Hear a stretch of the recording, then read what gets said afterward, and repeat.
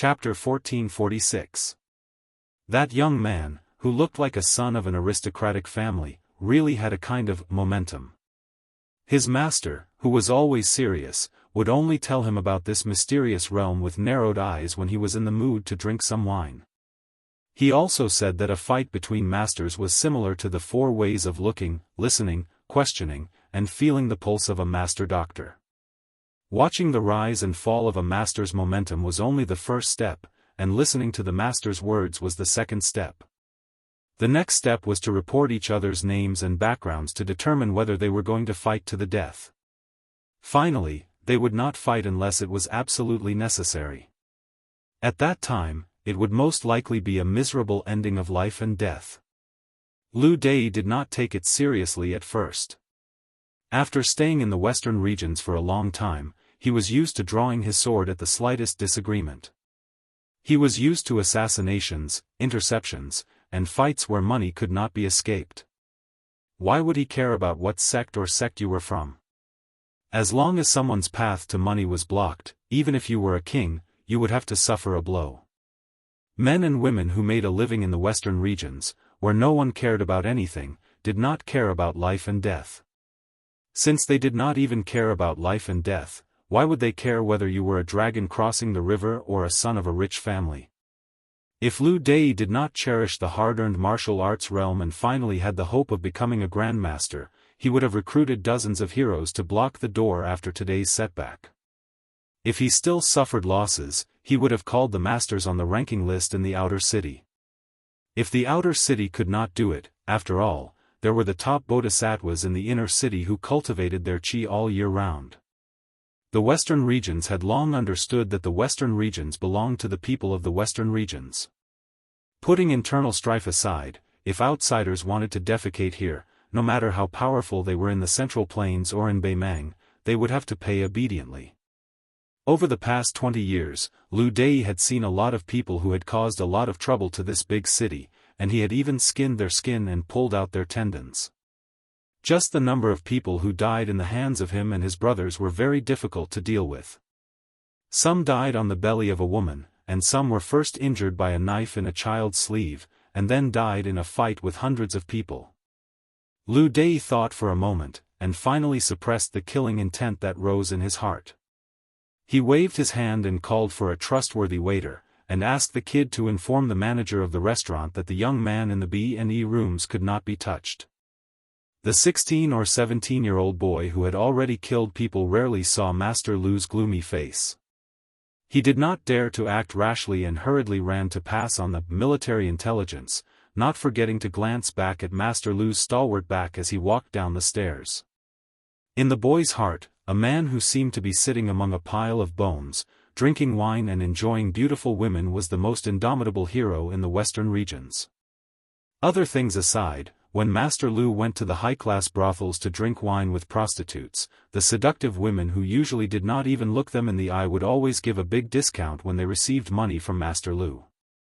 Even if they slept with Master Lu for free, they would not complain. It was said that they would often lie lazily on the bed and say, "Master Lu, come again." This was not a wild guess. Once, he was lucky enough to be taken by Master Lu to broaden his horizons. Although he sat outside the elder sister's room for an entire night and did not even dare to touch the small hand of the servant girl who was waiting outside the corridor with him, when Master Lu opened the door at dawn, he heard with his own ears that the elder sister used a tone that could make one's bones melt as she lazily said, "Master Lu, come again." Since then, the boy had been thinking about how to be half as capable as Master Lu in this lifetime before he was willing to close his eyes and die. With more than 100,000 people densely packed together, it would be a big city even in the Central Plains, let alone in the vast western regions that was even more desolate than Beiliang. You can't compare it to Grand Peace City, can you? After Su Fengnian finished his meal, night fell. He leaned on the windowsill and looked at the night view of the city filled with lights. There was no curfew in this city, and all the wealthy families in the western regions were gathered here. It had a natural quality of being free and unfettered. Naturally, Beiliang would not ignore such an important border area. Ever since his master, Li Shan, was born, he was not satisfied with being restrained in the 3 provinces of Beiliang.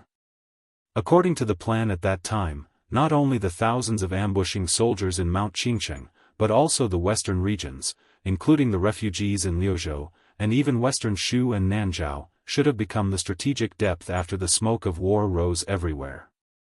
In this way, the Beiliang cavalry's unrivaled field battle strength could be fully displayed.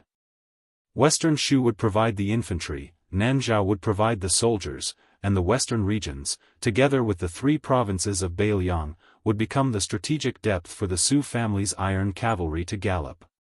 This was the best strategic concept. This was also Su Fengnian's master, Li Shan, truly full of brilliance. Unfortunately, even though Su Fengnian had successfully intercepted and killed Prince Zhao Kai and that sick tiger at the Battle of Iron Gate Pass, the imperial court was still 1 step ahead. In the end, Su Fengnian was still unable to help his master fulfill his long-cherished wish. However, Su Fengnian could not be discouraged, nor could he break a broken jar. Therefore, he had Chao Wei's special army that secretly infiltrated the western regions. For this reason, he had paid the price of almost all the 10,000 Yuzhou cavalry being killed at the Battle of Calabash. In contrast, Su Fengnian had Lu Wenbao, the down-and-out scholar whom he had first met on the Spring God Lake and then accepted from the Mawei courier station in the capital, lurk in this city. He had even given him the identity of a second-class room owner in Fushui society, who was responsible for the coordination between Beiliang and Chao Wei's cavalry. For the time being, Su Fengnian did not want to meet Lu Wenbao, who had sneaked into the inner city but had not yet gained a firm foothold. Things were different now. According to Fushui society, Su Fengnian's portrait had been placed on many desks all over the world. Su Fengnian smiled and touched his face. The news from Xiangfan City was not good. Xu Xiu, the girl who had left Mount Qingliang, should have turned her act into reality. She had shown signs of opposing Beiliang on the matter of Lu Su. However, she did not dare to openly offend Beiliang. According to the rules, she had to deal with Fushui society every half a month. She was respectful and cautious. The sky was high and the emperor was far away. People's hearts were like ripples in the water. Su Fengnian was not too angry about this. He had no choice. When he was young, he always heard from his mother that the world was not peaceful. It was even more difficult for women to live in peace. Su Fengnian was too lazy to compete with a poor girl from Nanjiang. It was one thing for God, the Zhao family of Liang, and Beimang's army to compete with Su Fengnian. Su Fengnian believed that he was not so miserable that he needed to vent his anger on a girl. However, Xu Xiu was one thing. If the Han from Jizhou, whom he had supported, dared to betray Beiliang, it would cross Beiliang's bottom line. It would be the same as the horse gang leader Song Diao, who secretly contacted Beimang's Taiping Order and Chun Jiebo. Currently, it was difficult for Su Fengnian to do many things as he wished. However, after killing the loyal martyr of Liang who had a dirty background, Su Fengnian did not have the slightest bit of soft-heartedness. At the beginning of the month, a crescent moon hung in the night sky. Su Fengnian could not sleep, so he simply sat on the roof of the restaurant with 2 pots of strong wine. He looked at the center of the inner city. The night scene at Little Nalanda with a prayer wheel at the top of the mountain was particularly splendid. Surrounding this small mountain, there were lanterns and colored banners everywhere. It was a scene of luxury every night. For no reason, Su Fengnian remembered the verbal confrontation with Xie Guining that day. This scholar, who was ranked first in the Lan Dynasty Immortal painting, was not someone who only knew how to speak big words. Xie Guining's words had indeed poked Su Fengnian's heart. That was, after Su Xiao left Liaodong, he had been unhindered for half of his life. His real achievement during the spring and autumn period was that he had smashed the foundation of the powerful clans that, although the country is broken, the family is still there. He had broken the old rule that, in times of peace, the aristocrats and the king ruled the world together. In times of chaos, the king changed but not the head of the family. There were many tragedies in the spring and autumn period, but there were also many inside stories. Su Xiao, who was a pawn of Liang, was able to defeat the great Chu. How could there not be some unspeakable things involved? At that time, after Su Xiao completed the encirclement and suppression of the Western Wall, how many aristocratic clans shamelessly bet on both sides? Otherwise, how could West Chu suddenly become one of the powerful officials in the imperial court? As for the southern Tang aristocratic clans secretly colluding with Gu Jiantang, the commander-in-chief of Liang's southern expedition, for the sake of their family's continued prosperity, it was even more uncountable.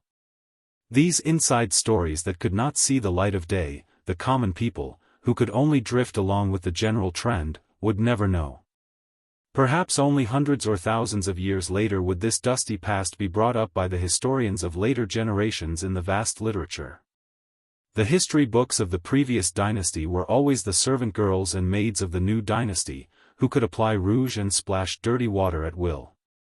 If nothing unexpected happened, Su Fengnian would certainly belong to the latter fate. Su Fengnian did not care, nor did he care, whether the history books written in black and red in the history books thousands of years later would go down in infamy or go down in history. It was just like when he told the old stonecutter in the paradise of Lanyu not long ago that he would do his best. Su Fengnian was no longer the incarnation of Jianghu great emperor, nor was he the reincarnation of the great Qin dynasty's emperor.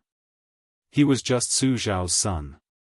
The historians of the Central Plains could scold Su Fengnian for being arrogant but incompetent, losing the entrance to the Central Plains in the northwest, but they could not let the history books in just a few decades begin to scold the Su family of Beiliang, who originated from Liaodong, as slaves of two surnames. Since Su Xiao was gone, Su Fengnian could not let his father, who could not sleep well when he was alive, sleep well even after he died. In the end, Su Fengnian wanted to fight to the death with Bei Mang because of this selfishness. He wanted to leave a good reputation for Su Xiao in the history books and accumulate good karma for his parents, eldest sister, second sister, and Huang Manor. Su Fengnian took a sip of wine, raised his sleeve to wipe the corner of his mouth, but did not put it down. He smiled softly and said, "Su Xiao, as a father, you never ask for anything from your children, nor do you think that we have to have great achievements. But I'm a son who has never been filial. In the past, I only cared about going against you. I was so stingy that I only called you father a few times, for fear that my mother would be wronged if I called you father. In the future, you don't have to worry about it. Of course, you can't do anything about it. In the future, when people remember you, Su Xiao, and read about our Su family, some people will not follow the trend and sincerely say that the Su family of Liaodong, like a tiger roaring for 100 years, will not fall down even in death." Chapter 1447. A pair of black-clothed masked people with vaguely visible figures were lying on the roof tiles on the other side. They poked their heads out to look at the figure and whispered. One of them took off his headscarf and reached out to fan his sweaty cheeks. He stuck out his tongue and complained with a frown, "Sister, is there something wrong with that guy's head? He's been sitting there in a daze for almost 4 hours. What if he ruins our plan? Should I go and kick him off the roof?" The other head that covered his face shook his head and didn't say anything. "Sister, that wine smells good. There's still half a pot left. I'm really hungry." After the person who spoke received a glare in return, he felt a bit aggrieved. He lowered his voice and muttered, "That old pervert surnamed Dong in the inner city is really a great spy that the northern Mang has placed here. Grandpa Song and old Master Huang are risking their lives to lure him here. There are already quite a few top-notch experts in charge of the assassination. We are actually just putting on a show. Don't tell me that we really have to go into battle. Old Dong is one of the top 3 masters in the inner city. Even if that old bastard escaped here with a broken arm and a broken leg, he can still kill us with one finger. My good sister, why bother? Even if you want me to die, you should let me walk on the road to hell drunk so that I won't be afraid of Oxhead and Horseface." The other woman was really annoyed by these unlucky words. She took off her headscarf and said angrily, "Why are you cursing yourself? Damn girl, do you have nothing better to do?" The woman who had caused the trouble giggled and stretched out a slender finger to point at the back of the figure. The angry woman hurriedly shut her mouth and looked up with some regret. She was unlucky enough to be involved in this disaster. Most likely, it would be difficult for her to see the sun tomorrow. Since she had such leisure time, she could have admired the moon anywhere in this big city. Why did she have to come to the roof of this unscrupulous restaurant to mourn for the passing of the spring and the passing of the autumn? Wasn't it an undeserved disaster? She sighed softly. In this city, if a few nameless pawns died, it would be a pity. No matter how hard-hearted a person was, their heart would have long been broken. Over the years, she had seen too many dead people. Even someone as soft-hearted as her was somewhat numb. She turned around and lay quietly on the cold tiles, closing her eyes to rest. It was no wonder that the old man surnamed Dong in the inner city could gather such a large family in just 10 years. He had 500 to 600 elite cavalrymen, nicknamed Black Crow, who specialized in assassinations in the city. Most of them were the lackeys of the Dong family. It turned out that his real identity was a very important spy leader in Beimangusai state. How could Grandpa Song, who had always been a good man, not be so angry that he wanted to kill? Although Grandpa Song regarded the Su family in Beiliang as his enemy, he had always hated the Beimang barbarians. Otherwise, he wouldn't have stayed in the western regions back then. Instead, he would have followed a large number of people into Beimang. Uncle Lu and the others often joked that with Grandpa Song's skills and reputation, if he really went to Xijing, he would be a noble in the Yi family. 7 years ago, they were still ignorant little girls. They only knew that Grandpa Song had made a deal with the Dong family's assassins. He had spent all his savings to hire them to go to a place called Qingliang Mountain in Beiliang to kill a young man surnamed Su from the Liang family.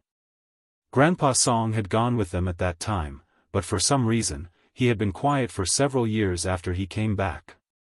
It was also at that time that the rumor of Old Song, the drunkard in the outer city, spread. Their younger sister always said that her addiction to alcohol and her tolerance for alcohol were because of Grandpa Song's smell of alcohol, not because she was greedy.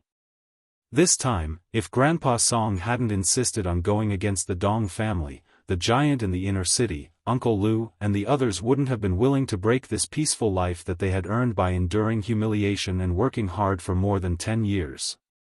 No one doubted that the Dong family's assassins were the real assassins in the world.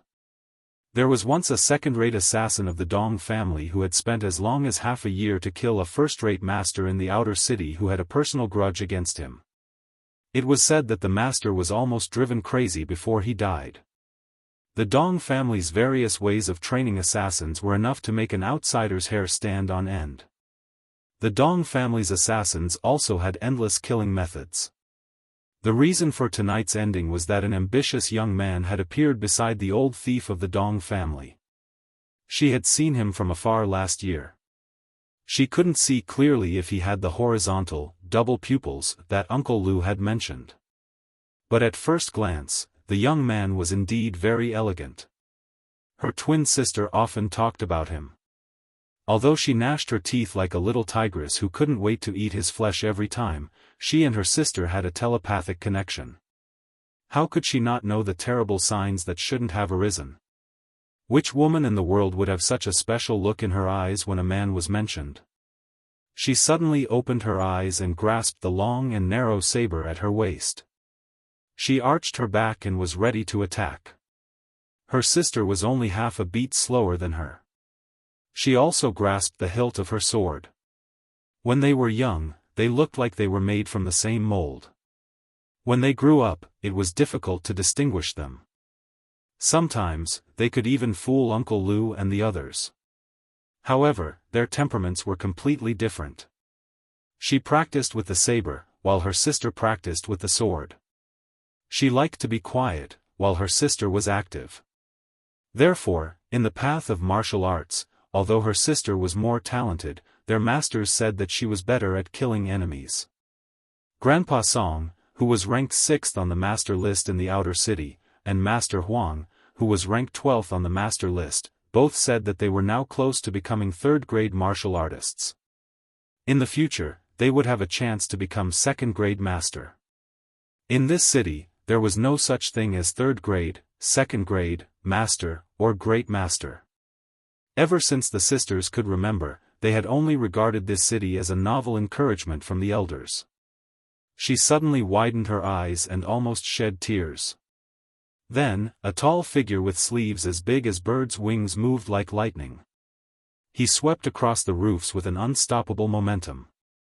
He paused not far away and knocked down an elder that they were extremely familiar with from the roofs with one move. Then, he rushed over and his thunderous laughter rang in their ears. "Drunkard Song, Cripple Huang, you dare to assassinate this old man? This old man is the ancestor of the 3,000 assassins on the ground of the western regions.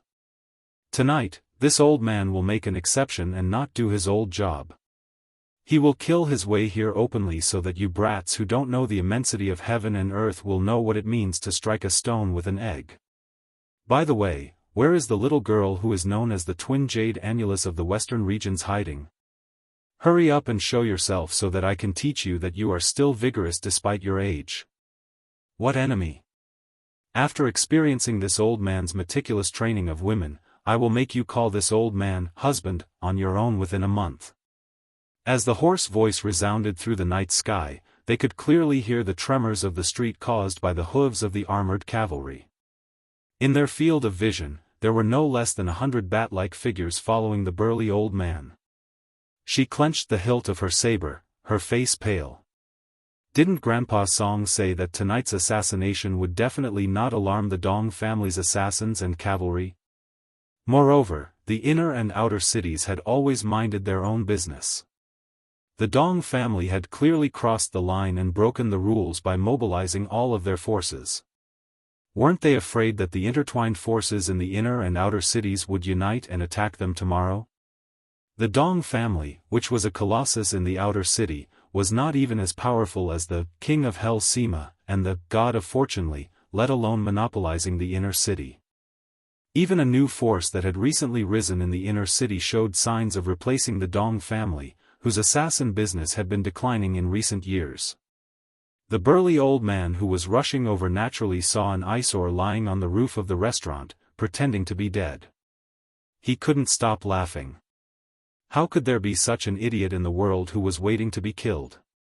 He didn't stop pouncing forward. He took a step forward and was about to land on the head of the guy who thought he was smart. He was sure to stomp the head into pieces. The black-clothed woman who was holding the saber knew that she couldn't escape death. She didn't know why, but at this critical moment where she couldn't even protect herself, she jumped over the roof ridge and ran along the slanted roof. Just as the old thief of the Dong family was about to step on the stranger's head, she suddenly stopped and grabbed the young drunkard's collar. She suddenly slid backward, causing the tiles on the man's back to clatter. In the night sky, the sound was particularly ear-piercing. Especially when she was exhausted and had to stop near the towering roof ridge.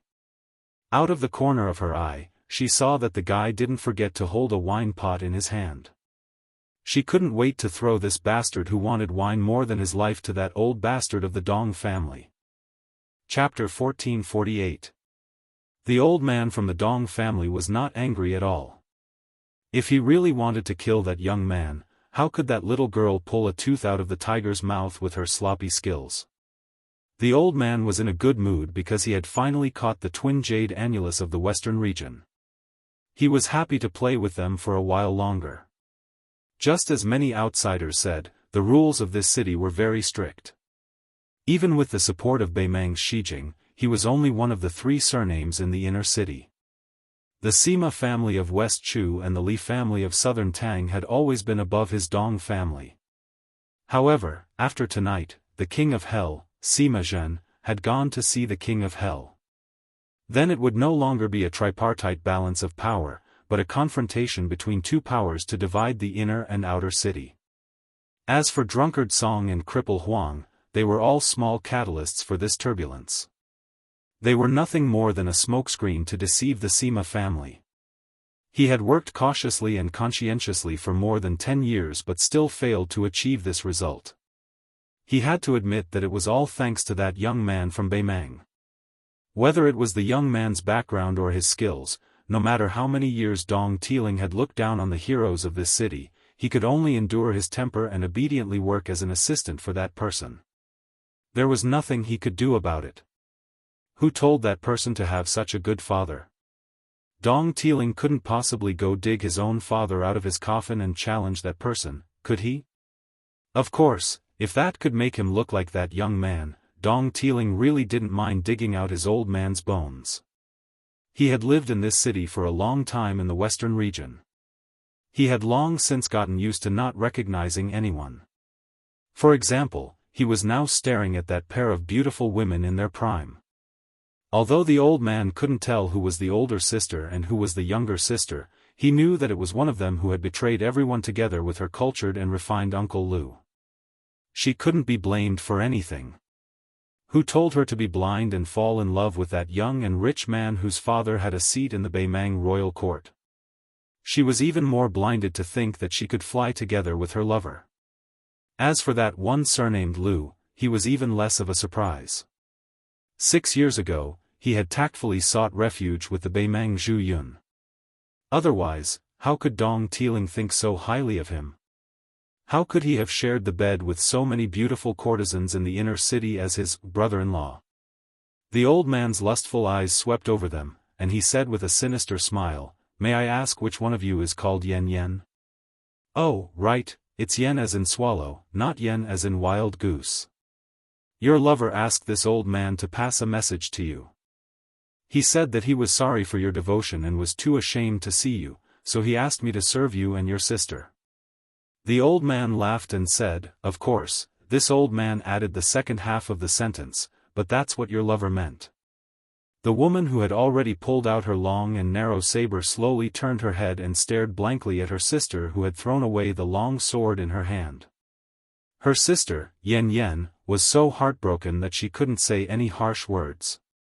She could only sob and say, "Why are you so stupid, so stupid?" The old man enjoyed this kind of drama where family members turned against each other. He was really satisfied from head to toe, as if he had enjoyed this pair of twin jade annulus of the West who were like a couple in a painting. Therefore, the old man, who was in no hurry to kidnap them, returned to the luxurious mansion in the inner city that was comparable to that of the nobles in the Central Plains. At Dong Tiling's age, his knowledge of the matters between men and women was incomparable to those rash young men. One must know that Dong Tiling claimed to be a land immortal in bed. How many chaste women initially tried to kill themselves, and then they wanted to die? In the end, they gave up all their shame and became the plaything of this old man? Yen Yen, who was in a daze, looked at her sister Yen Yen. She actually smiled and shook her head gently. "Sister, that won't happen. Wang Lang won't let me down. Wang Lang promised to marry me, and he will find the most outstanding man in the world for you to marry. He also said that he will take us away from this place where people are killed and dying every day. He will take us to see the small bridges and flowing water in Jiangnan, the moonlight in Taipan City, the sandstorm in western Beiliang region, the tide in Guangling River, the rising sun in Eastern Sea's Martial Emperor City. Sister, I will take you to see him now, okay?" He will definitely nod his head. Yen Yen smiled miserably and said with an ice-cold tone, "Yen Yen, you are really crazy. You have been crazy ever since you saw that person." Yen Yan's expression was malevolent as she shouted, "I didn't." Dong Tiling looked at this scene and was really pleasing to the eyes. He extended his thumb and wiped the corner of his mouth. He squinted his eyes and smiled. "Yen Yen or Yen Yen, don't be anxious. I, Dong Tiling, have plenty of ways to make you happy. The two of you don't have to seek death like this. When the time comes, you will know that there is such a beautiful thing in the world that even the immortals in the heavens would be envious of. You are not even 20 years old yet. This old man likes the new, but he doesn't dislike the old. Ordinary men don't know the taste of a 40-year-old woman, but this old man is willing to endure it. At the very least, you will have more than 20 years of good fortune. At this moment, when one side was extremely happy and the other side was extremely miserable, an extremely untimely and pleasant voice sounded. You are Dong Tiling? Then do you know that there is a woman called Xianyuan Qingfeng in the Central Plains who will come to the western regions to torture and kill you one day? Dong Tiling was stunned for a moment. Although the old man who was an ancestor of killers in the western regions had been secretly paying attention to this young drunkard, after carefully sizing him up and probing his qi, he concluded that this person was just a nobody without the strength to truss a chicken. Otherwise, how could this person be a level 1 expert at such a young age? The majestic city of the western regions under his feet had a long history of more than 200 years after losing the name of the protectorate of the western regions. Not to mention the people who passed by and the monks of Mount Lantua, the number of martial arts great masters who lived here all year round could be counted with 2 hands. Now, they were even rarer. Only Li Kaishan, who was extremely rich in the inner city, was secretly hiding one. According to his speculation, this person should be Zhao Go of Liang, who was plotting something big in the western regions and didn't hesitate to conceal his identity. If it weren't for this person adding fuel to the fire, the Li family wouldn't have violated the rules and chosen to stand by and watch, allowing the young man from Beimang to help the Dong family deal with the Sima family. Dong Tiling was not a remnant of the Central Plains who closed their doors and pretended to be deaf and mute because of their own reasons, nor was he an ignorant person who had never left the western regions in his life. Dong Tiling had naturally heard of the woman in purple who was in the limelight on Lake Liang. As for why the young man in front of him brought up the real expert, Dong Tiling took it as a childish trick to use the tiger's skin as a banner to scare him, the devil of the western regions who killed people like scything flax. The old man was very patient with the twin jade annulus of the western regions, but the old man who wasn't interested in men had no patience with the handsome drunkard who was about to die. With a strong killing intent, he sneered and said, "What? Are you familiar with the chief of the Wulin Alliance of the Central Plains? Brat, this old man will say it right here. If you are Xianyuan Qingfeng's lover, this old man will make you the most honored guest of the Dong family in the inner city." At this point, the old man's smile didn't fade. Suddenly, he roared, "Unfortunately, you're not." Dong Tiling was the 3rd strongest expert in the inner city and was an invincible existence in the eyes of the people of the western regions. Under his angry roar, the old man's sleeves fluttered, and his qi leaked out madly. It wouldn't be an exaggeration to say that ordinary people would be torn apart on the spot under his roar. For example, the sisters Yen Yen and Yen Yen were so intimidated that they staggered and their qi and blood surged. The younger sister, who had already lost her soul, was bleeding from her 7 orifices and looked extremely dismal. Yen Yen was slightly better. As if she was facing a great enemy, she had already guarded her mind and was still determined to fight to the death. However, she wasn't having a good time either. She almost couldn't hold the hilt of her sword. Only that young man who popped out of nowhere was still sitting in the seat that Yen Yen had pulled over, as if nothing had happened. Dong Tiling was indeed the winner who had stood among piles of corpses countless times. Without any hesitation, he charged forward as fast as lightning. Yen Yen grabbed the drunkard's collar again, thinking that she should at least throw him off the roof first. As for whether he would break his legs or be surrounded by the Dong family's assassins, she thought that it would be better than watching him get smashed in the head by old crook Dong.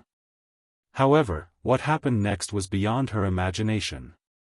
She wasn't able to throw that guy off the restaurant, and Dong Tiling, who was revered by the entire city like an invincible god, ran away after pretending to charge forward, disappearing without a trace in an instant.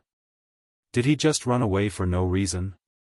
Yen Yan's eyes widened as she looked around. After confirming that Dong Tiling had really disappeared, she still couldn't believe it, just like how her younger sister Yen Yen couldn't believe that her lover would betray her. Although Yen Yen had only seen the sparring between Grandpa Song and Teacher Huang, she had never seen the sparring between real masters. Even if they didn't fight for 800 rounds, they wouldn't be like old thief Dong, who would just bluff and run away, right? Su Fengnian, who had been watching with folded arms, stood up with a wine pot in his hand. He looked at his dazed sister and asked, "That lover of yours who made you pledge your life to him, other than his surname being Wang, do you know what his name is?" Yan Yan laughed as if she had lost her mind. "Who do you think you are to know Wang Lang's name?" Su Fengnian didn't seem to make any movements, but this beautiful young woman spun in the air and then fell solidly on the street outside the restaurant. She probably fainted completely and didn't make any more movements. Chapter 1449. Su Fengnian turned his head to look at Yan Yan, who was holding the hilt of her saber and pointing it at him. His eyes were complicated and filled with emotion. For a moment, he was speechless. He thought of Murong Wuzhu and Murong Tonghuang, who were in a miserable situation. He also thought of the filthy Xishan crown prince, Su Su, and this old man's son, Zhao Dingxiu. Su Fengnian sighed and looked at a roof about half a li away from him. Dong Tiling, who could be considered an ambitious and ruthless person in the western regions, knew the severity of the matter, but he was unwilling to let it go. The old fox, who was extremely sensitive to danger, began to give orders to his trusted subordinates. He probably wanted to test the waters with the Dong family's killers on the roof and the Dong family's elite cavalry on the street. If it weren't for Chao Wei's cavalry, Su Fengnian wouldn't have had much of an impression of this strategic town used by the great Feng Emperor to show off his achievements. He only knew that in the early years, many killers and assassins from Mount Qingliang used this place as a place to rest and catch their breath. As for Xianyuan Qingfeng saying that he wanted to torture and kill the lecherous Dong Tiling, Su Fengnian really wasn't trying to find something to talk about. Back then, that woman hadn't been with him and Northern Liang on the surface and had indeed inadvertently mentioned this matter. However, at that time, she still had a favor to ask of him, Su Fengnian, and she hadn't become the Wulin Alliance chief. Perhaps at that time, even she didn't dare to believe that she would one day ascend to the great celestial state. His impression of this big city in the western regions under his feet was truly vivid. After Chao Wei's cavalry quietly went to the western regions, especially Lu Wenbao, who was in dire straits in Shangyin Academy and still did not dare to return to his hometown, entered the city. The Wuxia Society, which used to stay in the outer city, also began to increase its infiltration. Su Fengnian learned some things from the spy on his desk. For example, there were a few orphans of the later Sui royal family hidden here. However, compared to Su Su, the only child of Xishan crown prince, the three siblings' bloodline was much inferior. Even if the remnants of later Sui wanted to start a rebellion, he probably would not have the face to talk about the three children.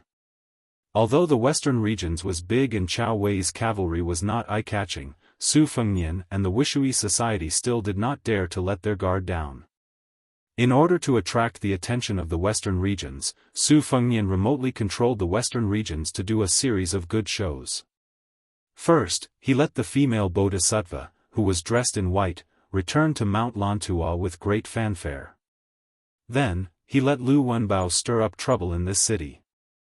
He even spread the word in the western regions that Wang Xianji's disciple was going to be the king here and build another Wushuang city in the desert. One of the Dong family's assassins swept past the nearby eaves and slashed down without any hesitation. Su Fengnian did not have any intention of shocking everyone here, and he did not want to expose his strength like this. After all, he was going to stay in the city for a long time. Therefore, he started to fight with the assassin. Both sides fought very well. After all, it was not easy for him to kill the assassin with one punch. After all, the other assassins of the Dong family were not second-level master like Dong Tiling. When they saw the hope of killing someone, although their intuition told them that it was not that simple, they still rushed forward. Su Fengnian did not reject any of them and killed them one by one. During this period of time, the Dong family's cavalry on the street did not differentiate between friend and foe and shot at the two people on the roof. However, they were all narrowly dodged by a hair's breadth. This scene made Dong Tiling so angry that he almost spat out a few mouthfuls of blood.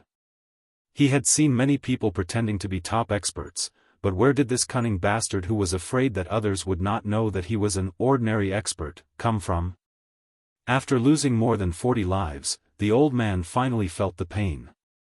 He did not want to add more feet to a snake and ruin the great plan that the young man with the surname Wang had personally set up in the western region. He clenched his teeth and gave an order. The Dong family's men who were invincible in the battle tonight immediately retreated. The moment he turned around and rushed towards the inner city with his back facing the roof, he suddenly felt a chill down his spine. The old man seemed to be able to clearly feel the young drunkard's gaze.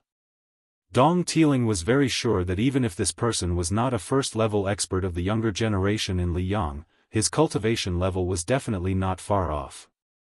Just when Dong Tiling thought that he was out of danger, someone beside him walked side by side and said to him in the most authentic Gusai Zhou accent, "Pass a message to the master behind you. If he still wants to play, I, Tai Mudi, have learned a few new sword techniques in Beiliang." Dong Tiling did not dare to slow down his pace. Fortunately, he did not see that person's figure in the next moment. Yen Yen only felt a blur in front of her eyes. After blinking her eyes, the young man from the outer city, who she thought was a drunkard, was still standing in front of her without moving an inch. Then she saw that person use his hand to wipe his face. In an instant, his face changed into a slightly stiff and old-fashioned one, like a ghost wearing human skin to travel in the world of the living at night. However, as his finger gently brushed across his face, he quickly looked like a living person. Yen Yen was so scared that she took a few steps back. Su Fengnian had learned a little from Shu Xiu's process of making a face. Compared to Shu Xiu's 2 realms of rooting and enigmatic, it was much worse. However, it was not difficult to fool ordinary people in the night. Su Fengnian did not mind revealing this little bit of his foundation in front of this woman. However, if her sister was present, Su Fengnian would be more careful. He smiled at her as if she had seen a ghost and said softly, "You're just going to let your sister lie on the street like a corpse? I guess you two don't have a safe place to go for the time being. So, you might as well take her back to the roof before the Dong family sends someone to identify me. Since you've risked your life to save me twice, I'll make sure you and your sister are safe before daybreak. As for what you'll do after daybreak, it's up to you whether you want to stay in the city and wait for death, or run for your lives outside the city." The woman carefully looked at Su Fengnian's shadow. It seemed that he was really not a wandering ghost. Only then did she feel relieved. She gently jumped down from the roof and carried her sister back. She sat cross-legged and gently hugged her sister. Slowly, she could not help but bite her lips and sob. Her eyes were originally watery, but at this moment, they were even more misty. She not only felt resentment and pain from being betrayed by her close relatives, but also pity and misery for her relatives. Suddenly, she noticed that the strange person was sitting not far away from her, gently sipping his wine. Then, on the street directly facing this restaurant, under the clear moonlight, she saw 7 or 8 extremely valiant squires appear in the distance. They were guarding a young man in brocade clothes and a marten coat like stars surrounding the moon. Yen Yen was furious. She wanted to jump down and kill the devil who caused her sister to fall into the abyss. Compared to the drunkard who changed his face, the person on the street was more like a malicious ghost in human skin. Su Fengnian said softly, "Lend me your sword." Without waiting for Yen Yen to answer, her sister's sword flew out of its sheath and into the man's hand. He placed the sword across his knees. The man on the street stopped his horse 200 steps away. He raised his head and asked loudly, "Taimu Dui, may I ask what happened to that Mr. LeFou?" Su Fengnian did not say anything. He gently grasped the sword hilt. The wind blew across the border town, and the whimpering of the horn sounded. The man snorted coldly, turned his horse around, and left. Su Fengnian looked at the gradually disappearing figures. He was somewhat surprised. He did not expect to meet an acquaintance here. This was precisely the extravagant youth from northern Mang who casually gave away a 6-snake wall wandering jade pendant, the young talent of the Go Sword School, Wang Weishue. However, his other identity was even more worth pondering. He was the only son of Northern Mang's Aquarius Province's magistrate Wang Yong. This guy actually came to the western regions to stir up trouble? Su Fengnian's face darkened. If it was said that Wang Weishue was worried about the safety of the seniors from the chess, sword and music school, or that he wanted to obtain some unorthodox achievements in the Battle of Liangmeng, that was why he stirred up trouble in this city, Su Fengnian wasn't worried about anything. However, if it was said that Northern Mang's spies had inadvertently discovered traces of Chao Wei's cavalry, then Su Fengnian could only go against his agreement with Tantai Pingjing. Su Fengnian stretched out his finger and touched the sword. The sword flew back to the sheath beside Yan Yan. He asked softly, "He is the person your sister likes? When did he come to the city?" Yan Yan steadied her mind and tried to make her tone as calm as possible. "The first time I saw him was last spring. As for when he entered the city, I don't know." Su Fengnian breathed a sigh of relief. Things had not reached the worst point. At that time, Chao Wei's cavalry had yet to set out for the western regions. As for whether Wang Weishue, the second generation of the Northern Mang with an extremely thick thigh, had sensed the cavalry's movements, he should have also come for the western region's monk soldiers. Su Fengnian was no stranger to Mount Lantua. It was normal for mountains to stand in great numbers there. However, among those withered old monks who had spoken in front of him at that time, there were a few who did not seem to have a Buddhist aura. Instead, they were rather angry. Su Fengnian could personally go to the mountain to draw a big pie for the western regions. Naturally, Beimang could foresee this and secretly undermine him. They could even draw an even bigger pie for Mount Lantua. Who didn't know how to raise the price? As long as he could make Beiliang suffer, Beimang would probably be happy to let Mount Lantua wait for the best price. At worst, he could just let this matter drag on. For Beimang, there would be no loss. Otherwise, he could kill Wang Weishue while he was at it and use the excuse of borrowing troops from Mount Lantua to uproot the Dong family. At worst, he could just follow Tuoba Bodhisattva, who had smelled the fishy smell, and have a 1,000-mile battle in the western regions. Su Fengnian closed his eyes and weighed the pros and cons. Yan Yan was silent for a long time. Finally, she asked, "Young master, are you from the Central Plains?" Su Fengnian smiled and said, "My ancestral home is Jinzhou, Liaodong. I am not from the Central Plains." Chapter 1450. Yan Yan was not the kind of woman who was smooth and slick when it came to socializing with people. For a moment, she did not know how to continue the conversation. However, when she thought of the bleak future that would await her and her younger sister after daybreak, she found it difficult to breathe. She only wanted to distract herself and casually talk to the person who had mysteriously appeared here and acted unpredictably. Only by doing so could she not collapse. Su Fengnian looked into the distance and sighed with emotion. He said softly with a bit of self-mockery, "I used to know a woman who left home to wander the Jianghu. Just like you, she also had a chivalrous heart. I once went with her to Beimang and watched her suffer a lot. I even told her some boring truths about fortune and misfortune. She was also stubborn. In the end, I helped her a little, but now I can't be sure if it was a good thing or a bad thing for her." Su Fengnian turned his head and smiled. "Don't worry, I've changed my mind. As long as I'm in the city, you'll be safe. As for the reason, there really is one, and that is this Jianghu. Without true heroines like you, even if there are as many experts as the clouds, how boring would it be?" Then Su Fengnian said bitterly, "There aren't many old people in this Jianghu anymore." Yan Yan stared at him with clear eyes. Su Fengnian suddenly laughed and asked, "What, do you think I'm the same kind of trash as that old pervert Dong? That I'm actually drooling over you sister's beauty?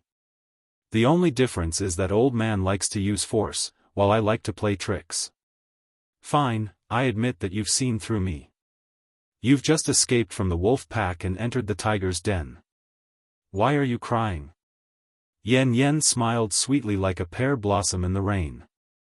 She shook her head and said, I know that you're not that kind of person. Su Fengnian leaned back and lay down. Let's talk about the city. You can choose the interesting things to talk about, such as that little rotten Tua mountain. Her voice became lighter, and the sorrow on her face faded a little. It was not the kind of joy that came from seeing the light at the end of the tunnel, but the kind of complete acceptance of fate. She knew that the person beside her, whose surname she did not even know, did not have any dirty thoughts.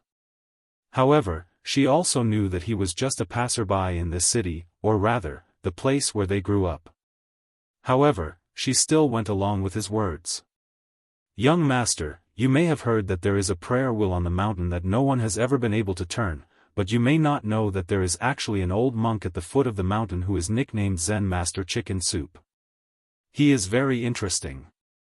He is not from the western regions, but a foreign monk who recites the Zen Dharma of the Central Plains. If someone goes to the cottage to ask about Zen, the old monk will definitely invite them to eat a pot of fragrant chicken soup. He will not drink it himself, but watch others drink it.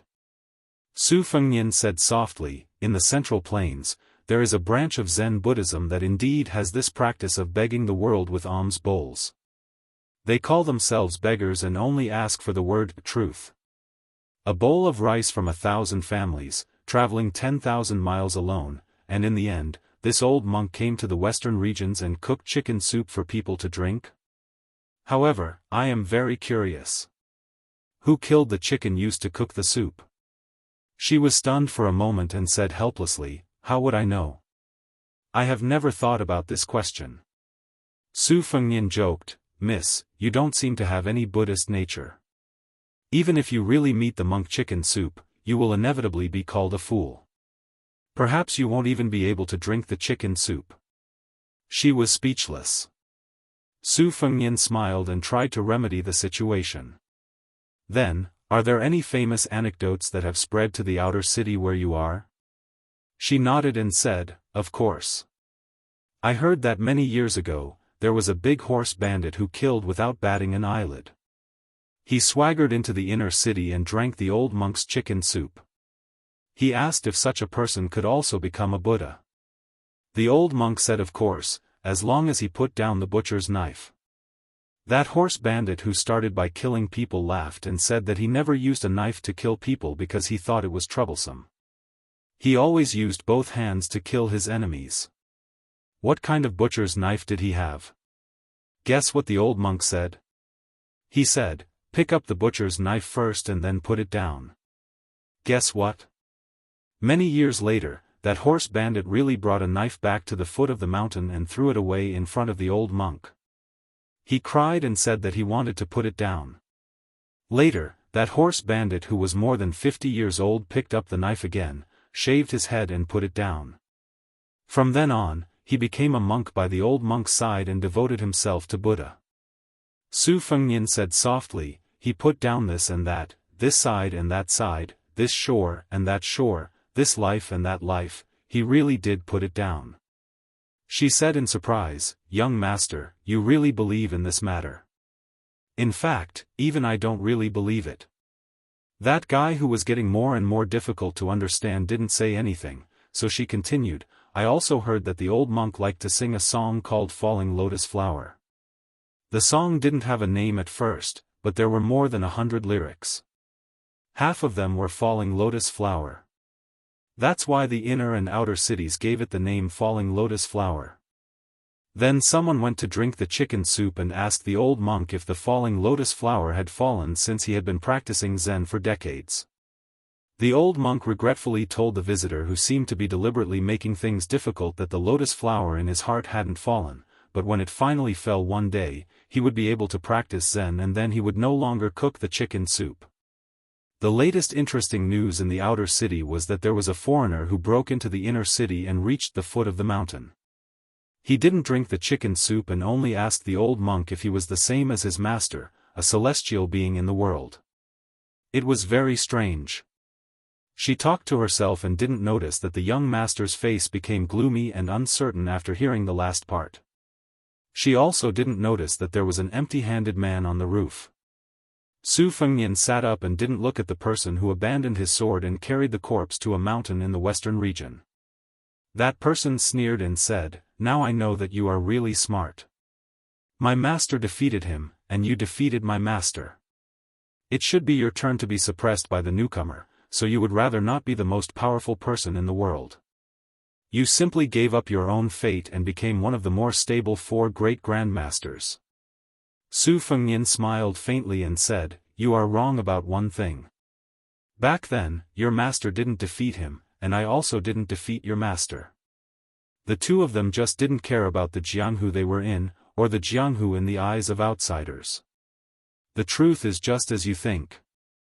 Not to mention the level of cultivation, just based on the strength of combat power, your master could even fight ancestor Lu 800 years ago.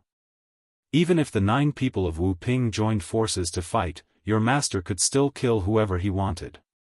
This is the true ultimate of martial arts. As for what your master was thinking at that time, you can think about it yourself. When you understand it one day, you can take back the Bodhisattva barbarian sword and take revenge on me." One of Wang Xianji's disciples, the dull man, Martial Emperor Lu Huang, said in a deep voice, "I want to take away the child called Yudilong." Su Fengnian shook his head and said, "Even if I am willing, he won't go with you. Moreover, instead of relying on others, it's better to rely on yourself." Lu Huang was silent for a moment and said calmly, "I can't defeat you." Chapter 1451. Su Fengnian laughed, "Then you can only wait for me to die.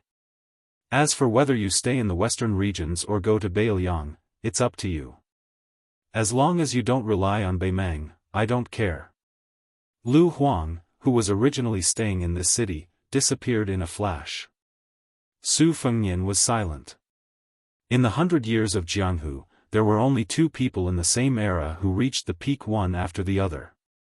They could be considered to be on top of a mountain with no one around them. Li Chungang felt that he had lost, Wang Xianji felt that she had won. Therefore, Li Chungang went down the mountain freely, Wang Xianji went up to the sky proudly. They were both great romances that would not appear in Jianghu for the next 100 years or even 1,000 years. However, great romances in Jianghu could be encountered but not sought. People in Jianghu could not be without chivalry. It was like this 1,000 years ago and 1,000 years later. At this moment, Yan Yan, who still did not know and would not know in the future that she was a noble but could only wander around the city, subconsciously stroked her sister's hair and asked curiously, "Gongzi, are you also here to seek revenge?"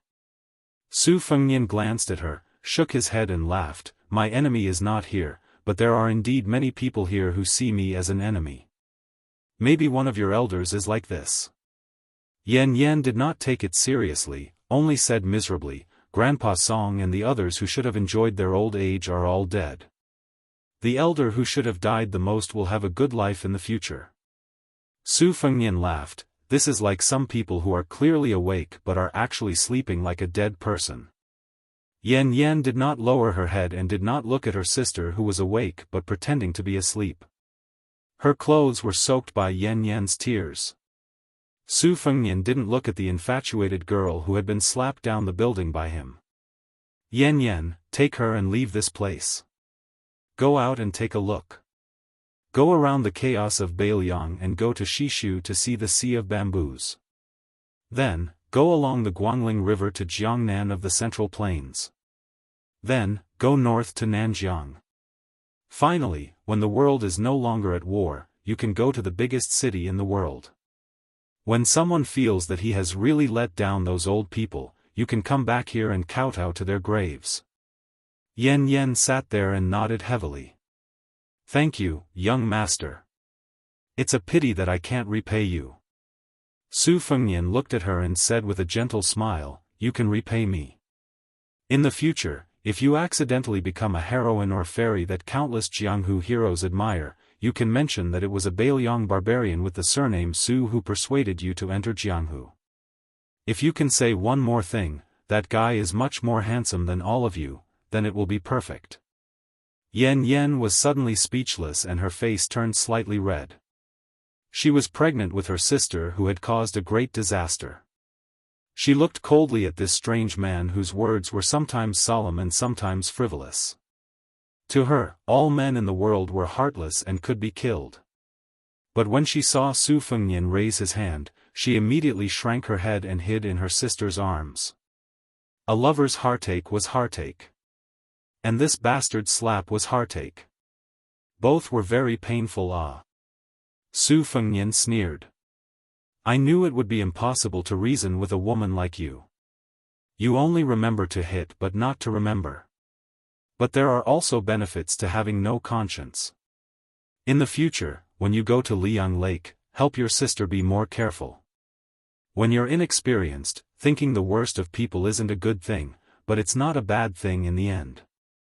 The two sisters didn't know what this pale young man with the surname Su did. That unsmiling but dignified middle-aged man came back. Lu Huang frowned. Su Fengnian wasn't polite to him. You, Grumyu, Linya and the others are actually the same as them. When you go out of the city, you can be considered to have truly entered Jianghu. If you stay in that city of Donghai for the rest of your life, it will be difficult for you to have great achievements. If it was any other Jianghu person who said this, Lu Huang who had already entered the Great Master realm would snort disdainfully. Even the other martial arts experts were no exception. But when it came from the mouth of this young man in front of him, even if he was extremely unwilling, Lu Huang had to think deeply. Lu Huang didn't shake his head and nodded. He looked at those pitiful people and took the lead to lightly jump down from the roof, landing on the street without any movement. Yan Yan let go of her sister and deeply bowed to the mysterious young master she met by chance. Her eyes were red and she bit her lips, unable to speak. Yan Yan looked at her sister with a complicated expression and then glanced at the drunkard whose back she only saw last night. She jumped down before her sister and walked to Lu Huang's side and stopped. Unknowingly, the sky was about to brighten. When Yan Yan finally couldn't say anything to say goodbye, she could only turn her head and look at the slender figure who was still standing on the roof. Yan Yan angrily whispered, "He looks so mediocre, what's there to look at?" Yan Yan didn't pay attention to her sister. After turning her head, she let out a long breath. She didn't know why, but she felt that from today onwards, no matter how far she walked, she wouldn't be able to walk out of that roof. She couldn't help but turn her head again and see that seemingly lonely figure waving at the three of them. Lu Huang slowly walked forward with a straight face. In his mind, a prophecy that the old monk at the foot of the mountain accidentally said appeared. The fierce tiger of Liaodong roared and killed the central plains. The northwest sky wolf lay alone on the big hill. But at that time, the old monk looked at the cold chicken soup in front of Lu Huang and said with a smile that wasn't a smile, sad and happy, "It's cold." Lu Huang was really annoyed with the old monk's sticky words and couldn't help but ask, pretending to be mysterious. "If it's cold, then it's cold. Don't you know how to heat it up?" The old monk slapped his thigh and laughed, "Time and place are not as good as people and, that's right." After Lu Huang left the city, he looked back at the city wall almost at the same time as Yan Yan and Yan Yan. The three of them didn't know that in the city, there was an old monk running around with an alms bowl full of fragrance. He went straight to the restaurant, jumped up and rushed to Su Fengnian. He laughed loudly and asked, "Chao Chongqing is not willing to pick it up. Su Fengnian, are you willing to pick it up?" For the first time, Su Fengnian was a little uneasy. He smiled and asked, "Can you pick it up?" This chicken soup monk who traveled thousands of miles with alms bowls smiled like a senior monk. Instead, he looked a little shifty, "Take it first and then we'll talk." But when Su Fengnian solemnly took the Buddha alms bowl, the old monk suddenly sat down cross-legged, facing the east and back to the west. The old monk put his palms together, as if he was free, as if he was seeing Buddha. He lowered his head and said softly, "Junior brother Dragon Tree, the law does not depend on external objects. The law does not depend on words. My lotus flower has fallen. On Little Lawlanda Mountain, there was no one pushing it. The huge prayer wheel rotated on its own. The goddess on the wall of the wheel swayed and the six-syllable mantra was transmitted over and over again. It resounded throughout the western region and Bailiang. The Buddha said that if the prayer wheel was rotated on the top of the mountain, the surrounding area would be auspicious and perfect. If the monarch rotated the prayer wheel, the people would be able to eliminate karma and get rid of obstacles. The old monk closed his eyes and passed away peacefully. His last words were, "Good." In an instant, the scattered fate between heaven and earth gathered together like rainbows and lotuses blooming in the sky. They all poured into the alms bowl at the same time. Chapter 1452. The six-syllable mantra on the prayer wheel at the top of the mountain was already spreading with great momentum, but it was a pity that ordinary people were unable to see the bigger phenomenon related to the flow of fate with their naked eyes. After the pedestrians near the restaurant were shocked by the sound of the little rotten Tua mountain, they even let out some ridiculing laughter after finding it absurd and comical. In their field of vision, an old monk sat on the roof and a young man stood with a single hand holding an alms bowl. They stood and sat for a whole hour. More and more spectators from the outer city who heard the news gathered below the restaurant and rushed over. They pointed and whispered, and many mischievous children mustered up the courage to climb to the roof nearby. Soon, a group of elite cavalry from the inner city galloped over, escorting important figures. The cavalry carried swords, bows, and spears, and their mounts were purebred horses from the western regions that far surpassed wild horses in terms of charging power. The cavalry brutally rammed through the crowd, and many innocent spectators who were unable to dodge in time were killed on the spot by the warhorses. It was not that there were no people from the outer city who relied on their martial arts to fight in anger after seeing their good friends killed. Even if there were cavalry at the front who knocked them off their horses, the cavalry at the back borrowed the huge inertia of the warhorses' charge to ruthlessly stab their bodies with a spear. The iron-headed hardwood spear between the cavalry's hand and the corpse instantly drew a pleasing crescent moon curve, and the corpse was instantly sent flying 2 to 3 feet away. However, the hardwood used to make the shaft of the spear was ultimately not the kind of priceless first-rate wood that could not be bought on the market. Its hardness and toughness were still insufficient to withstand such a degree of impact, and thus it was destroyed. The cavalry seemed to have not had enough. Taking advantage of the situation, he abandoned the spear and switched to a saber. He slightly bent his waist, and instead of slashing downwards, he seemed to carelessly hold his saber horizontally.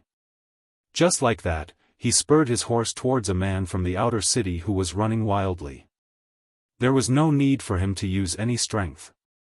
Just by relying on the momentum of the warhorse, the tip of the saber easily drew a deep wound that was more than an inch long on the man's neck. From this detail, it could be seen that these Western region cavalry who were raised by the inner city's influential officials were all experienced soldiers who were very familiar with fighting on the battlefield. Cavalry battles on the battlefield were never a one-time deal.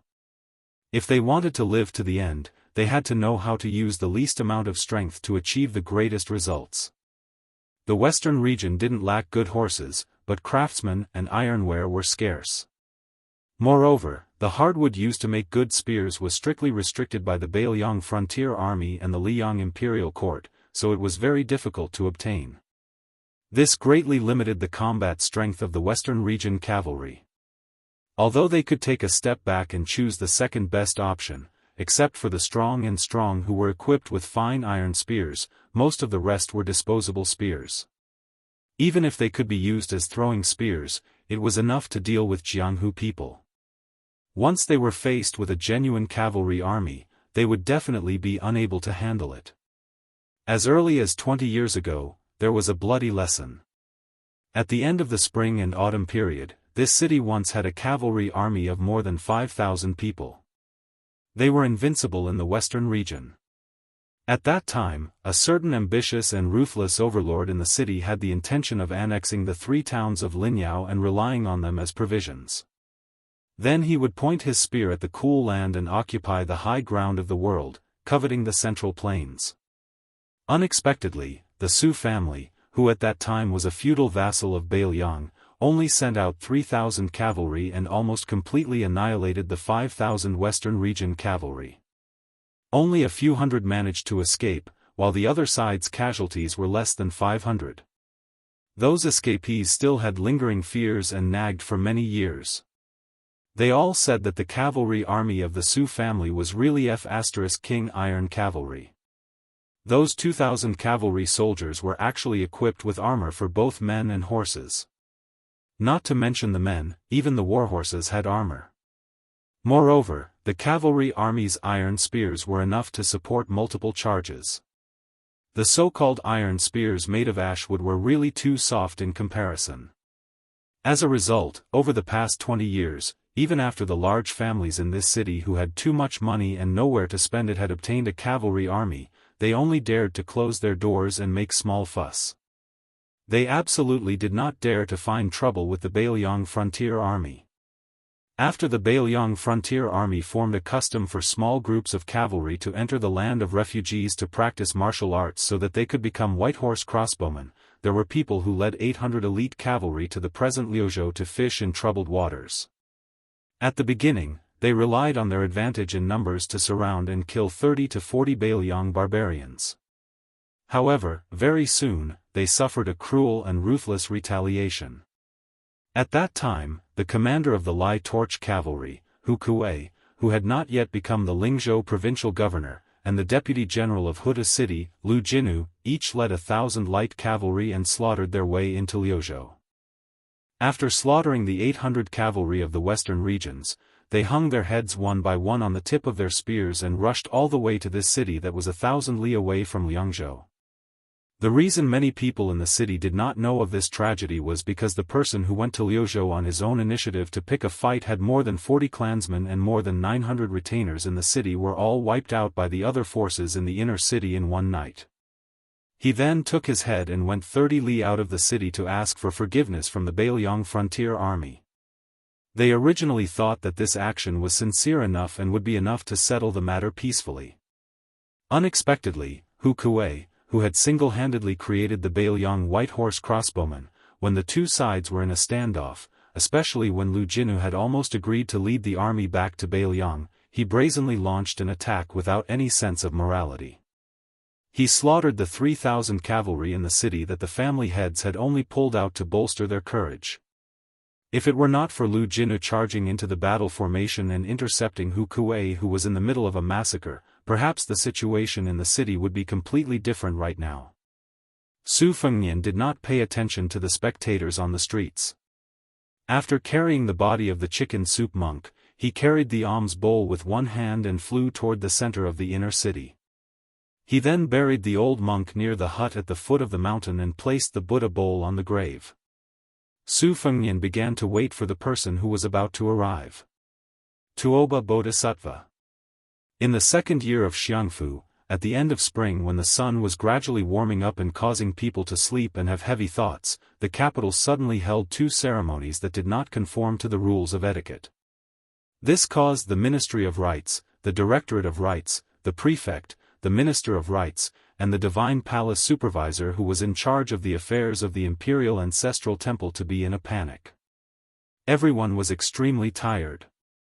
Those who paid attention noticed that other than the heavy-faced head of the Secretariat Qi Yanglong, there was also an unfamiliar youth wearing the clothing of the Imperial Astronomer. His expression was even more gloomy. After the two heavy ceremonies, it was close to dusk. The emperor still did not let go of the group of exhausted central officials.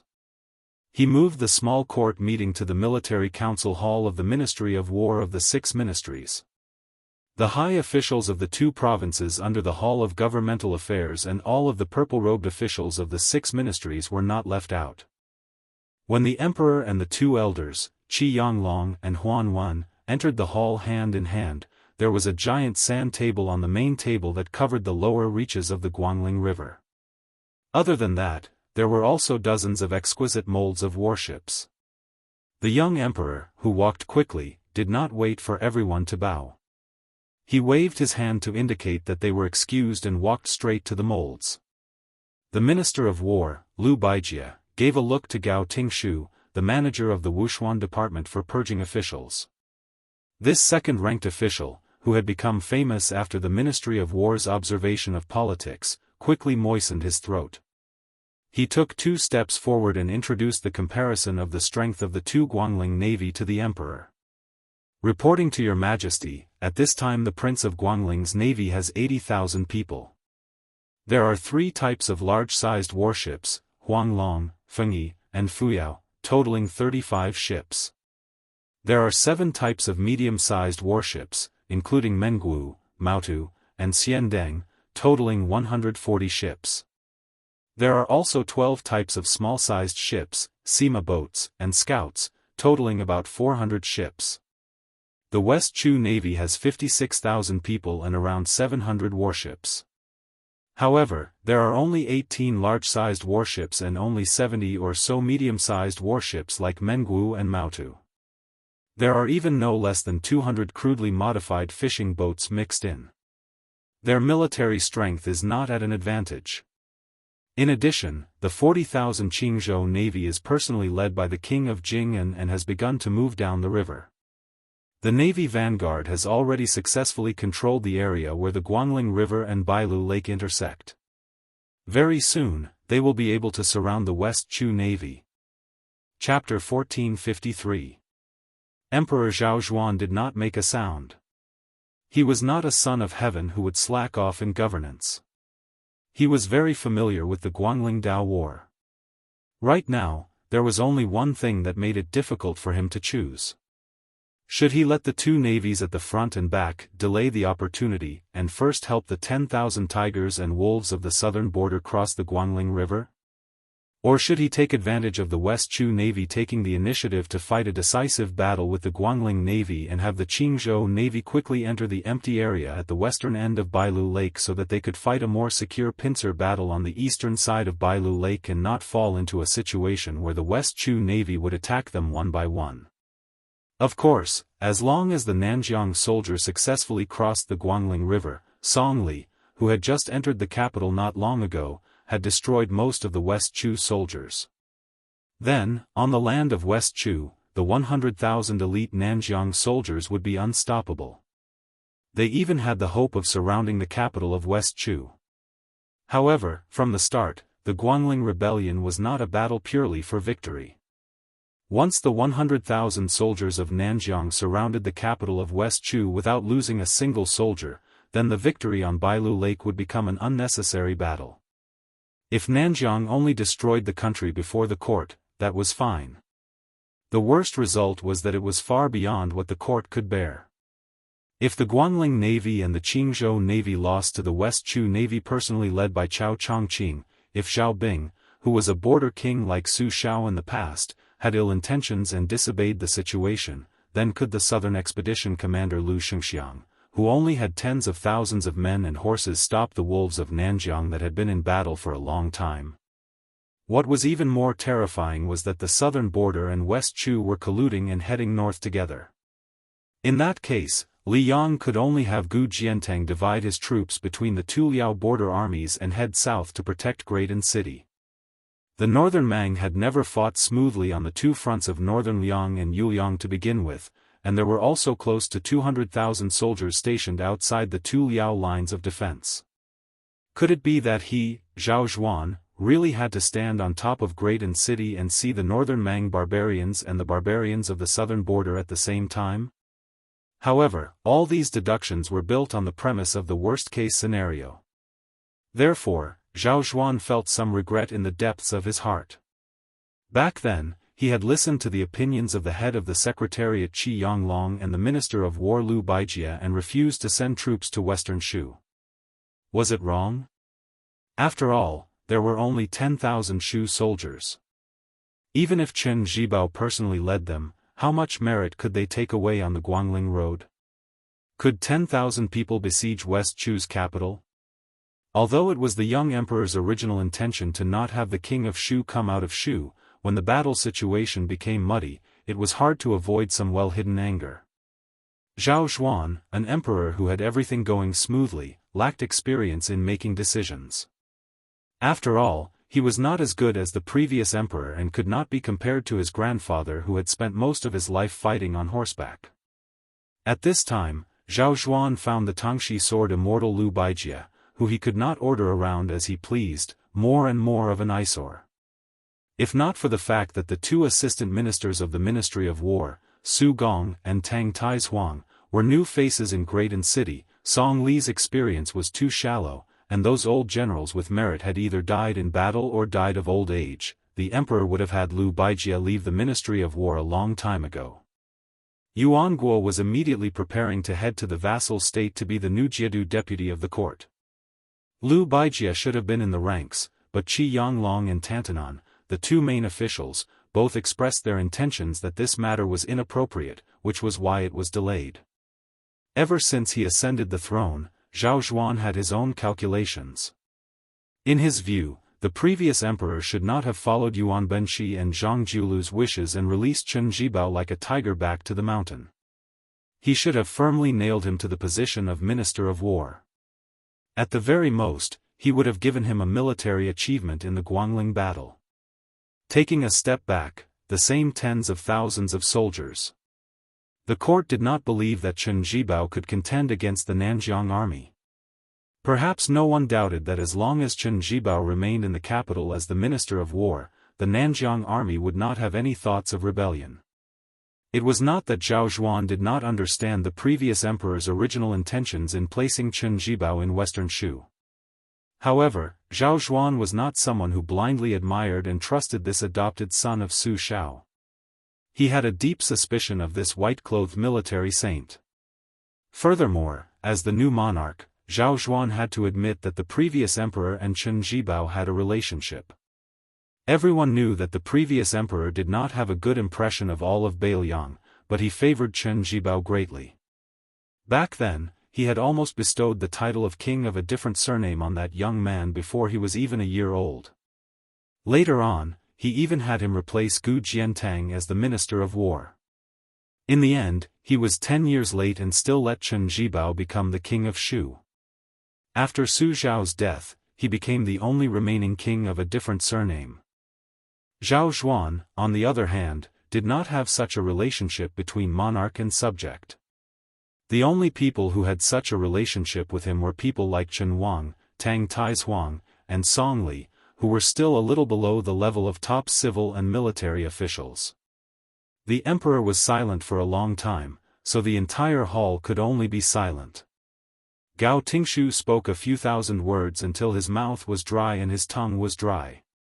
He had truly emptied his stomach of the strategic plans he had prepared long ago.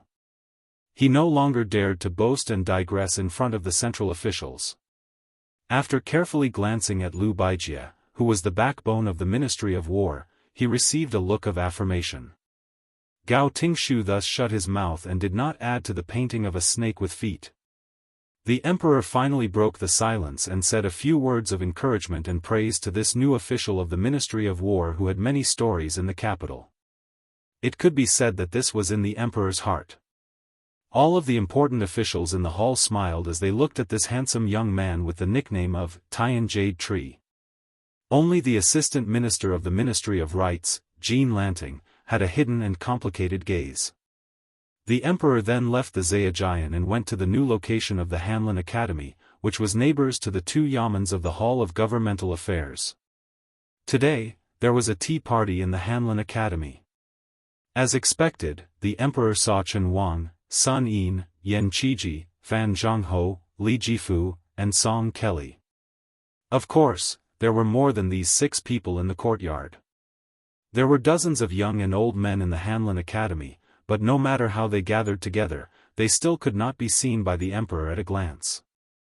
At this time, the arrogant scholar Sun Yin was discussing a game with Fan Shirduan, Fan Zhangho. Chen Wang and the top scholar, Li Jifu, stood side by side on one side, whispering to each other. The current dynasty's uncle-in-law, Yan Qiji, and the young phoenix of the Song family, Song Kelly, who had made a comeback, stood together on the other side. The emperor walked over to take a look. In the end, he saw that there were a few rare books placed near the chest jars in Sun Yin and Fan Zhangho's hands. Sun Yin's hands were slightly higher, with 4 books, while Fan Zhangho's hands only had 2 books. It seemed that they were betting on chess. After seeing the emperor's arrival, not to mention the other men in the courtyard who were in fear and trepidation, these 6 people's expressions were more or less the same. There were some small differences. Sun Yin didn't move at all. He only focused on the chess game. Fan Zhongho also didn't get up. This new young man, who had originally raised his arm and was pondering, slowly put down the chess piece between his fingers to show his respect. Yan Qiji and Song Kelly both made way. Especially Yan Qiji, who had the most right to be indifferent, his expression was the most serious and respectful. His expression seemed to be even more forceful than Song Kelly's. Chen Wang walked forward in small steps. After taking 2 steps, he found that Li Jifu didn't move. He quietly reached out and tugged on the top scholar's sleeve. Li Jifu gave him a grateful glance. The 2 of them came to the front of the emperor. Chen Wang smiled and explained to the emperor, it was agreed a few days ago that Yue Tian would let Sun Yin play 2 pieces. Including them, a total of 6 people would use 3 months' salary to buy books from Gufang Jianghu Tibet. Speaking of this, Chen Wang's smile grew wider. This idea was proposed by Sun Yin. It's obvious that he wants to cheat me. Who doesn't know that my salary is the most out of the 6 of them? Then Chen Wang moved slightly to make Li Jifu more eye-catching in front of the emperor. He joked, Li Jifu has always sent his salary back to his hometown. At most, he would have some loose change left. Thus, this time, he bought the books on credit with me. When he placed the bet, he was the most unhappy. He was worried for a long time, afraid that after the end of the year with great difficulty, he would owe someone a butt of debt again. Your Majesty, this humble subject has a presumptuous request. If Li Jifu and I lose, can Your Majesty help us make up for it? Your Majesty's family is so big that this humble subject and Li Jifu can't compare to it. Chapter 1454. The emperor smiled and said, what's so difficult about that? But then again, I have a large family business, but is your father-in-law Chen Xiaobao's family business small? Over the past 6 months, Prince Chai has been making a lot of money every day, making me want to take advantage of him. So I'll help Li Jifu pay off his debt. Sure, I'll help you, but don't even think about it. Li Jifu was sandwiched between the monarch and his official. In that instant, all sorts of feelings welled up in his heart. He envied the emperor's unique trust in Chen Xiaobao. Otherwise, he would not have bluntly exposed Prince Chai's wantonly amassing of wealth. However, Li Jifu's heart was filled with gratitude for Chen Wang's secret support. After the emperor asked about the bet, he took off a jade pendant from his waist and pulled out the rare Gu Fangzhai book that Li Jifu had bet on next to Sun Yin's hand. He handed it back to the Zhuangyuan. After Li Jifu took the book, his eyes reddened for no reason. Holding the book with both hands, he quickly lowered his head, his eyes moist. The emperor patted this young subject who had the best ranking in the imperial examination, but whose reputation was at the bottom, and comforted him, you haven't lost yet, have you? But in the end, Chen Wang, Li Jifu, Yan Qiji, and Song Kelly were the losers. Sun Yin, who had lost, and Fan Zhongho, who had won, not only took back their own books, they also divided up the 3 books from the 4 people before them and the priceless jade pendant. Sun Yin took 2 rare books first, and Fan Zhongho could only take 1 book and the jade pendant. Seeing this scene, the emperor didn't know whether to laugh or cry. It's fine if Yue Tian bet on himself winning, but Sun Yin, so you bet on yourself losing?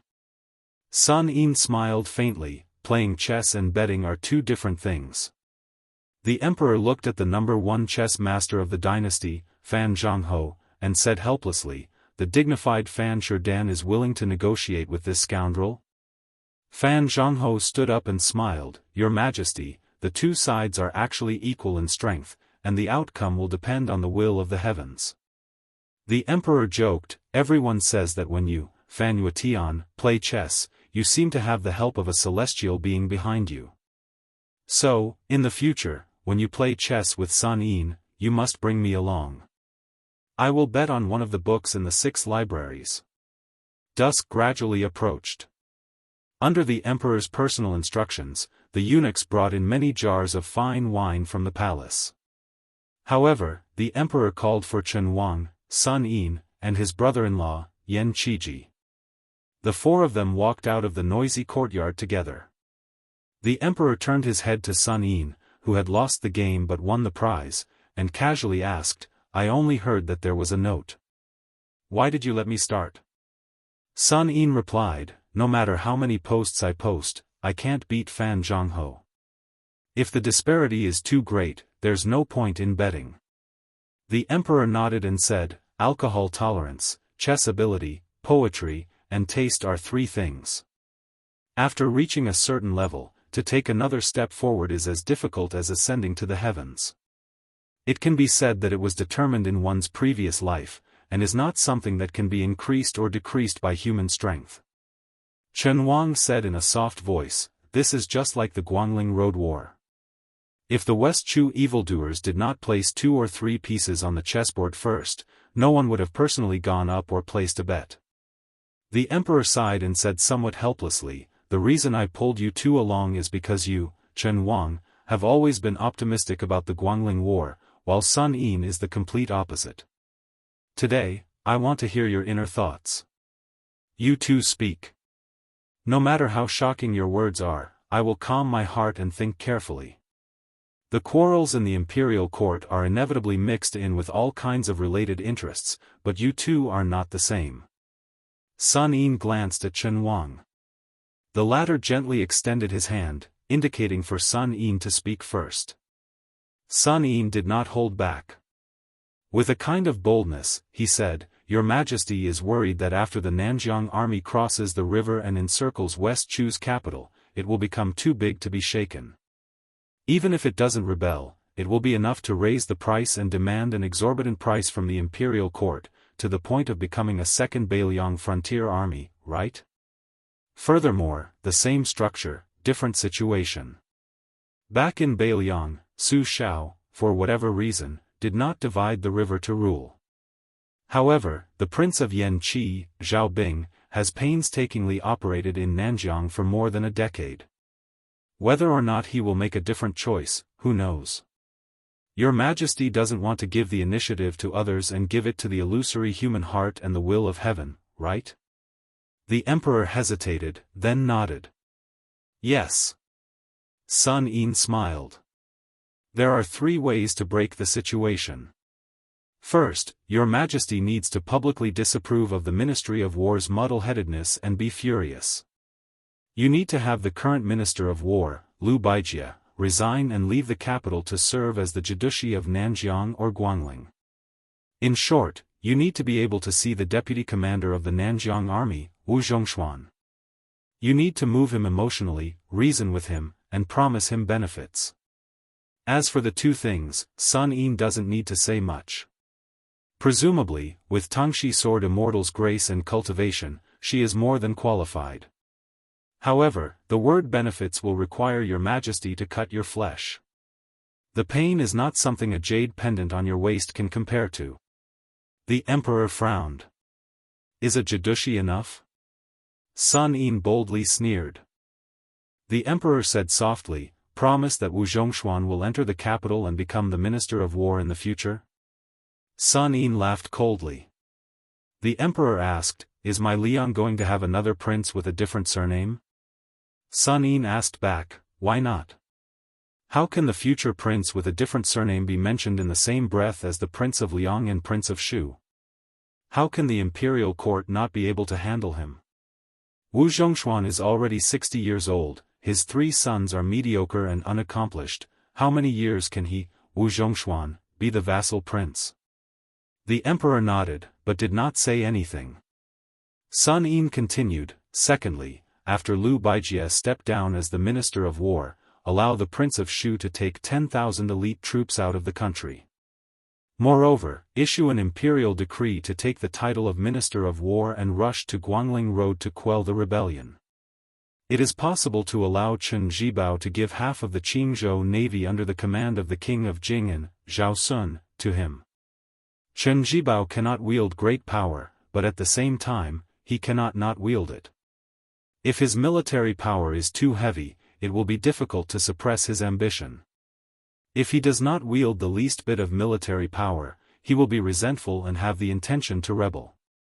The number of troops given to Chen Zhibao is 30 to 40,000, but it cannot exceed 50,000. Just because the imperial court does not allow him to leave Shu, does he really think that Chen Zhibao can only train 10,000 troops? It is better to let the water out than to block it. The late emperor and Liang have already done a good deed by allowing him to go to western Shu. Beimang's million-strong army is pressuring Beiliang's western front. Thus, it is time to move Chen Zhibao back under the nose of the capital. This time, the emperor grunted in agreement. Sun Yin took a deep breath. Lastly, it is to let Beiliang go all out and fight Beimang to the death. Not only must the imperial court release Guangling's water transport, but they must also stop the changing of titles. Moreover, they must have Gu Jiantang and Ji Zhou on the eastern front send troops to suppress Beimang's frontlines and drive the wolf to swallow the tiger. In this way, no matter how bad the Guangling road war is, it will only be a small matter of winning or losing. In the end, Liang will be able to clean up the mess. At that time, Beimang will at most have half of its national strength left, and West Chu will be even more dilapidated and spent. Chao Chongqing will only be asking for death. The young emperor muttered to himself and looked at Chen Wang. The latter smiled bitterly and said, "I have nothing to say." Sun Yin waited for the emperor to continue, but he did not get the answer he wanted. He chuckled and said, "I'm going back to drink. If I pass out in the Hanlin Academy, I'll have to trouble Chen Xiaobao to drag me back." The emperor looked at the back of this arrogant scholar and said softly, "Chen Wang, Qiji, I'll take you to a place to meet someone." This time, the emperor did not even have any guards accompanying him. Only Song Tonglu, the head of the ceremony directorate, carefully led the way. After many twists and turns, they arrived at a secluded courtyard at the edge of the palace. After pushing open the courtyard door, Chen Wang and Yan Qiji saw an unfamiliar man and woman sitting on two rattan chairs. The man seemed to be blind, and the woman was reading a book to him.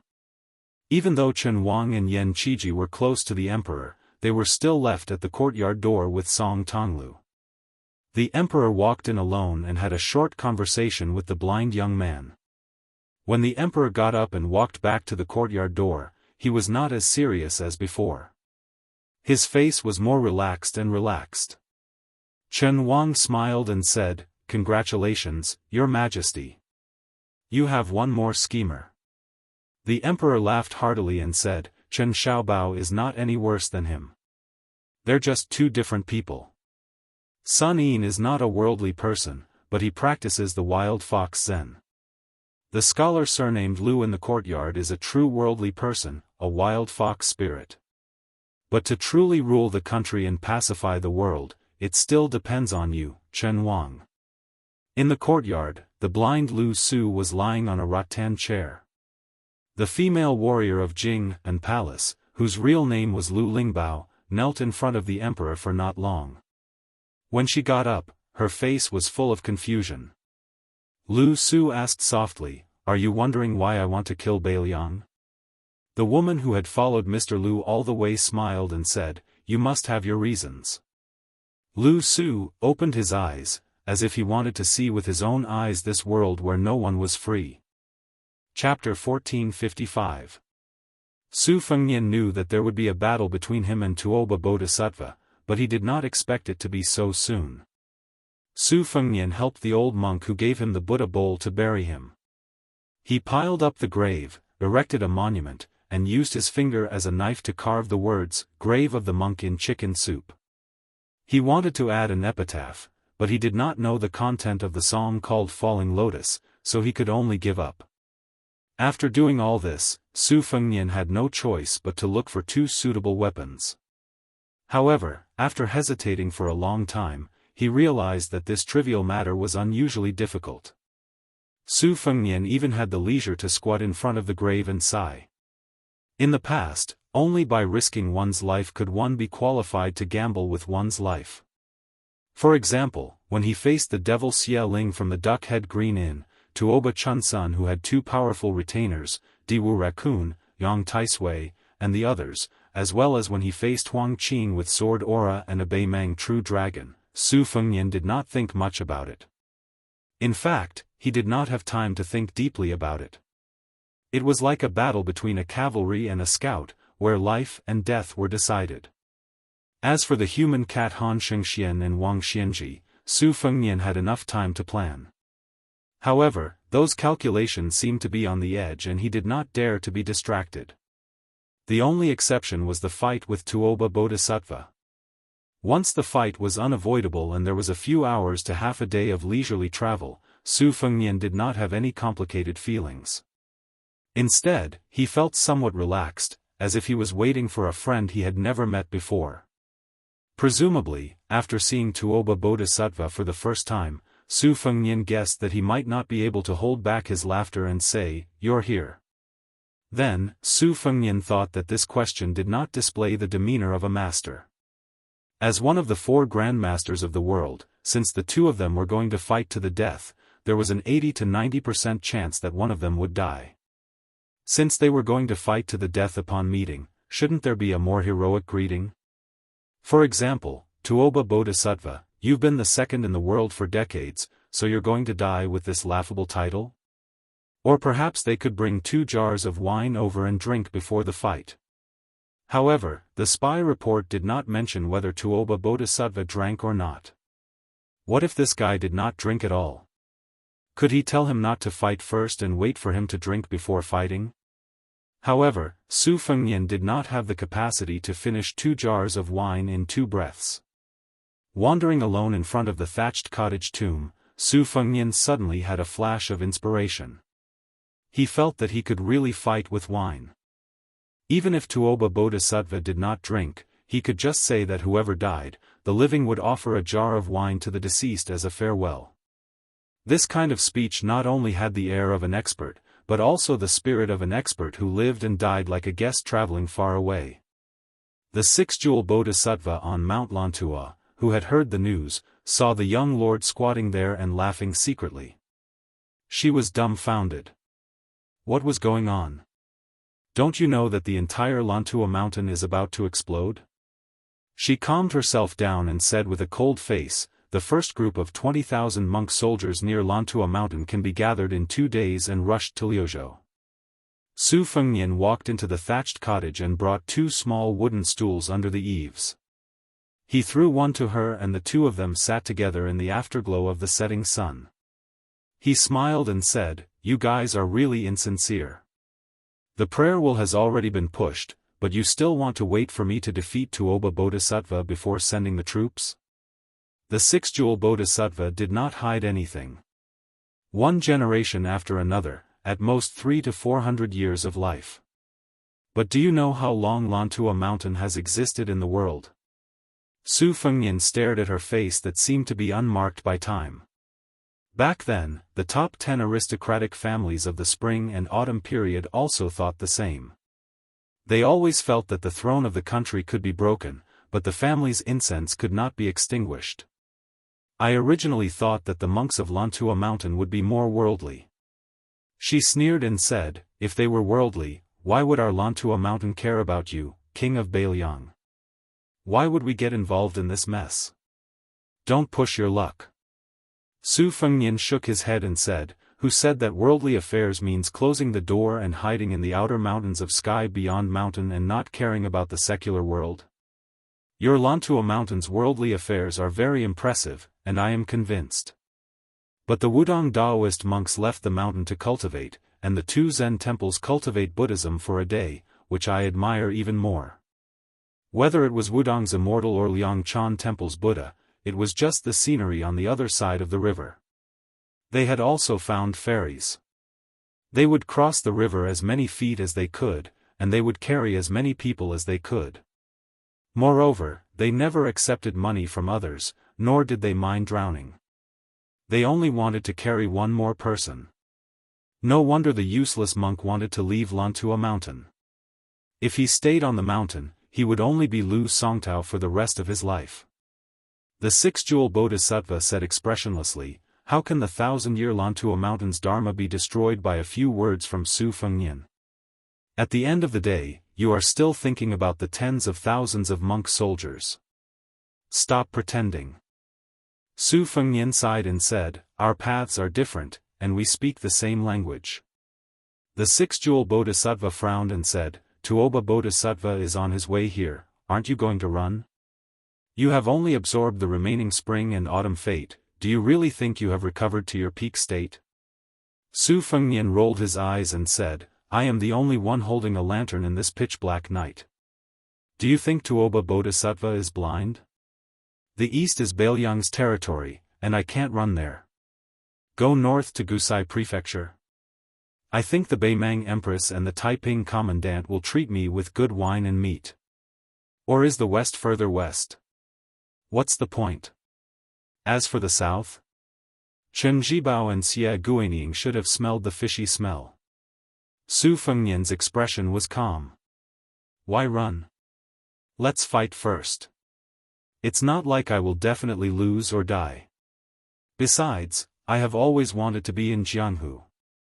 The first time I was in Jianghu, it felt like real Jianghu. It was just that I was not happy at all. I was like a dog paddling in Jianghu, and I often choked on water. Unfortunately, after a few times, I became more and more capable, but I did not see myself as a Jianghu person.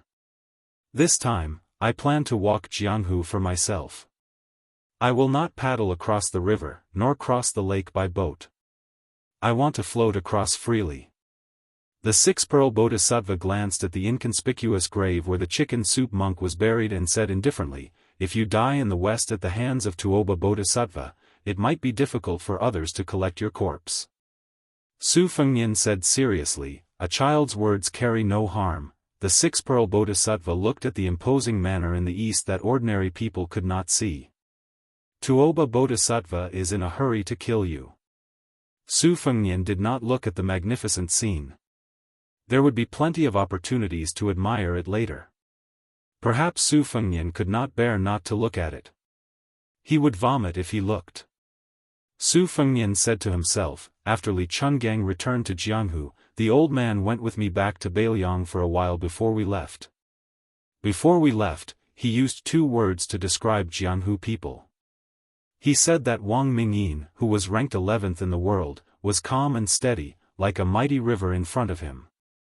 Xianyuan Jingqing in the great snow plains was reserved. He did not use a single word, but he was romantic. Qi Xuanzhen on the devil-slaying platform was ancient.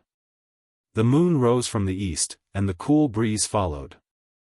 Zhao Shituan of the Dragon Tiger Mountain was broad-minded. He lived for 100 years. Dong Tai was strong and vigorous. His spirit was like a rainbow, and he walked through clouds and wind. Chao Chongqing was sad and indignant. He lived for 100 years, and his thoughts were cold and disheartened. Wang Xianji was old but strong. He was in the best state. He could be said to be the first grade of vigorous. The sky was full of wind and waves, and the sea and mountains were vast. His spirit was full, and all things were by his side. The six-pearl Bodhisattva patiently listened to him ramble on about the stories of his old friends. In fact, she was listening with great interest. After all, if she had not appeared here today, these stories would probably rot in someone's stomach for the rest of their lives. Su Fengnian suddenly asked, "Are there any good weapons on Mount Lantua? It would be best if they were swords. If there are any divine weapons, you can lend them to me." The Bodhisattva of 6 pearls looked at the scene in the east and shook her head. "There are an ancient sword called Fang Sheng and a blade called Qi Yun. They were both forged in the Dafeng dynasty. However, Tuoba had already found you by the time I came and went." Su Fengnian smiled.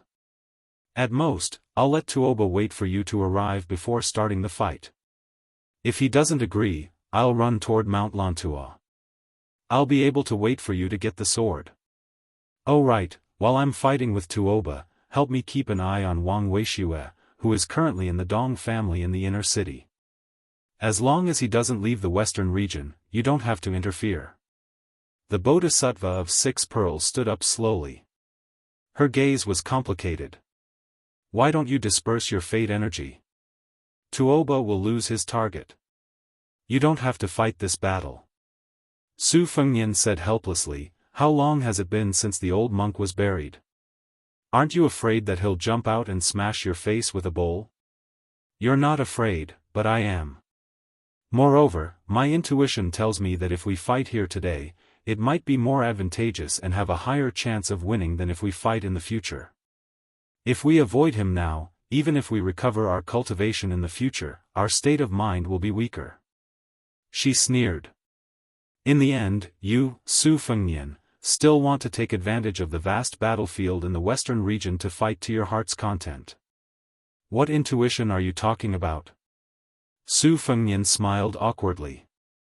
Then, he looked angry and embarrassed. He glared at her and said, "Don't hit my face when you're fighting, and don't expose my shortcomings when you're scolding." The Bodhisattva of 6 pearls disappeared in a flash. Su Fengnian sat alone on the stool. Chapter 1456. Little Lantua Mountain was the backyard of one of the 3 families in the inner city, King of Hell Sima family. However, the Dong family had launched a bloody massacre that had been planned for a long time. Almost half of them survived overnight. However, a centipede dies but never falls down. After the Dong family hit a wall with the young drunkard on the roof, especially when the young master of the Aquarius state heard that chicken soup monk had given an alms bowl to Tai Mu Dai, the young swordsman who had once assassinated Yen Wenluan with his sect, the Great Yu House, came to the thatched cottage at the foot of the mountain. The cautious Wang Weishue mistook him for a protective amulet that the old monk had pasted on the Sima family's door. Therefore, he ordered the Dong family's assassins to stop pursuing the Sima family. Su Fengnian, who was sitting leisurely on the bench, also felt the strength and resilience of the city. The Sima family was already in a miserable state. If it were a family in the Central Plains, the monkeys would have fled when the tree fell. However, the Sima family still sent more than 30 men of sacrifice, whose clothes were still wet from blood to swords, to protect a similar number of women, children, and the elderly. It seemed that this was the last bit of the Sima family's spirit left. Obviously, they really regarded Su Fengnian, who was sitting on the bench under the thatched cottage, as a life-saving amulet. After the 6-jewel Bodhisattva came and went like a ghost, the Sima family's spirit rose a little. After all, in the western region, it was not a bad thing to have a connection with Lantua Mountain. Su Fengnian, who had nothing to do, looked at the people 200 steps away. They were also looking at him, a strange guest of unknown origin. Among them, the eyes of the children were wide open. They were all holding weapons. Whether it was the weapons or the tragic situation tonight, it was too heavy for them. Many children still had tears on their faces. There were slightly tall boys comforting the little girls beside them. There were also adult men with crossbows who were bandaging their wounds with the help of the women. There were also nimble children who picked up arrows from somewhere and tiptoed carefully to put them into their elders' quiver. In order to prevent the Dong family's assassins from assassinating under the cover of the night, lanterns were hung on the branches of the trees. The lights were unusually bright. In the night breeze, Su Fengnian looked at them. The children were also staring blankly at this powerful figure who could make friends with the Bodhisattva of Lantua Mountain. Then, under the escort of several experts from the inner city who were more skilled than the retainers of ordinary families, a woman with a huge ox-horned bow on her back walked towards Su Fengnian. Her graceful figure, slender waist, long legs, and the huge killing weapon were particularly eye-catching in the light. Su Fengnian slowly got up, thinking that he was helping the monk who called himself the senior brother of the monk of the dragon tree to entertain the guests. However, he obviously underestimated his momentum. When he bent down and got up, except for the woman, the other 3 experts suddenly froze. Then, when they found that the mistress was still moving forward, they gripped their weapons tightly and followed her. Before Su Fengnian stood up, he found that the group of people were so nervous, so he sat back down, thinking that this would probably make them feel more at ease. However, he did not expect that his rise and fall would completely irritate the group of frightened birds. They whistled and shouted. Without saying anything, a relatively young man stood in front of the mistress and pointed his saber at her. He stared at Su Fengnian, as if he was going to fight to the death. Su Fengnian felt a little helpless. "Do you want me to stand or sit?" The woman whispered to the experts beside her, who were trained by her family for thousands of days, and then asked them to stay 50 steps away. She walked in front of Su Fengnian alone and smiled as she pointed at the bench where the six-jewel bodhisattva sat. Su Fengnian nodded. She took off the ox-horned bow and sat down. She smiled and said, "Young master, please don't mind. Our Sima family is really jittery tonight." "Oh, I forgot to ask you, can you understand me?" Su Fengnian smiled and said, "I'm not from Beimang. Of course I can understand Madame Chai's Central Plains official language." Not only this city, but the entire western region knew that the head of the Sima family was Madame Chai. After marrying into the Sima family, no woman took her husband's surname. She had been in charge of the family for 20 years, so some of the three families in the inner city called the Sima family the Chai family. Su Fengnian had gathered intelligence in the whispering room and learned that Madame Chai was a refugee from Dongyue. She was forced to migrate to this place, and the elders in her family quickly withered away. She was alone and pitifully married into the Sima family, which was still struggling in the outer city. It could be said that she had personally managed the Sima family to its current status. As for the hardships she had gone through, Su Fengnian did not know about them, nor did he have any interest in them. She said bluntly, "Since young master is not a Beimang barbarian, then I'll be frank with you. If I offend you in any way, please don't be angry. As long as young master can protect the 124 members of the Sima family, no matter what young master wants, as long as I can afford it, I'll give it to you." Su Fengnian did not say anything. This madam, who was almost 40 years old but was still more charming than a young woman, had a determined look in her eyes. "Perhaps young master feels that the Sima family is not worth mentioning, but I can guarantee that as long as we survive this crisis, as long as the Sima family's golden name is not completely destroyed tonight, then I'll be able to gather 2,000 people again in less than half a year." Then she suddenly felt a little miserable. That young man was actually looking into the distance in a daze at this critical moment that concerned the survival of her family. For her to be able to lead her family to this day, she naturally had her own perseverance. She said in a more serious tone, "Maybe young master is a man from the Central Plains who happened to pass by the western regions, or maybe you are a first-rate talent from the most prominent sect in the Liang River Lake. You have the ambition to reach the peak of martial arts, and you don't care about the glory and disgrace of one or two families in the western regions. However, I sincerely ask young master to help us this time. The Sima family will definitely be grateful to young master. In the future, as long as young master sends a message back to the western regions, even if it is the southern Jianghu, the Liao Kingdom, or the Liang capital, if I am still alive, I will personally lead my family's elite forces to young master. Even if I am already dead, the next head of the Sima family will definitely not refuse to help young master. If I, Chai Dongdi, violate my oath, then I'll never be able to be a human again." Su Fengnian turned to look at this woman, his eyes in a trance. Her eyes instantly became cold, and her tone also became colder. "I've said it before. As long as I can afford it, young master can take it away." In her life, she had seen too many men show this kind of expression in front of her. In the early years, it was the influential people in the outer city, and later, it was the ambitious people in the inner city, such as Dong Tiling of the Dong family, the father and sons of the Li family, and those men who were arrogant because they were masters on the ranking list. She said expressionlessly, "But I'll only give young master what he wants once." She was no longer the ignorant girl who thought that there were chivalrous people everywhere in Jianghu. For so many years, for the sake of this family, she followed the rules of the Western region and did many things that went beyond the bottom line of morality. She was cruel, bloody, dirty, scheming, and trapping. But for herself, there was one thing that she had always kept to her bottom line. She originally thought that in a few years, or at most 10 years, the Western region would no longer talk about her appearance as Madame Chai, and there would no longer be any young people who would drool over her figure. Then, she would be able to live up to the memory of her husband, who only had a surname left. Su Fengnian did not become angry because of the misunderstanding. He only smiled. Madame Chai is thinking too much. It's just that you reminded me of a very important person. He turned to look in the northeast direction and said softly, I miss her very much. In fact, I've always missed her.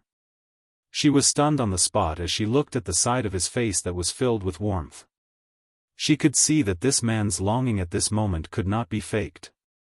She suddenly felt sad and self-deprecating for no reason.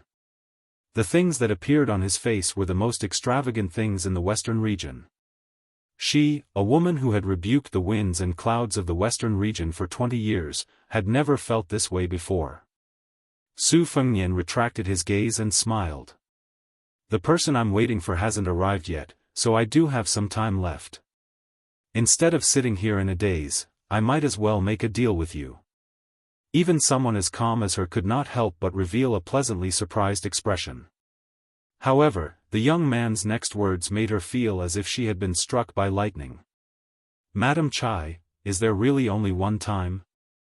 Can we talk about it again? Whether it was her imposing manner, her arrogance, or her temperament, they were all exhausted at the first spurt of energy. Although Madame Chai was still angry this time, she was no longer as solemn and stirring as before. On the contrary, it was probably because she was too old, so even if she was angry, she still had a different kind of charm. At this moment, she seemed a little shy. Su Fengnian laughed heartily and waved his hand. All right, let's stop joking. It's just that I felt that your heartstrings were too tense earlier and that this kind of injury was actually endless. Madam, you're an expert in using the bow, so you should know the principle of relaxation. Let's talk about business. To tell you the truth, I have some secret operations in the inner city. In the last half a year, I've established a power in the inner city. Madam, you might have already met that sour old scholar. He's one of my men in the Western region. Madame Chai's expression became serious. Most women in the world were like this. After the pleasant surprise, she could not help but fuss over every little thing. She softly asked, I heard that the old man surnamed Liu either has a background in Bailiang, or he's an expert from the God of Fortune's Li family, one in the open and one in the dark. In fact, they're both from Liang and Jianghu. Chapter 1457. Su Fengnian shook his head. That's not important. I can guarantee that the Sima family will continue to be one of the great families in the inner city. As long as you work with that old scholar, not only will you be able to struggle at death's door under the Dong family's nose, but you will also be able to squeeze out the Dong family. If you want people, I can give you people that are not inferior to those on the inner city's expert list. As long as you dare to ask, I can give you a lot. If you want armor, crossbows, spears, I can give them all to you. As for my request, it's very simple. The Sima family must have a cavalry of no less than 5,000 people in this city. When they are willing to put their heads on their belts to fight for riches and honor, when there is hope for riches and honor, you must make them believe that your words are not empty words. Su Fengnian paused for a long time. Whether or not I will be able to see these things in the future, Madame Chai, you can rest assured. When you find that old scholar surnamed Liu, you can tell him that I told you that his name is Liu Wanbao, Xiama Wei Post House, Old Locust Tree. He will naturally believe you and will do his best to cooperate with you in the future. However, I will also say the ugly words first. If you and the Sima family don't keep your promise and become cowards when it's time for you to fight for your lives, or if someone comes to you in the future to give you more benefits, then please remember that whatever I can give to the Sima family tonight, I will take it back in double whether or not I appear in the future. Your western regions are messing around in this small piece of land. What inner city, what outer city, what experts, what three great families, there will be a day when you will understand that they are really nothing. Madame Chai smiled sweetly and nodded. That's right. In the eyes of the great king of Beiliang, other than Beimang's million-strong army, there is nothing else important.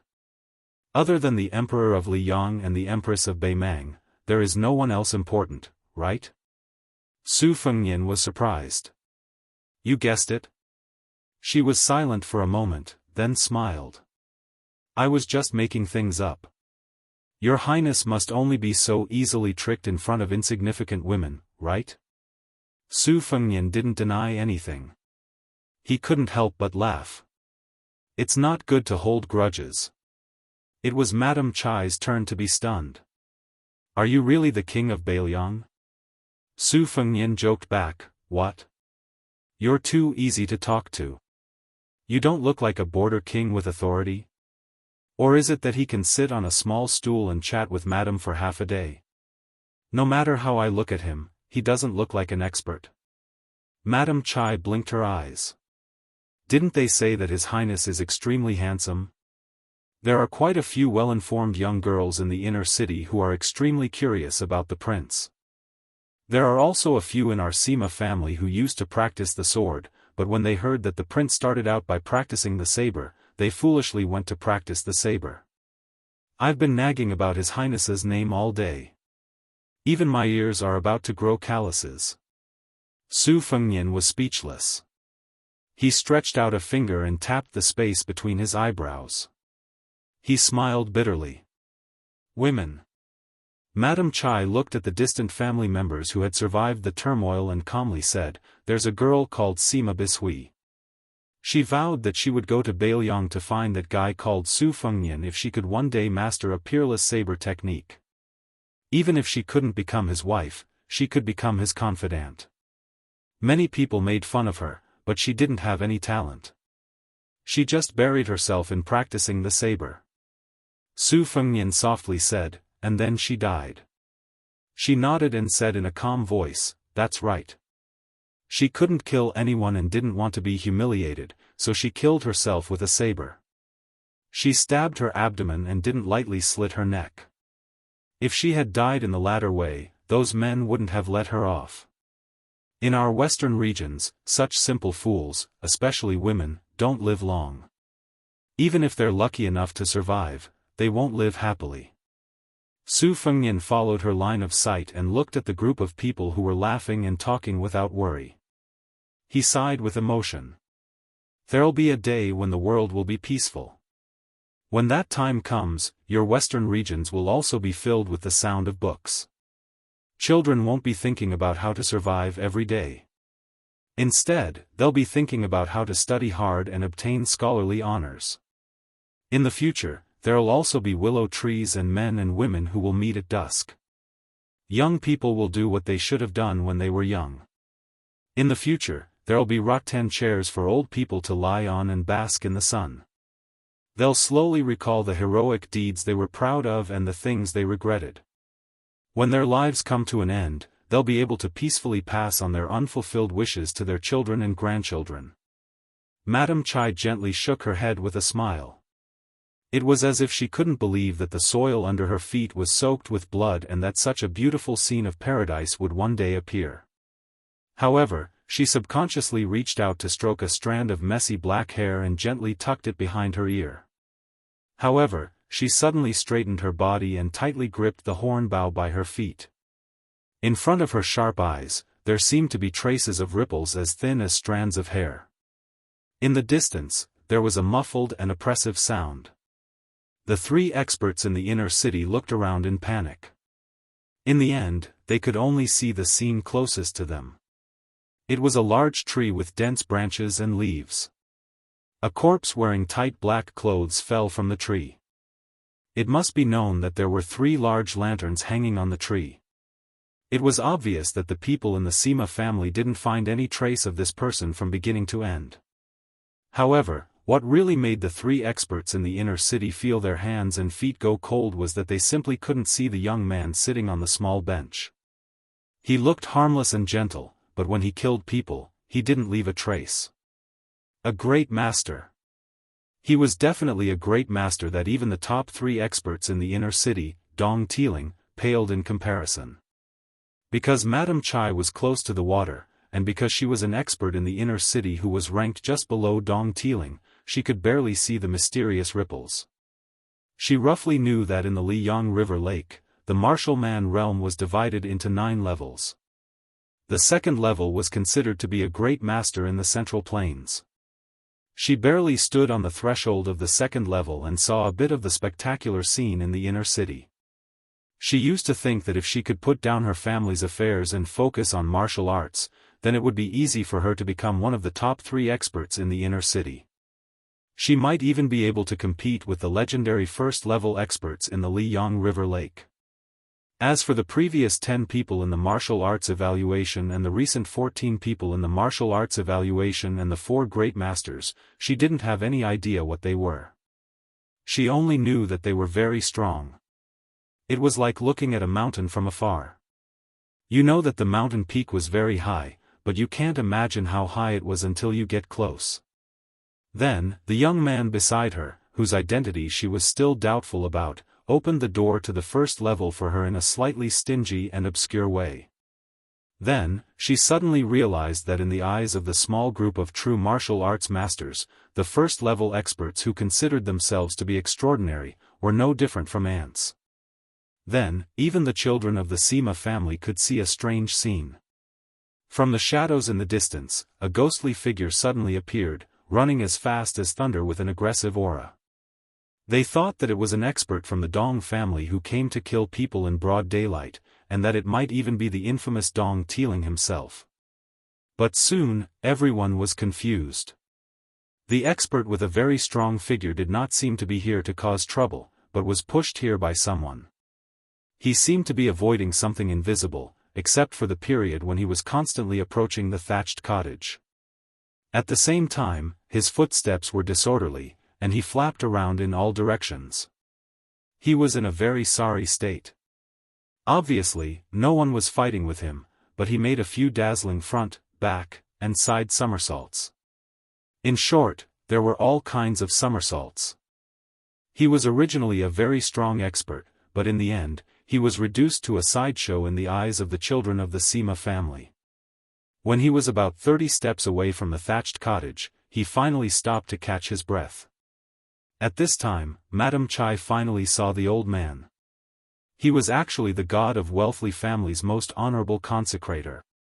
At this time, his clothes were ragged, as if they had been cut into pieces bit by a sharp weapon, dripping with blood. He glared at the young man sitting on the stool and said in a hoarse voice, "Dong Tai's nurturing sword and controlling sword, I finally know who you are."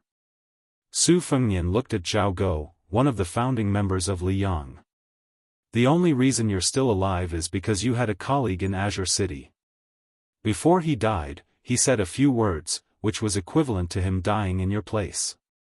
You can go now, but remember to tell Li Fengmao not to compete with the Sima family in the future. As for your plans in the western regions, they have been following the rules these past few years, so I can pretend that I didn't see them." The thin elder roared and rushed forward, causing the dust under his feet to fly up. The tip of his foot created a hole in the ground, but the elder quickly stopped. Madame Chai squinted her eyes and saw a flying sword that was less than an inch long, hovering in front of the elder's forehead. The sword's body was dark green, sparkling and translucent. It was a beautiful little sword that could make people feel happy. Madame Chai's lips curled up slightly as she thought of a certain person's sigh. Women. The old man, who could cover the sky with one hand in this city, glanced at the young man who was mostly covered in skin. He snorted coldly and retreated. He leaped onto a branch and quickly disappeared into the ink-black night. Su Fengnian's mind moved, and he put away the flying swords into his sleeve. He then pointed at the 30-years-old man who had pulled out his sword and asked with a smile, "What's his name? How long has it been since he joined the Sima family?" Madame Chai's mind was very sharp, and immediately a haze appeared in her heart. She looked sadly at the man who she had high hopes for. He's the youngest person on the inner city's expert list. He's known as an assassin who's better than the Dong family's assassins. He's been working for the Sima family since his father's generation.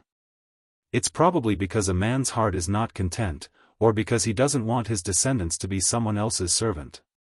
Madame Chai, who was sitting on the stool with Su Fengnian, said coldly, "Isn't that right, Tao Disong?" Chapter 1458. The dignified man pursed his lips. He didn't refute or admit anything. He just stared at Madame Chai. Of course, Su Fengnian just watched from the side. Previously, when Tao Disong saw him stand up, his killing intent was still within reason, and could be understood as him wanting to protect his master. But after seeing the Dong family assassin fall from the tree, the killing intent of a martial artist in a dangerous situation was not something that could be explained by a loyal servant of the Sima family. Su Fengnian sighed. He lowered his head and rubbed his cheeks. He felt a little bitter. The Wutongan county had been living in harmony for so many years. How could the Sima family in the western regions be so unpredictable? Tao Disong didn't reveal his true intentions. He just looked at Madame Chai, who was 8 years older than him. Madame Chai seemed to realize the truth. She was furious. She scolded, "When did the Sima family ever stop you from being a superior person? They have spent so much effort to cultivate you. Are you heartless and unscrupulous? In the western regions, there is no benevolence, no righteousness, and no loyalty. But don't forget that everyone in the western regions believes in the word trust. No matter how evil you are, as long as you promise something, you will keep your promise. Even the children in the city know this." Tao Disong's face was wooden. "Madam, I have respected you since I was young. I have treated you like a female bodhisattva." Madame Chai said angrily, "Shut up." She suddenly stood up and grabbed the ox-horn bow. In an instant, the bow was drawn to the shape of a full moon. It was clear that her martial arts cultivation was indeed one of the best in the city. Tao Disong didn't care about that huge bow at all. He didn't care about that sharp iron arrow that was ready to be shot out. He only looked at Madame Chai and murmured, "When I became sensible, especially when I found out that I was more talented in martial arts than all the men in the family, I told myself that one day, I would make Madame Chai's life less tiring." Su Fengnian muttered under his breath, "You're trying to say that you won't be so lonely, right?" He emphasized the word lonely. When Madame Chai heard this, she was so angry that she almost turned around and shot this guy to death. Tao Disong looked up to the sky and laughed. He laughed until tears came out of his eyes. He raised his arm and wiped his eyes. He looked at Madame Chai's face and his eyes began to emit a man's unique passion. "Madam, why do you have to live such a tiring life? In 5 years, I will be in the top 3 of the inner city's top 3. In 10 years, I, Tao Disong, will be the #1 expert in the inner city. 5 years later, I will be 35 years and you will be 43. You won't be old. And you will look like a woman in her youth. You are the most beautiful woman in the world. Even if you 10 years later, you will be old madam, you, the most beautiful woman. Even if you in 10 years, you. Ins, s, in, s. Inzazazaz. Madame Chai was going to shoot an arrow at Tao Disong's face when he moved. Although she wasn't sure if she would succeed, she definitely wouldn't let this ingrate continue talking. However, there was a guy beside her who interrupted her. He said that if Tao Disong told her what was on his mind, he would completely give up. Madame Chai would have a clear conscience after killing her own family. However, she soon regretted it. This Tao Disong, who had been respectful to her like a junior for many years, was actually dead. In her memory, he was still living a bright life in the western region. Therefore, she didn't hesitate to shoot that arrow. Tao Disong finally revealed the true face he had hidden for many years. He rushed forward and tilted his body to the right. After dodging the arrow, he continued to rush toward the thatched cottage. He laughed sinisterly and said, "Madam, since I can't have you while I'm alive, let's go to the Yellow Springs together. Before we reach the gates of hell, I, Tao Disong, will," without giving Tao Disong a chance to say another word, his neck was pierced through by a powerful eagle feather arrow. His entire body was sent flying backwards by the great force of the arrow, smashing heavily on the ground with his back. Perhaps this was the Western region. The winner takes all, and the loser takes all. It was always so fast. It wasn't at all like the Jianghu feuds in the Central Plains. They had to use all kinds of schemes to get to the bottom of the matter. Su Fengnian's eyes were calm. He said in a low voice, "I remember there was a man called Lu Qiantang. When he was about to die, he was much more manly than you. He was the real Jianghu man." Tao Disong died with his eyes wide open, because he knew that his wife, who had fought side by side with him not long ago, had not been seriously injured in the fight with the top assassins of the Dong family, but her chi was in a mess, and it was impossible for her to kill him within 10 arrows. Of course, he knew that with the help of that strange man, he could not kill his wife, but in the end, he could not even die a slower death in his wife's hands, because his throat was pierced by that man's flying sword before the eagle feather arrow. This ambitious man only had one thought in his mind before he died. "Madam Chai, I really like you." But the other expert of the Sima family, who was more loyal and devoted than him, strode towards Tao Disong's body. With one kick, he was sent flying more than 10 feet away. His body rolled on the ground. Thus, no one knew about the 2 lines of tears on his face before he died. Su Fengnian smiled and said, "Madam, you can go about your business. Anyway, we have already finalized the deal. You still have a mess to clean up. You don't have to pay attention to me." However, Madam Chai unexpectedly sat back down on the stool. The stool was small, and in order to deal with tonight's assassination, she had quickly changed into a set of night clothes, which made her but look like a full moon. Su Fengnian didn't remind her. Maybe she didn't realize it, or maybe she didn't care. Or maybe she just didn't want to squint at him. She had some unspeakable, boring, competitive spirit. A woman's heart was like a needle at the bottom of the sea. She looked at the family that was still orderly despite the chaos. She said softly, "If you want to be busy, it's easy. There will always be things that you can't finish. I have been busy for over 20 years. At first, I was nervous and flustered. Later on, I became confident and familiar with the way things were. But after all, I have always been busy. Even in my dreams, I was thinking about how to expand the family business. Today, I finally have the chance to take a break." Su Fengnian smiled indifferently, "My luck is better than yours. I have only started to be busy these few years. Even if I don't make the decision for my family, no matter how difficult the situation is, we will not panic." Su Fengnian suddenly turned his head and said helplessly, "Madam Chai, do you really not understand that I am asking you to leave, or are you pretending not to understand? You are taking a break from your busy schedule, but I also want to sit here alone and quietly stare blankly." She made an "oh" sound and didn't say anything else. She also didn't have any intention of getting up. Su Fengnian dismissed it with a smile. She suddenly shouted out a name and waved her hand in the distance. Soon, a 13 or 14-year-old girl ran over timidly. She was a complete beauty and bore a 70 to 80% resemblance to Madam Chai. However, the resemblance was only 40 to 50%. After all, Madam Chai's current temperament had been honed through countless hardships. The girl had grown up under the protection of her warm wings, so the only thing that resembled her was her natural appearance. The girl, who had 2 splendid sabers hanging from her waist, squatted beside Madam Chai. She didn't dare to look at Su Fengnian. Madam Chai stroked the girl's head. "Tai, he is my daughter. I heard people say that the most powerful experts in the Central Plains either don't use weapons or use swords."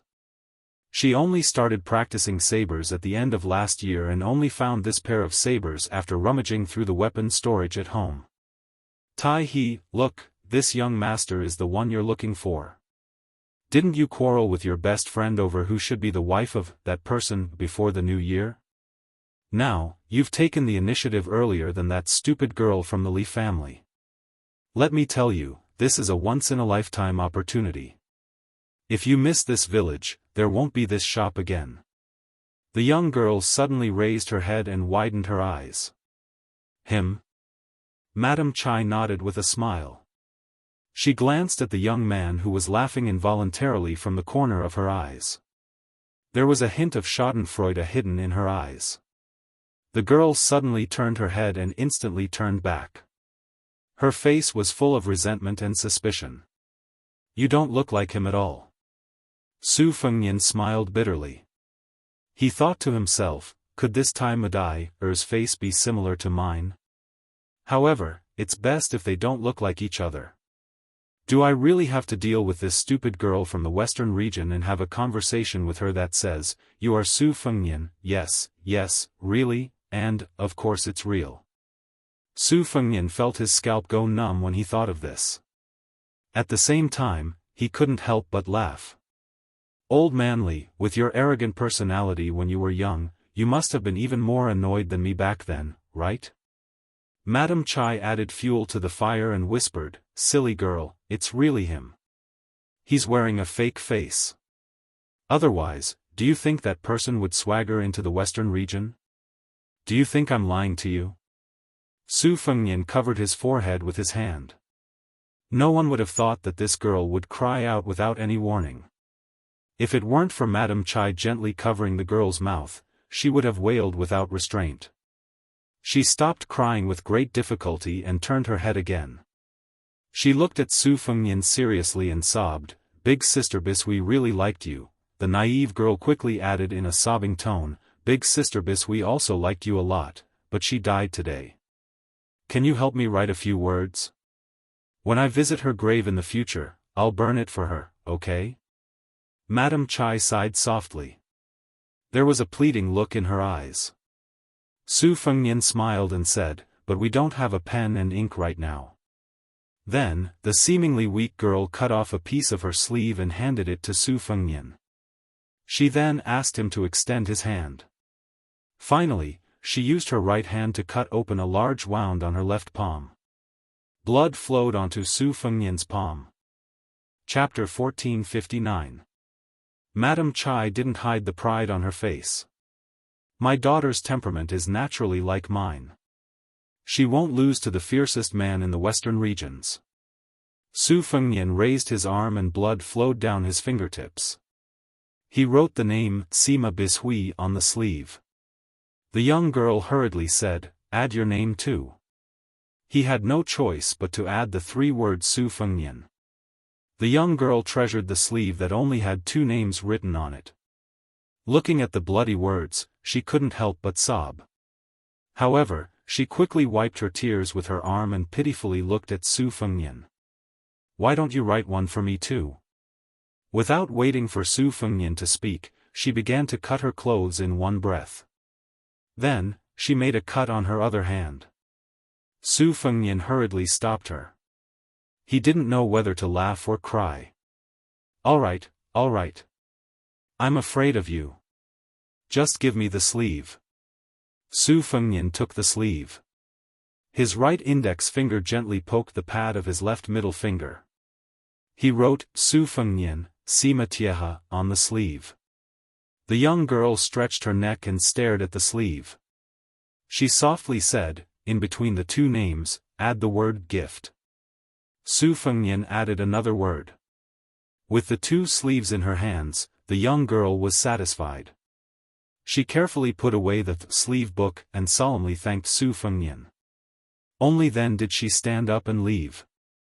With her back to him and her mother, she secretly sobbed as she walked far away. Su Fengnian smiled. Madame Chai, you have a good daughter. Madame Chai nodded. Who said otherwise? My only wish in this life is to not let her live like me. Originally, this wish was almost shattered. Fortunately, Prince appeared here today. She finally stood up. The corners of her mouth held a happy smile. I won't disturb Prince's peaceful cultivation. Su Fengnian raised his head and said, Live well. In her entire life, Madame Chai had never treated a man with such sincerity. Su Fengnian closed his eyes. You must live well in Dunhuang, you must wait for me. In the next 6 hours, the Sima clan had already begun to disperse under Madame Chai's orders. In the meantime, she and her daughter had stood side by side and looked at Su Fengnian, who was sitting under the eaves with his eyes closed, from afar. When the cottage returned to silence, Su Fengnian opened his eyes. As expected, the six-jewel bodhisattva did not return with the sword and saber from Mount Lantua. In that case, they could only make do with it for now. In the upcoming battle, it wasn't up to anyone to decide who was magnanimous or extravagant. They had to haggle over every detail. The key was to see who could last until the end. Su Fengnian tore off his face and slowly stood up. His two big sleeves fluttered in the wind. In the light, he looked like an immortal who was free and unfettered in the mortal world. Su Fengnian raised an arm. The whole city was filled with swords. Long swords, short swords, ancient swords, new swords, all of them flew over and chirped cheerfully. In the straight line in front of him, the swords were connected head to tail. They were arranged in a row and hovered in the air. There was once an old man who dripped water on a path in the rain to form a sword. Su Fengnian smiled. The wind was strong. This time, there was no need to talk. Su Fengnian's arm gently pushed forward and then began to move forward. The swords connected and finally converged into a long sword that was hundreds of feet long. Su Fengnian said in a low voice, Let's go. This sword, in an instant, broke out of the city. It crashed into the Beimang military god, Tuoba Bodhisattva, who was rushing toward the city. Dunhuang City. In the middle of the night, there was a woman who was a light sleeper. When her child cried, she quickly put on her clothes and gently picked up the child from the cradle. The child's tears quickly turned into laughter. She lowered her head and looked at the childish smiling face. She also smiled. She gently swayed her arm and slowly hummed, little sweet potato, grow up quickly. Zhao Bing, the king of Yanqi, had an army of no more than 100,000 soldiers under his command, but he actually had more than 200,000 soldiers and horses under his command. Among them, the infantry generals Zhang Dingyuan and Gu Ying, one was adept at playing to his strengths and avoiding his weaknesses, and using his advantage to attack his weakness, and the other was adept at surprise attacks, and loved to fight to the death. There was also Yuanzhou General Yi Xiufeng, known as Nanjiang King Mingyang. He was good at defending the city and was famous in the south. Hezhou General Liang Yu was good at surprise attacks. He used infantry as cavalry. All of these people were talented and difficult to tame generals. However, their limelight and sharpness had always been covered by the Beiliang cavalry. The number of times these people were mentioned in the capital of Liang might not be as many as Chu Lushan or Yan Wenwan. However, there was one exception, and that was Nanjiang's number one general, Wu Zhongshuan.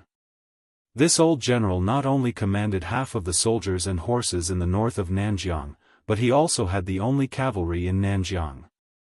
At that time, His Royal Highness Zhao Zhu led thousands of cavalry to Guangling to help the king quell the rebellion. To be precise, he borrowed part of the soldiers and horses from Wu Zhongshuan. Wu Zhongshuan and Nailan Yusi became Zhao Bing's left and right arms. However, compared to Nailan Yusi, who was almost blindly trusted by the king of Yanqi, Wu Zhongshuan, who commanded the troops outside, paled in comparison. Among his 3 sons, the eldest and youngest were left in the territory under the jurisdiction of the king of Yanqi. Only one son, born of a concubine, followed by this old man. He also did not join the army. He ate, drank, whored, and gambled, and was the leader of the northern part of Nanjiang. It was rumored that once he took advantage of the opportunity when his father was patrolling the northern border to sneak into the south with more than 100 elite private retainers to show off. In the end, he was beaten to a pulp by His Royal Highness. That was not all. After he was beaten silly, no one knew who came up with the bad idea, but he actually went to the king's mansion to make a scene. After everything calmed down, outsiders did not know the inside story. Nanjiang only knew that the king of Yan Qi's third son, Zhao Yu, who held an important position in the army in the north, was recalled to the south. In any case, since then, Wu Zhongshuan rarely returned to the south. He wholeheartedly guarded the northern part of Nanjiang. A group of more than 20 riders stopped their horses and raised their whips on the south bank of Guangling River. They looked at the rolling river flowing east, like the most spectacular white silk in the world undulating with the wind. There was a large age gap between these riders, but they were all wearing armor and carrying swords. Their vigorous spirit was extremely eye-catching. The few riders in the middle had a kind of vigorous spirit condensed from being in a superior position for a long time. The white-haired old man with a straight back was the most eye-catching. The old man held the whip made of tiger bone and the whip made of tiger skin. He narrowed his eyes and looked across the river, straight to the north bank. The two middle-aged generals beside the old man were his trusted subordinates that he had cultivated for 20 to 30 years. Tang He and Li Chunyu's reputation was slightly inferior to Zhang Dingyuan, Gu Ying, and the others. However, if they really competed on the battlefield, the old man did not think that they would lose. Furthermore, Tang He and Li Chunyu were both born in the top noble families in the north of Nanjiang. They had a complicated marriage alliance. This meant that the old man had more connections in the central plains than the king of Yen, who was severely restricted by the laws of the vassal states. Tang He was a coarse-looking man. His face was full of sideburns, and he did not have the time or thought to take care of them. A few strands of his beard were tangled together. He bent down and touched the muscular back of his warhorse. He complained, "Did the two vassals, Zhao Yi and Zhao Sun, come to an agreement beforehand? Why are they so arrogant? They are not willing to help us cross the river, using the excuse that they want to defeat Chao Changqing's navy to ensure our safety." The old man was the #1 general of Nanjiang, Wu Zhongshuan. He said calmly, "This logic makes sense. 100,000 soldiers crossing the river is not a small matter." Tang He said carelessly, "Chao Changqing has made it clear that he has shrunk the battle line and concentrated his troops at Bailu Lake. Then we can go to Longmen Ferry and have the Qingzhou Navy protect us. Does the Zhao Yi Navy lack these 10 days to half a month? Otherwise, we can cross the river from the estuary of Guangling. Chao Changqing's warships can't climb onto the shore, go around the Zhao Yi Navy, and then jump into the river to stop us, right? These bastards just don't want to see our Nanjiang elite troops successfully cross the river." Wu Zhongshuan shook his head and said, "This is the intention of the capital. Do you think Zhao Yi and Zhao Sun can make the decision?" Tang He's face was full of sarcasm. He laughed out loud and said, "For a vassal to act like this, you can be considered capable." Wu Zhongshuan had always had a cold personality. He had spent most of his life in the military. No matter if it was a great victory or a crushing defeat, he had always had an attitude that showed neither sorrow nor joy. He had become the perfect example of the saying in military books, "A person with a thunderous heart but a face as calm as a lake can be worshipped as a general." Wu Zhongshuan sank into deep thought. Compared to the generals around him who were mostly brave on the battlefield but not familiar with the court, as a general, the old man's thoughts were more complicated. This time, he was leading his troops north. Was it not a huge gamble? Other than official business, the old man also had a private matter to attend to. Someone wanted him to take care of a young man in Wu city called Jianghu. In exchange, that person promised him that not only would he become the main general of the Nanjiang army on the northern expedition, after crossing Guangling, there would be a great wealth waiting for him. Wu Zhongshuan had no chance to refuse this matter because that person had exposed the mastermind behind Wu Zhongshuan's rise to fame, Huang Sanjia. Regarding this secret, not to mention his 3 disappointing sons, Wu Zhongshuan didn't even tell his wife, who had grown old with him, about it. At this time, another group of cavalry galloped over. Tang He, Li Chunyu, and the others raised their eyes to look. Their expressions were somewhat strange. Wu Zhongshuan squeezed the horse's belly and urged it forward. On the horse's back, he lightly cupped his fist to the heroic young man. This general greets His Royal Highness. Chapter 1460. This young man who only had 5 or 6 retainers with him was the Crown Prince of Yanqi, Zhao Zhu. Compared to Wu Zhongshuan and his men who were clad in metal armor, Zhao Zhu was dressed in a brocade robe. If it were not for the common saber on his waist, he would be easily mistaken for a young master who was out traveling. Beside him were 2 personal bodyguards from the Crown Prince's mansion, as well as a few outsiders from the southern border, 1 man and 2 women. The man's attire was extremely strange. He had a monk's ring scar on his bald head, but he wore a Daoist robe. The slightly older woman was extremely beautiful. She looked like a beautiful woman in her early 30s. If it wasn't for the fact that her aura was extremely strong and intimidating, she would have died young in this chaotic world of war and on the banks of the Guangling River where the smoke of war was rising from all directions. The younger woman was tall and was clearly a woman from the northern lands. Her appearance was not that stunning, but she had a unique style. Tang He, Li Chunyu, and the other generals had long heard of the half-monk, half-Taoist man and the woman who had appeared on the Rouge list 3 times. Gong Bonk, the disciple of Wuxia Xianxia of the martial emperor city, and Linya, the great grandmaster of fist arts, were well-known figures in Jianghu. As for why these 2 people had attached themselves to His Royal Highness, they were too lazy to think about it. No matter what conflict Crown Prince Zhao Zhu had with their benefactor, Wu Zhongshuan, the vast southern border would be filled with heartfelt admiration.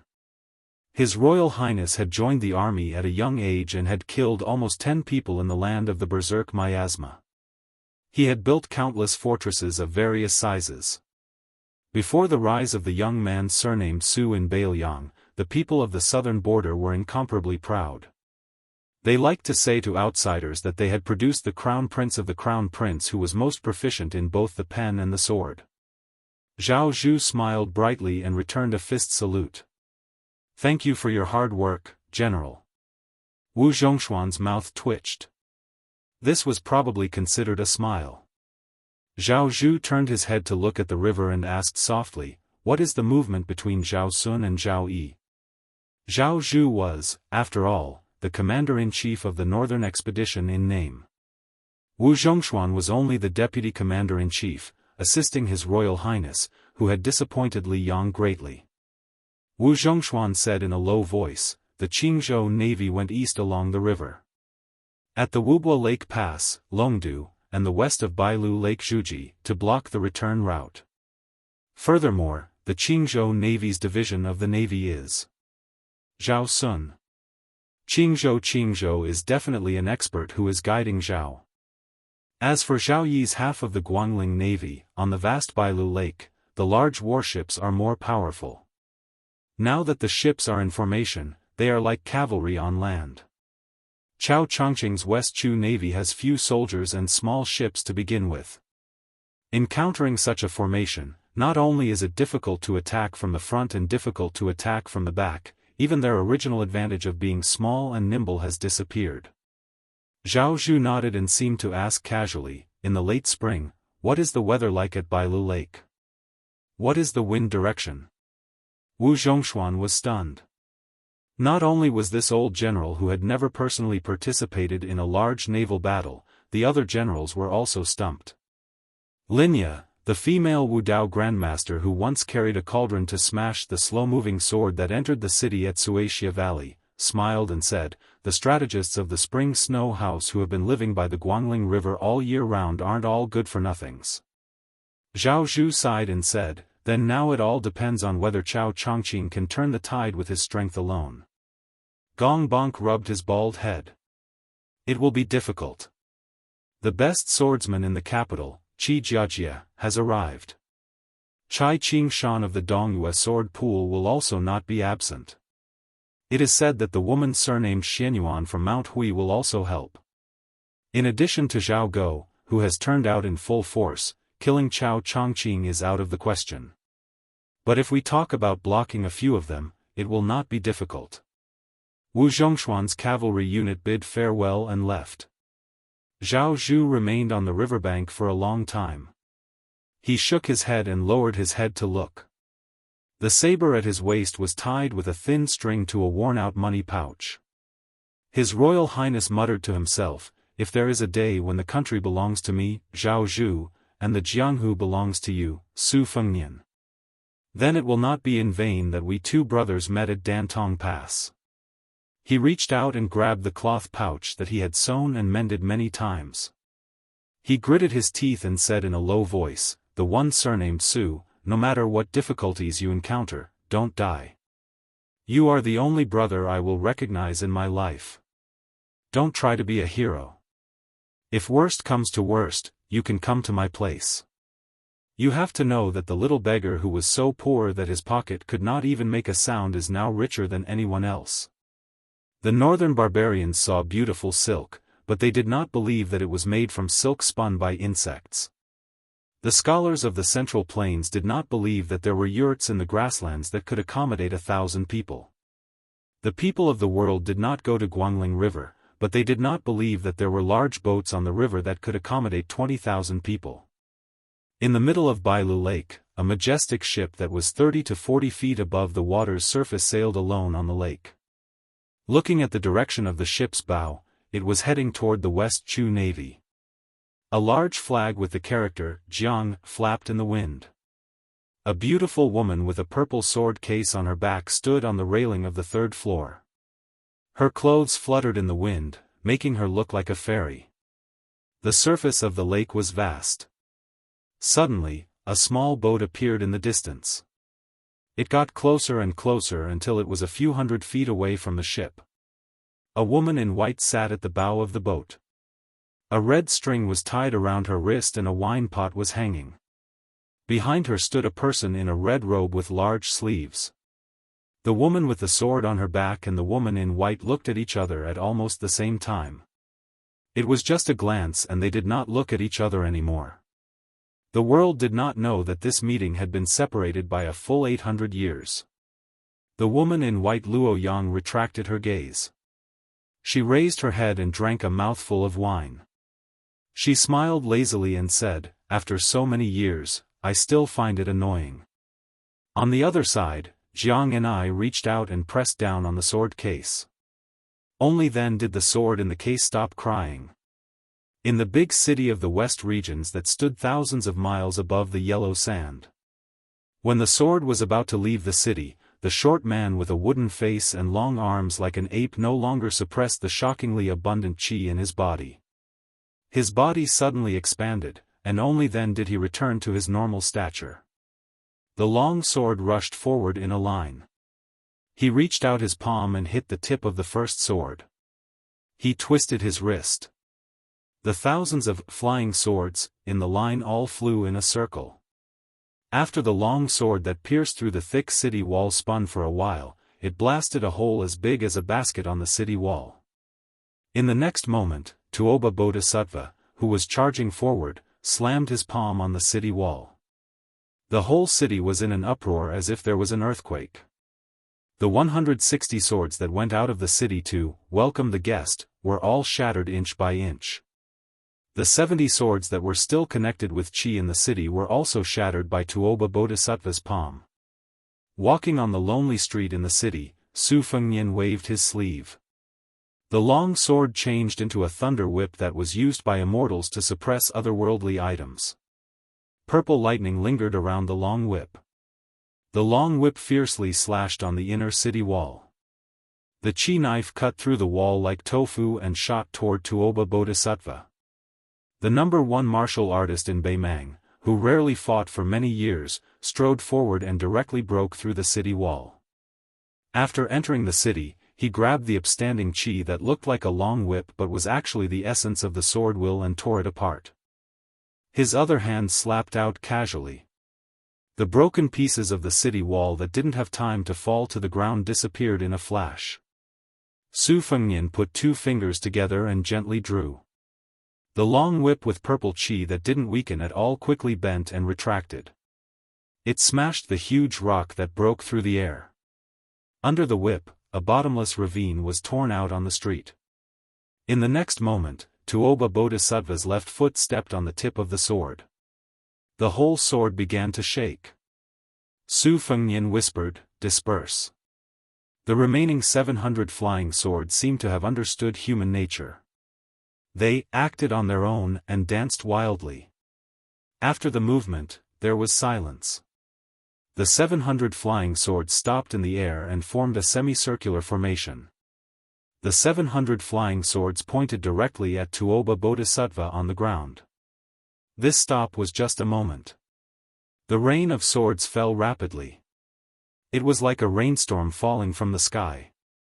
The violent crackling sounds were like raindrops the size of soybeans hitting the surface of an oil paper umbrella. Dust flew up on the street.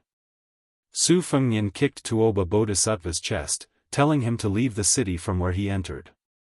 However, Tuoba Bodhisattva rushed into the city again at a speed that was countless times faster than when he left the city. He punched Su Fengnian's right elbow that he raised to block. Then Su Fengnian's right fist and Tuoba Bodhisattva's left fist collided at the same time. Both of them only took 2 steps back. However, the tall buildings on their left and right had all collapsed. The streets near their feet were filled with swords that had fallen to the ground. Some were straight and some were slanted. After Tuoba Bodhisattva and Su Fengnian's fist collided again, they both took a step back and frowned. Because he realized that the 500 flying swords had sunk into the ground at the same time and disappeared. Ever since Su Fengnian started practicing saber martial arts, he had traveled through 2 Jianghu. In these years, when he fought with his enemies to the death, he mostly borrowed other people's moves and rarely created his own moves. Today, Su Fengnian not only wanted to gamble on victory and defeat, he also wanted to use this opportunity to return to the peak of another realm at the same height. Previously, there was a sword in the world. After that, there was a sword on the ground.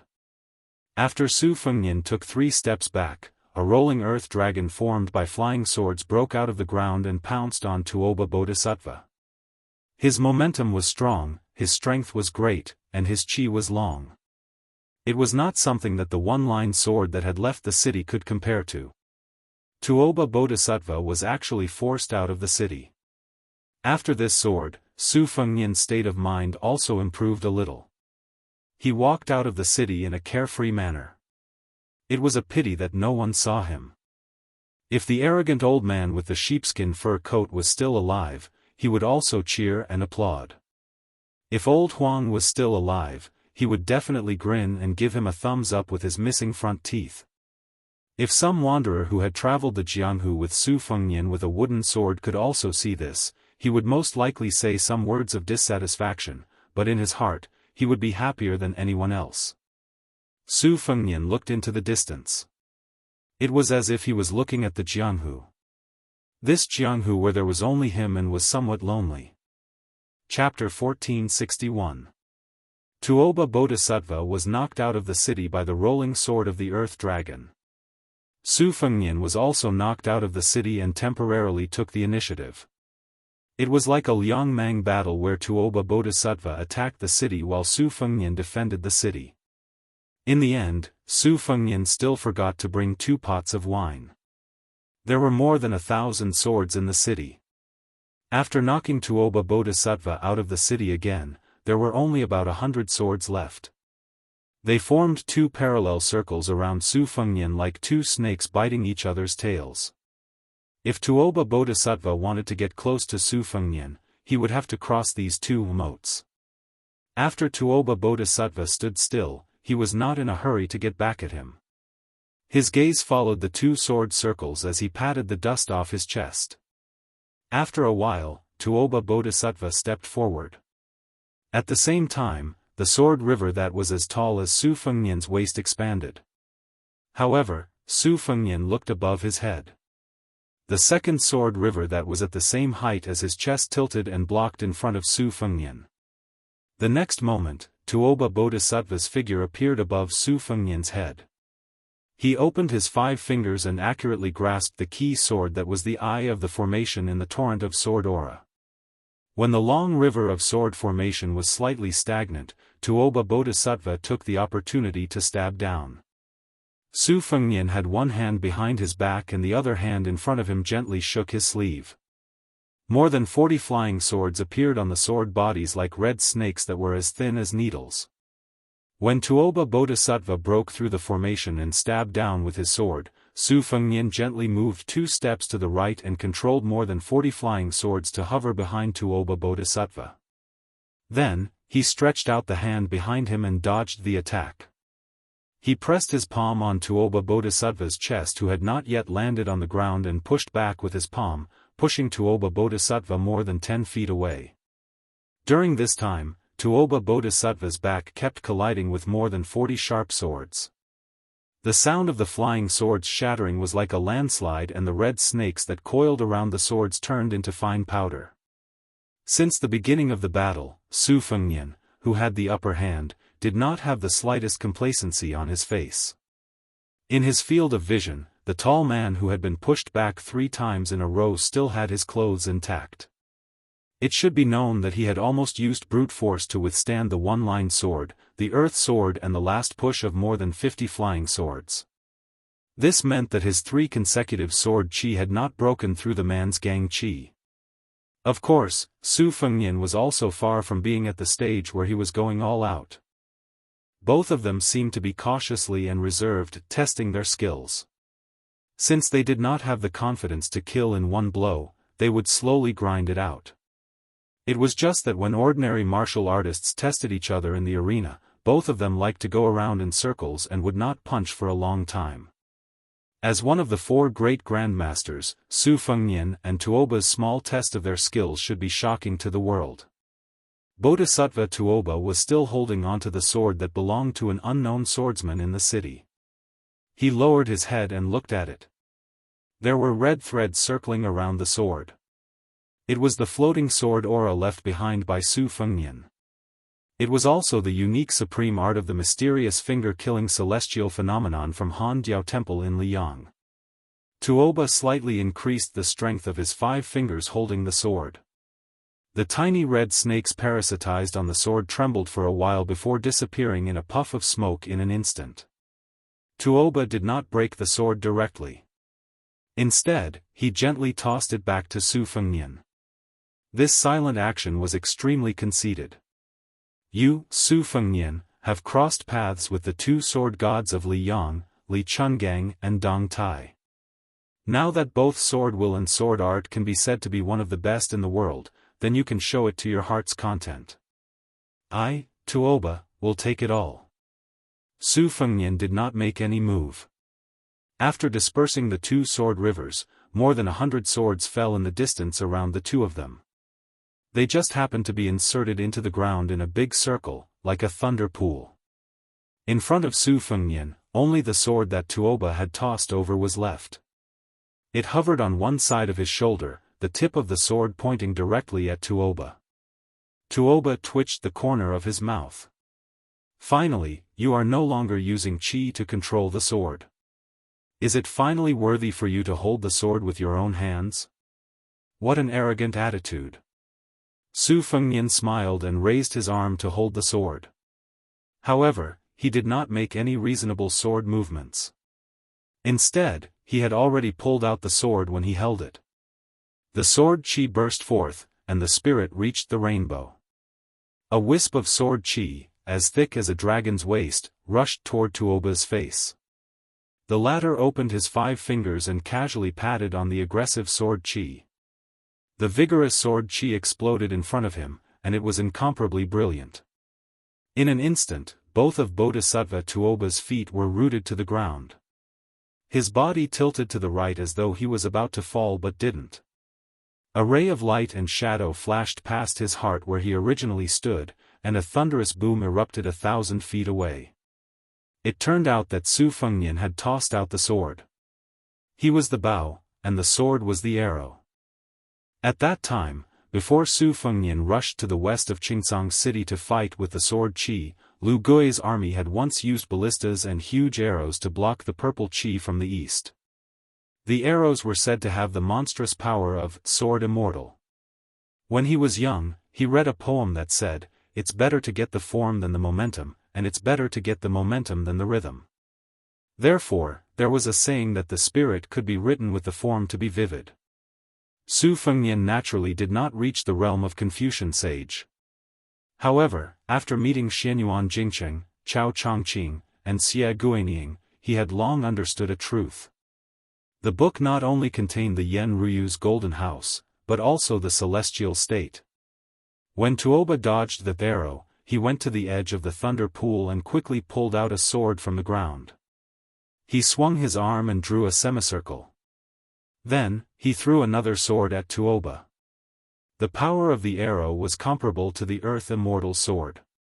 Although the momentum and force were slightly inferior, it could not withstand the speed and frequency of Su Fengnian's sword.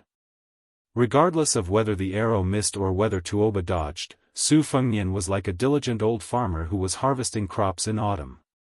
He pulled out his sword one by one, drew a semicircle with his arm, and shot out arrows one after another.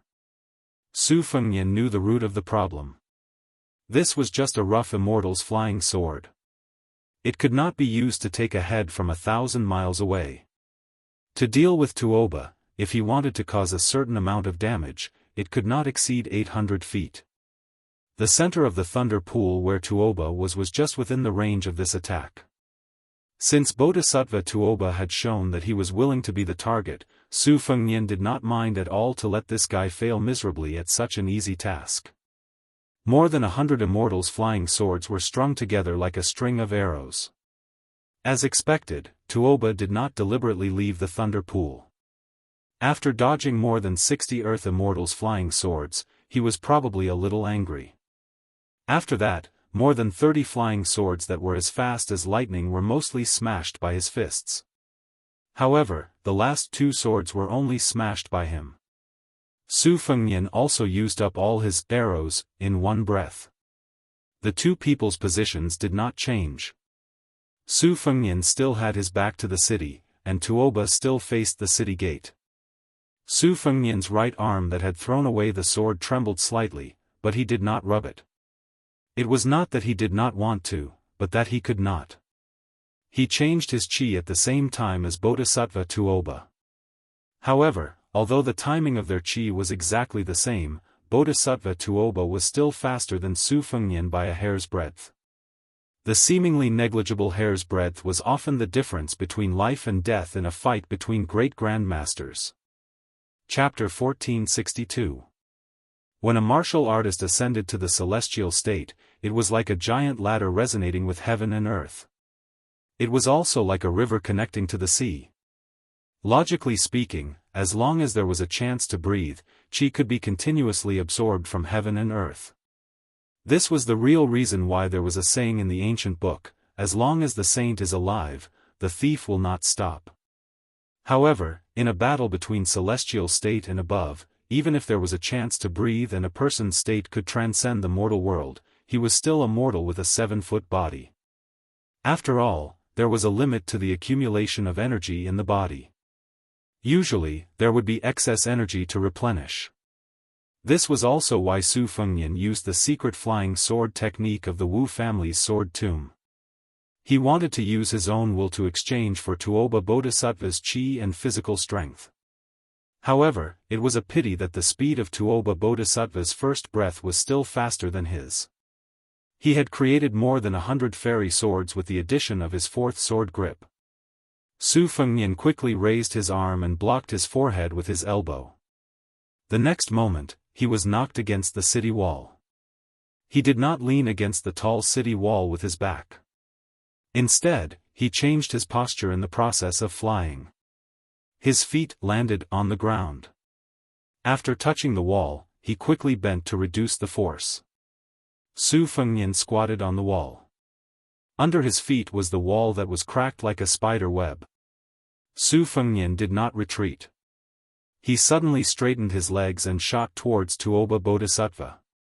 Then, Su Fengnian was punched back to the city wall by Tuoba Bodhisattva. His whole body was embedded in the wall. This majestic city in the western regions was like an old man past his prime. In the end, there were thunderstorms and torrential rain above his head without rest. Even though he had weathered many hardships, it was inevitable that his life would be hanging by a thread. Fortunately, the two culprits who were the ultimate martial artists of the world finally let it go and left the city. However, this sudden storm had already woken up all the people in the city.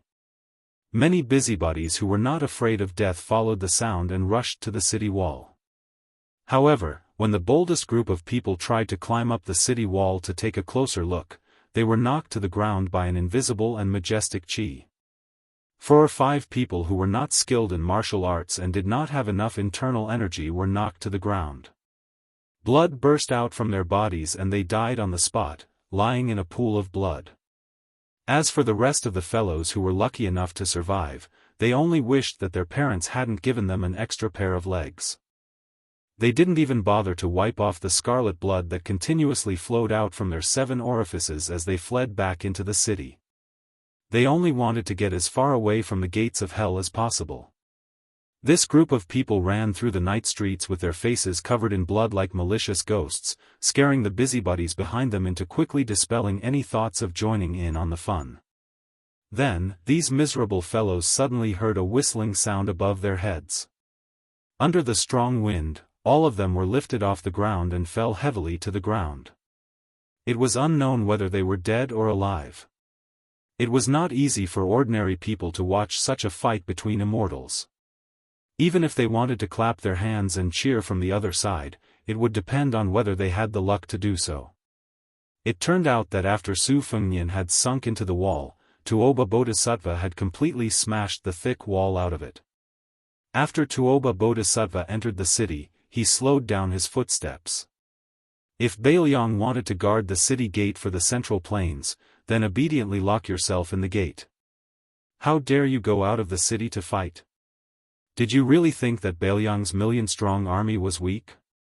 Did Su Fengnian really think that I, Tuoba Bodhisattva, had the heart of a bodhisattva? Wang Xianji cared about the survival of the Jianghu, but I, Tuoba Bodhisattva, was never a Jianghu person. Why would I care if Su Fengnian could continue the Jianghu's life? Tuoba Bodhisattva looked into the distance and finally opened his mouth. He asked in a low voice, "The 1,000 swords have been used up. Do you want to continue borrowing swords? Or do you want to change your blade and start again? If you can use Gu Jiantang's Thunder of Mind or Spring and Autumn Saber Armor Qi Lianhua's moves, I don't mind waiting for you for a while to let you take another breath."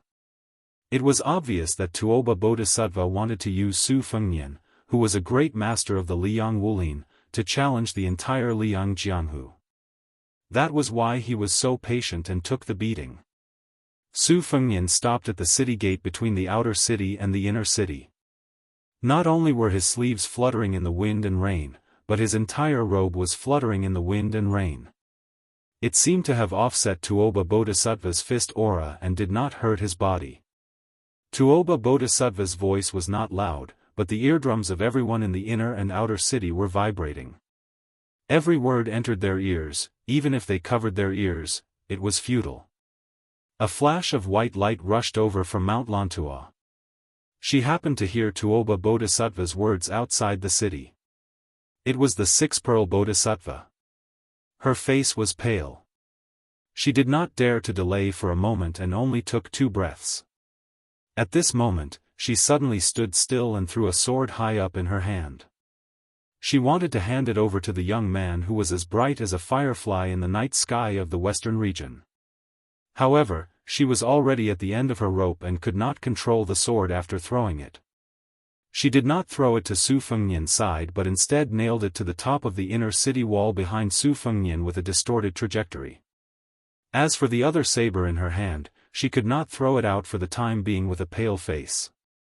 Su Fengnian turned his head to look at the ancient sword, Loudness, that was forged in the Dafeng dynasty and was lost in thought. For some reason, he thought of the cicadas that he heard in Wutongan when he was young. Later on, he heard the cicadas for the first time when he traveled in Jianghu before he turned 20. There was also the last time he heard the cicadas when he brought wine to the tide listening pavilion when his master, Li Shan, was still alive.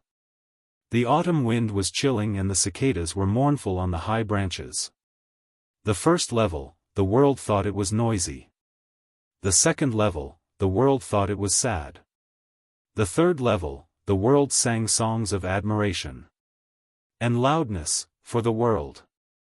Another day, there was another person who had said something heroic to him under a tree with a grin on his face. If one day you are in Jianghu and hear of a peerless swordsman with the surname Wan, there is no doubt that it is me. Su Fengnian did not take down the famous sword loudness. Instead, he laughed loudly and said, "If anyone in the city has a wooden sword, please raise it high." In the city, there was a girl named Sima Tieha who happened to be tidying up the family's storehouse. There were a few narrow wooden swords that she used to practice swordsmanship when she was young. When she heard this somewhat familiar voice, she subconsciously grabbed one of the wooden swords and raised it high. She did not care if that person could hear her and shouted at the top of her lungs, "Here! Here!" The next moment, the wooden sword seemed to have a life of its own. It broke through the roof and flew out of her hand. The dumbfounded girl muttered, "Mother did not lie to me. It really was you."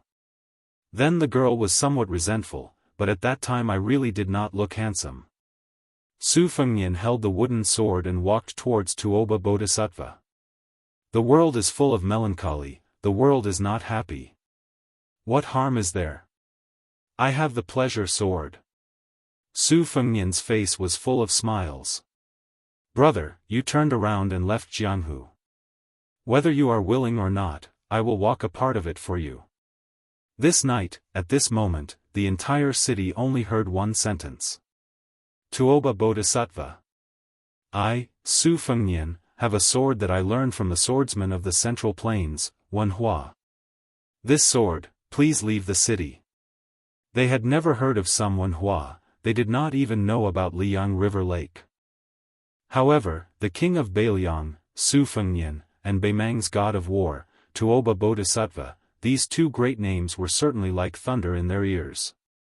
Then, if Su Fengnian really forced Tuoba Bodhisattva to leave the city with one sword, that swordsman called Wenhua should be quite amazing, right?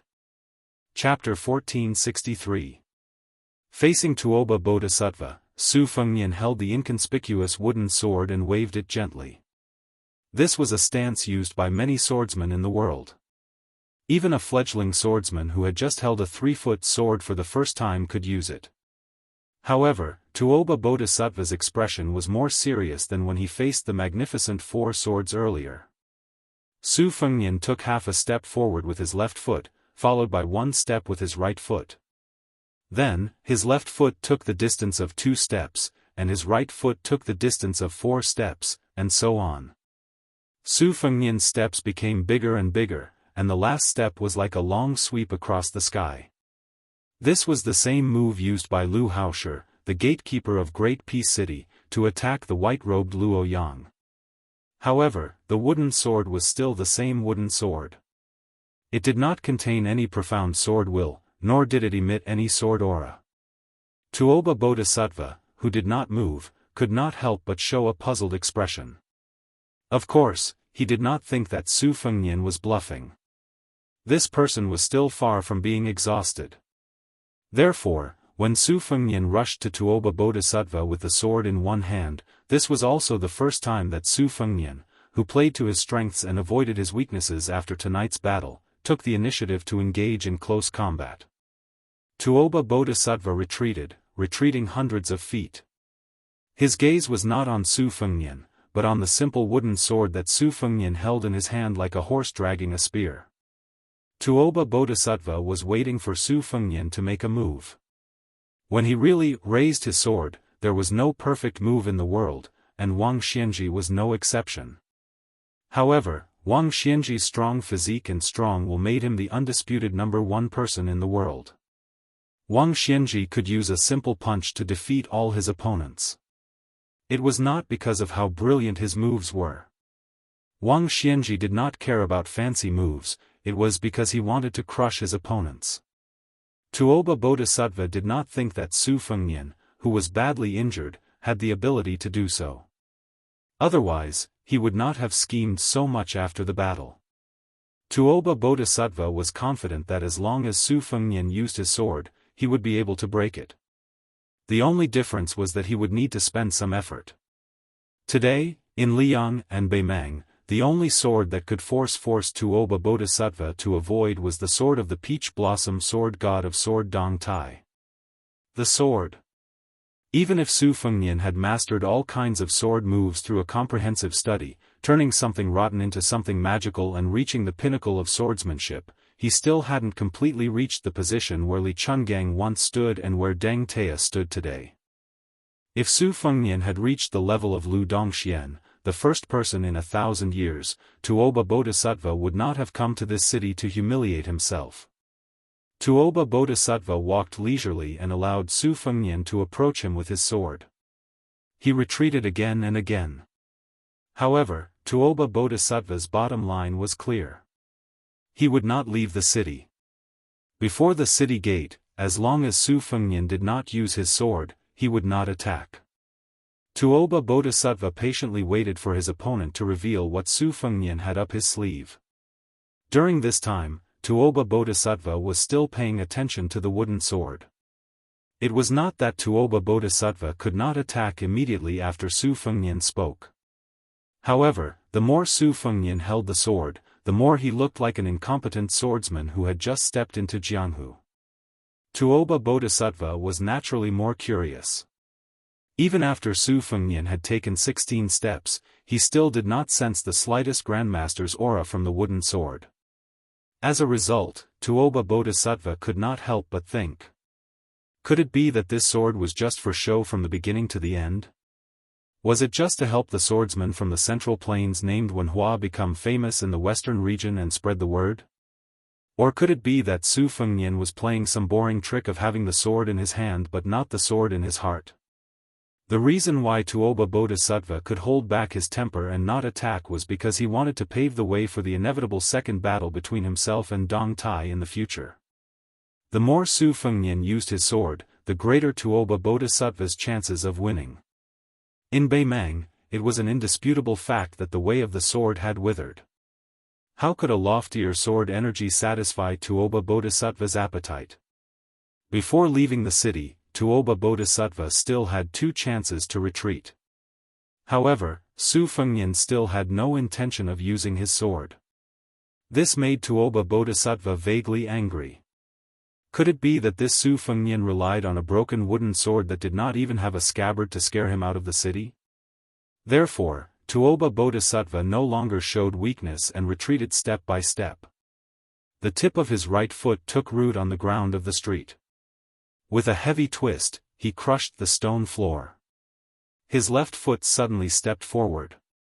Before the sole of his foot touched the ground, the entire street in front of Tuoba Bodhisattva collapsed. When his left foot stepped down and his right fist punched out, the buildings and houses on both sides of the main street were like wheat fields blown by a strong wind. Thousands of wheat ears could not bear the heavy burden and all fell in the same direction. This strong wind spread throughout the main street, lifting countless pieces of gravel and rushing towards Su Fengnian. Su Fengnian was like a traveler who was traveling against the wind. Since he could not avoid the wind, he would bite the bullet and pass through it. With every step he took, cracks began to appear on his undamaged robe even though it was covered by countless floating scarlet snakes. His black hair fluttered wildly in the wind, and even one side of his face was instantly cut open by the fist aura, leaving small bloody grooves. Tuoba Bodhisattva's heart trembled. This guy actually wanted to shorten the distance by taking the fist aura head-on just to accumulate power for that sword? In the end, when both sides were only one step away from each other, the winner would be decided? Or perhaps, his ambition was even greater. All the previous stingy calculations of a small businessman were all a smokescreen.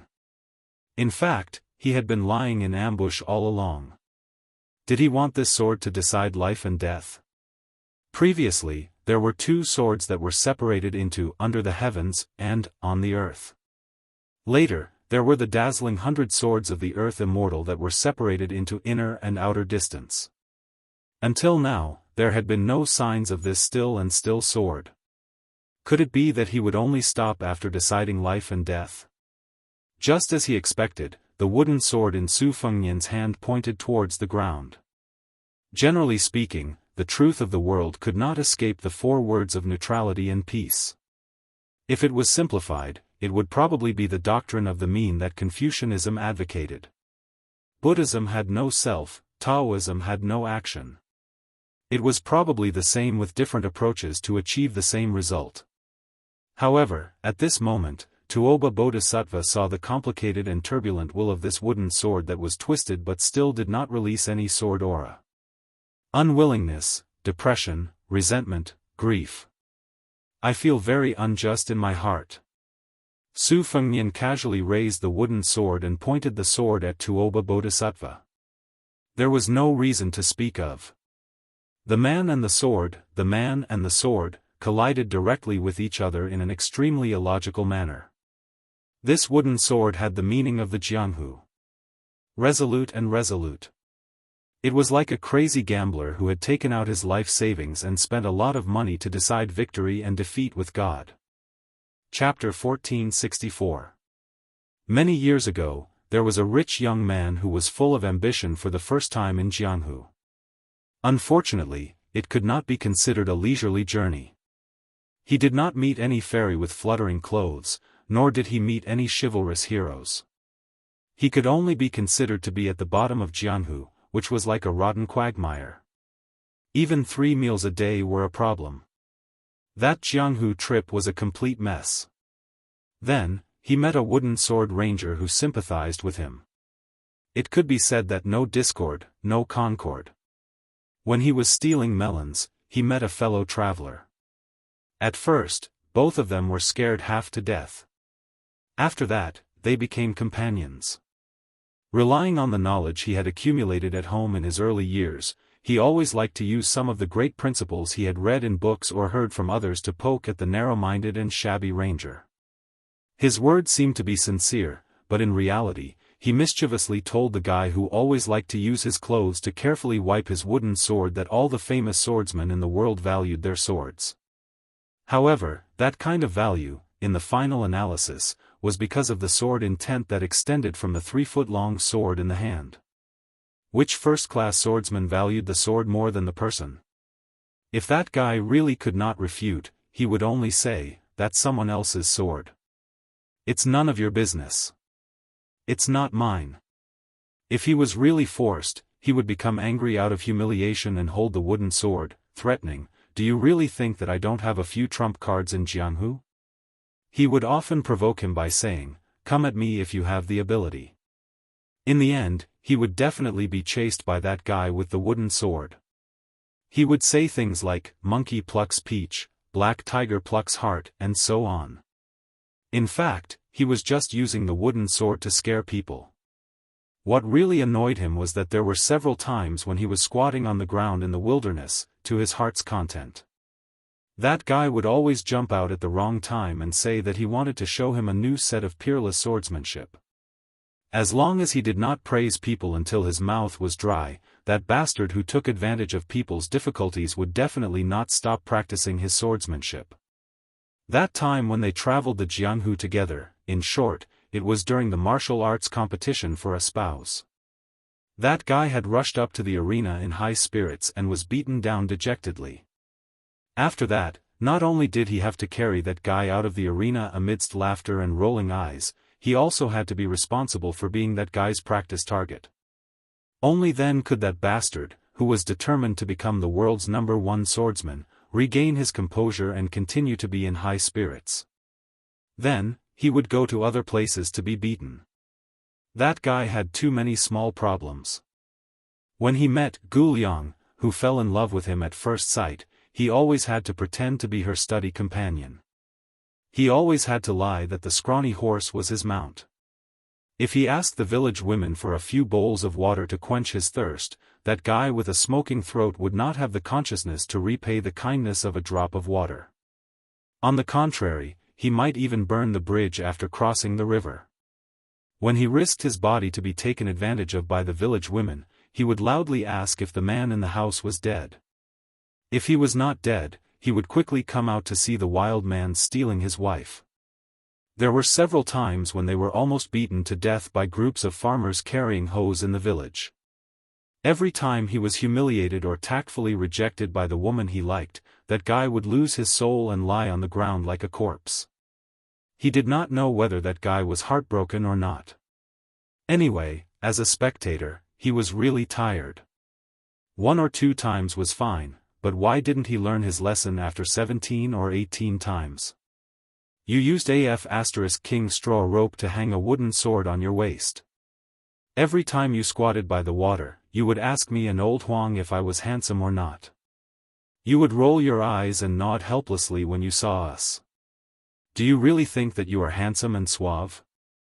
Those girls with big buttocks and big breasts you met halfway and made you drool had to cry and beg to marry you?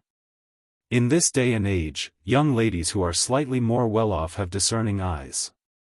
Do you think that just because you ride that inferior horse over there, you won't be able to see the miserable scene of your pair of tattered straw sandals exposing the toes of your tattered straw shoes? Those women would be able to tell how many copper coins you had in your pocket with just a quick glance, as if you were wasting money. Later, they met a rich family, a young lady who liked to call herself a heroine. With great difficulty, they were able to live lavishly for a period of time. Finally, they were able to eat proper food in a restaurant. They drank big bowls of wine and ate big chunks of meat. They lamented that their bodies reeked of alcohol and their mouths were greasy meat. This was the kind of life a hero should lead. Later, the girl squandered all the money, and their days began to be tight again.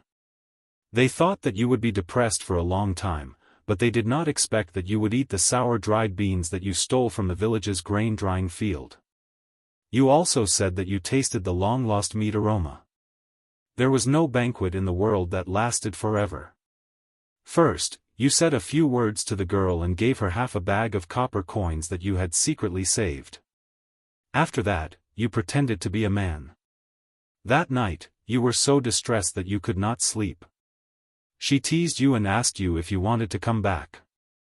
In the end, you angrily picked up the wooden sword and cut it. Finally, you squatted on the ground and sighed bitterly, saying that it was 2 different things. It was one thing to treat the girl as a friend and be willing to give her as much as she had. You generously squandered all your money. It was another thing to feel distressed. It was the same thing to have 2 different feelings. It was not contradictory. In the end, the 2 of them also had to part.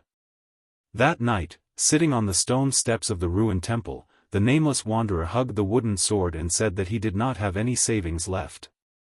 He only had the wooden sword. Even if he was a brother, he could not give the sword away because he would have to rely on it to make a living. He would have to make a name for himself and become one of the best swordsmen in the world. He also vowed that after he made a name for himself, he would definitely return what he owed in the past 2 years. He, Wenhua, did not have the habit of owing people. He joked that there was no need to return it. He did not expect it. The guy who had never gone to private school and had never read books still said the same thing. Brothers should settle accounts clearly. You gave without asking for anything in return, but I, Wenhua, would not really laugh and act as if nothing had happened. They were 2 different things. That time in the extremely destitute Jianghu, old Huang was not skilled at all. That little girl, Liu, dreamed of becoming a heroine even in her dreams. Wenhua, on the other hand, was a half-baked swordsman. However, many years later, Su Fengnian realized that it was like a jar of old wine. After drinking it, the aftertaste would always be there. That Jianghu, which was full of poor and destitute people, was much more memorable than the wonderful Jianghu that Su Fengnian yearned for when he was young. It was the kind of Jianghu where he could leap over roofs and vault over walls and step on snow without leaving a trace. It was a dark and windy night where he could kill people. Tuoba Bodhisattva's expression kept changing. How did Su Fengnian end this sword? Tuoba Bodhisattva snorted coldly and retreated out of the city. He originally wanted to enter the city quickly after Su Fengnian's unreasonable sword's momentum weakened from its peak. He wanted to return the favor on the spot with a thunderous momentum. At that moment, it would truly be a matter of life and death. However, Tuoba Bodhisattva was stunned on the spot. It was not because Su Fengnian had a backup plan. The sword's momentum was still rising steadily. It was the exact opposite. In the end, that sword only had Qi Yun and not the slightest bit of sword energy. Su Fengnian stood still with his sword in his arms. He could not stop laughing. Wenhua, did you see that? Your Jianghu, your wooden sword, easily beat a master like Tuoba Bodhisattva out of the city. Su Fengnian inserted the wooden sword into the ground and raised his arms. The ancient sword Fang Sheng and the famous blade Qi Yun flew from the hands of six-jewel Bodhisattva in the inner city and the outer city respectively. He held them gently. Su Fengnian stepped forward. Before he left the city, he turned his head and looked at the wooden sword. He laughed softly. Next, it's mine. The yellow sand of the desert spun for thousands of miles. Chapter 1465. The mountain range that traversed the western region like a giant sword cutting the western world in half had the reputation of being the ancestral mountain. All the dragon veins in the world originated from here. At a steep mountain pass that ran through the north and south of the western region, the mountains on both sides were dozens of meters high and the path was rugged and deep. This mountain gap was an important passage that connected the north and south of the western region. A caravan of merchants walked through it with difficulty, the sound of camel bells ringing. The merchants were dressed in tight-waisted Hu clothes and sturdy leather boots. Mixed in with them were some women who wore hats to cover their faces. They were also tall and strong. There was a rumor in the Central Plains that the western regions liked to order women around like men and men around like livestock. These merchants traveling from the south to the north, regardless of whether they were men or women, all wore machetes at their waists. Some men with outstanding physical strength even hung a unique armor bag near the back of their camel humps. Inside the bag was a rough refined iron chain armor. When they encountered horse gang bandits, they could use camels to replace horses and fight in armor in case of accidents. Suddenly, the caravan was startled by a series of thunder-like sounds from afar. The caravan stopped abruptly and their faces changed dramatically. They mistakenly thought that they had run into a large group of horse gang who were waiting at the mountain pass. More than 50 people pulled out their machetes at the same time. The strong young man even quickly took out his iron armor from his armor bag and put it on. But in fact, everyone knew that if they really encountered horse gang who could create such a scene, they could only kill a few people with their poor combat strength. However, in the chaotic western region that had been without laws for more than 200 years, as long as there were horses and machetes, there would be people willing to work for them. Before the camels lined up neatly, someone with sharp eyes raised his head and saw a horrifying scene. A figure was running from the high cliff, like an eagle hunting for food on the ground. It fell diagonally and landed in front of everyone. After its feet touched the ground, it walked forward 7 or 8 steps due to inertia. It was only 10 steps away from the camel team. Everyone in the caravan was stunned. Some people swallowed subconsciously. They saw that the guy who fell from the sky had a different appearance from the people of the western region. He was young, handsome, and very clean. The young man carried a long sword in a white scabbard on his back and a machete on his waist. After taking a deep breath with dry lips, he raised his arm and made a gesture of drinking water. Then he asked with a smile in the common language of the western region, "Do you have water?" The camel team was silent, not knowing what to do. On the other hand, a woman wearing a hat took off a sheepskin pouch that still had some water left without hesitation and threw it high into the air to the man who looked like a mountain spirit.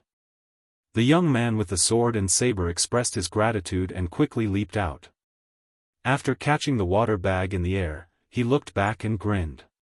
He stepped on the air and turned his body, crashing into the cliff. Then, he bent down slightly and used the momentum to rush forward. He continued to leap over roofs and vault over walls, like when he came. As he ran, he raised the water bag and drank a big gulp of water. After finishing it in one gulp, he casually threw it back, but it happened to land on the head of the woman in the bamboo hat. Just as the woman reached out to catch the water bag, a strong wind suddenly rose in front of the camel caravan. Another person fell from the sky like a falling rock. The strong wind blew and all the camels took a few steps back. The water bag missed the woman and fell lightly on the sand.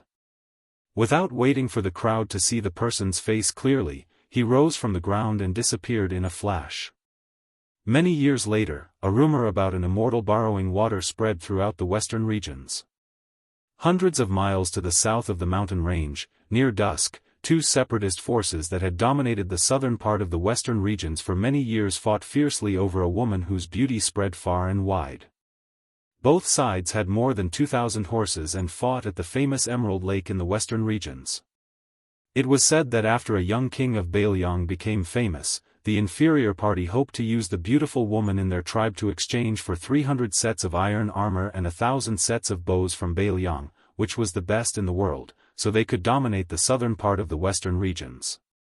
700 cavalrymen were dispatched to escort the woman to Bailiang. Then, they were intercepted at the Emerald Lake. After more than 2 hours of fierce fighting, the pursuers found out that the woman had already taken a detour and sneaked to Bailiang. They became angry out of humiliation and swore to kill the cunning tribe until the woman was the only one left. Without a man who could fight on horseback, they would see how they could rise in the desert. Just when the two sides were about to charge from horseback to dismount and fight, the whole battlefield was torn into two halves by a figure. Suddenly, people and horses were thrown off their feet. The front line that was cut open couldn't distinguish between friend and foe. They looked at each other and then at the same time at the guy who broke into the battlefield. They only saw that the man bent his knees, held the hilt of his sword with one hand and the tip of the sword with the other 2 fingers. The sword was held horizontally across his chest. The long sword was bent in a semicircle in front of him. After the dust settled, the long sword still maintained that strange arc and didn't return to its normal position. Another tall and sturdy figure passed through the gap in the battlefield and fiercely crashed into the sword-wielding man with unparalleled strength. The latter's 2 fingers on the tip of the sword rubbed along the body of the sword. The vigorous strength that refused to disperse after charging at the long sword rolled and condensed in the semicircle. Together with the infusion of his own chi, it finally formed a thunderball with purple lightning lingering around it. With a light flick of his wrist, he held the sword upside down to meet the enemy. The fist-sized purple lightning balls circled around the tip of the sword. When the tall and sturdy figure that seemed to be attached to the bone appeared 50 steps in front of him, the travel-worn but not dejected young swordsman smiled slightly. Instead of retreating, he advanced. Tai was held upside down and thunder was generated in the square inch. This sword had the style of holding the sword upside down that Dong Tai relied on to become famous. It also had the power of Gu Jintang's square inch thunder. Tuoba Bodhisattva slapped away the purple lightning that was spinning from the tip of the sword to the hilt. At the same time, he stretched out his hand to press on the hilt to prevent the momentum from increasing. He swept a whip kick toward Su Fengnian's neck. When the sword in Su Fengnian's hand was pushed away without any resistance, Tuoba Bodhisattva knew that this guy was up to something again. However, he did not believe that Su Fengnian, who defended more than he attacked, could set up a deadly trap. The whip kick swept out without any delay. Su Fengnian, who had let go of his sword, raised his elbow to block the powerful whip kick. With Tuoba Bodhisattva as the center, Su Fengnian was driven into a complete circle by the kick before he flew out of the circle. It seemed that Tuoba Bodhisattva had the upper hand. However, when Tuoba Bodhisattva's feet landed on the ground, Su Fengnian, who had already used his left hand to hold the hilt of the sword on his right waist while he was spinning, moved closer and closer. The sword was only half an inch out of its sheath. In that half an inch, it shone brightly. The stunned spectators on the battlefield were blinded by the bright light. They could not stop crying even after they closed their eyes. Su Fengnian held the sword but was not in a hurry to pull it out completely. As he rushed forward, the distance between him and the sword increased by half an inch. The scattered light that was like the sun in the sky also converged. It was like water condensing into ice. Although all these changes were complicated, they happened in the blink of an eye between Su Fengnian's advance and retreat. Tuoba Bodhisattva, who was calm and unruffled, narrowed his eyes and waited for Su Fengnian to pull out his sword after about 10 steps. Was Gu Jintang's famous square-inch thunder finally coming? As for the purple lightning that was still moving behind him after he slapped it away, Tuoba Bodhisattva did not see it as a threat at all. This was because the speed of the purple lightning's movement was too slow compared to his body's movement. It was too slow. In all the martial arts in the world, as long as one was slower by a hair, it would be useless even if one had the power to topple mountains. Su Fengnian, who was holding the famous Dafeng blade, Qi Yun, closed in on him. Just as Tuoba Bodhisattva expected, he was about 10 steps away from him. However, Tuoba Bodhisattva was wrong about one thing. The square-inch thunder was not released when the sword was pulled out, but when the sword was sheathed again. Between the two of them, there was a sudden clap of thunder. Even if Tuoba Bodhisattva had the physique of a genuine Vajra realm, he did not dare to take the rolling thunder head-on. His palms were facing outwards and he raised them slightly to block most of the force. His body moved sideways with the momentum. Su Fengnian was directly facing the straight line. The sound of the tremors was endless. Hundreds of people on both sides were hit by the strong wind. In an instant, they were uprooted from the ground and fell backward. After Tuoba Bodhisattva avoided the sharp edge, he almost instinctively circulated his chi dynamic 600 miles away to welcome Su Fengnian's true killer move. As expected, Su Fengnian's square-inch thunder was sheathed. The second stroke was a complete unsheathing of the sword. A dazzling white rainbow, like a flood dragon winding across the mountain range, pounced on Tuoba Bodhisattva. Tuoba Bodhisattva's one breath started half an hour ago. His chi was at its strongest. His punch had bent Su Fengnian's soundless sword in front of his chest, knocking Su Fengnian into the battlefield. Although his chi dynamic was inevitably weakened, it was still more than enough to destroy the white rainbow. Tuoba Bodhisattva, who wanted to achieve success with one punch, spared no effort. He bent his arm like a hammer. Not only did he smash the white rainbow, he even smashed the narrow saber. Su Fengnian was trying to exhaust Tuoba Bodhisattva's chi dynamic, waiting for the fleeting gap of breathing. Tuoba Bodhisattva was also waiting for Su Fengnian to exhaust his chi dynamic and take a breath. Therefore, his punch not only exhausted Su Fengnian's chi dynamic, but also forced Su Fengnian to take a breath of fresh chi as he retreated. However, Su Fengnian's response was unexpected. He was not like Tuoba Bodhisattva who was staking everything. He chose to leave some leeway, allowing Tuoba Bodhisattva's punch to pass through the saber and hit his chest. Su Fengnian's body flew backward in the air like a butterfly. Just as he was about to crash into the ground, the tip of the narrow saber in his hand touched the ground lightly, stirring up a large handful of yellow sand. His body leaned back and his legs stumbled backward, facing Tuoba Bodhisattva. The old chi that had not been released after the previous inhalation dissipated completely. Then, his lips moved slightly and he gently exhaled. To be precise, he was trying to complete the exhalation in one breath. Chapter 1466. Tuoba Bodhisattva sneered. He would not give Su Fengnian the chance to take a breath. Taking advantage of the short gap when Su Fengnian was taking a breath, he took a big step forward and punched with both fists. Although Tuoba Bodhisattva only had 30% of his strength left, if this punch hit, it would be much more effective than Su Fengnian who took 120% of his strength when he was at his peak. It would be like hitting a snake's weak spot. This guy who was full of tricks would definitely spit out a big bowl of blood. Between heaven and earth, from birth to death, there was one thing that was easily overlooked, and that was breathing. One breath, one breath, one breath, and so on. It was done millions of times when one was awake, and it was done when one was asleep. The breathing technique of Taoism's longevity card was to return to simplicity. It was the most important thing to do in breathing. It was rare for a martial artist in the Vajra realm to kill a Xian finger master from the 3 sections. However, even if it happened, no one would be surprised. This was because the gap between the Vajra finger and Xian finger realms was not much of a gap. The threshold that was really difficult to cross was the celestial state.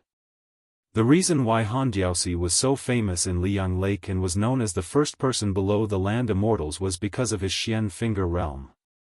He could fight and even kill a celestial state guru who breathed with heaven and earth. Tuoba Bodhisattva's eyes were stern. He shouted angrily and forced himself to take a breath. He stood still and his feet sank deep into the ground. His fists, which were originally aimed at Su Fengnian, hit each other and his chi increased sharply. It turned out that in the blink of an eye, Tuoba Bodhisattva was shocked to find that Su Fengnian's long sword, which had left his hand, coincidentally, returned to its sheath as if it was pulled by an invisible chi when Su Fengnian stepped back to take a breath. At the same time, the slow, purple thunder that Tuoba Bodhisattva ignored also rushed to his back at a shocking speed. Su Fengnian's mouth was bleeding. He said silently, "Return home." The long sword on his back let out a long whistle in the sheath. It was like the last cry of an autumn cicada, singing to the world. It was like an old man who had left his hometown for many years and only wanted to die in his hometown. More than 1,000 people on the battlefield held their heads and covered their ears. They squatted on the ground, but they still could not reduce the sharp needle-like piercing pain in their eardrums.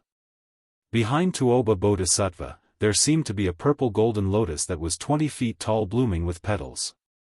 Tuoba Bodhisattva had obviously underestimated the power of the sword returning to its scabbard.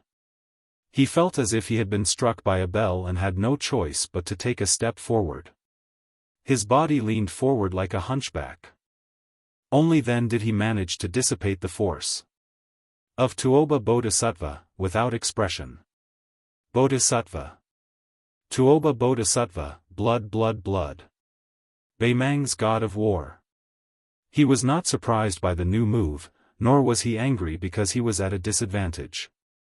Along the way, Su Fengnian, who was slightly weaker in terms of Qi and physique, would use 1 or 2 unique skills that could be used by ordinary Wu Dao masters every time he took a breath. He would widen the distance between himself and the enemy so that he could take a breather. Tuoba Bodhisattva always thought that it should be the last surprise, but Su Fengnian was always able to pave the way for him when he was in a desperate situation.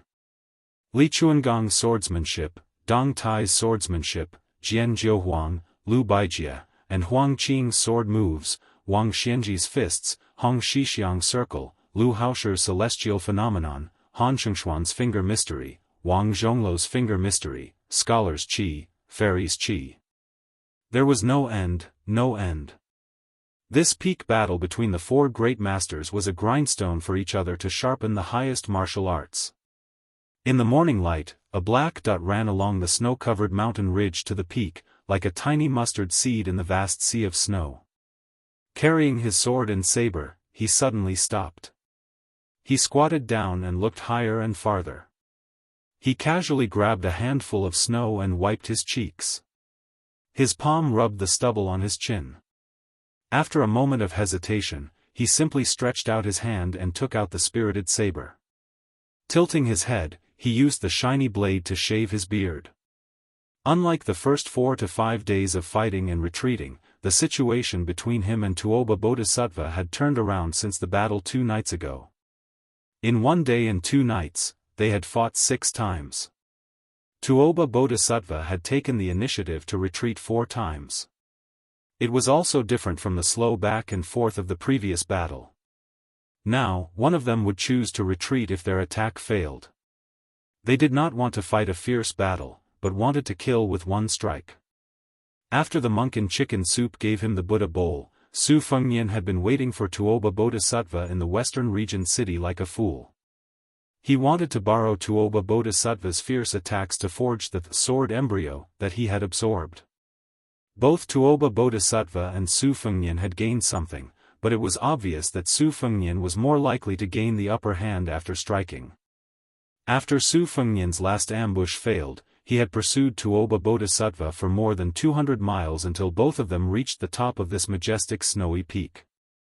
In the battle of life and death, both of them had formed a certain tacit understanding. The one who retreated would not deliberately hide all of his chi activity. He would always leave some traces for the one who pursued to get to the bottom of it. Tuoba Bodhisattva had clearly told Su Fengnian that he would be waiting on this snowy peak. As for when and where he would launch his killing move without warning, it would depend on Su Fengnian's ability and luck.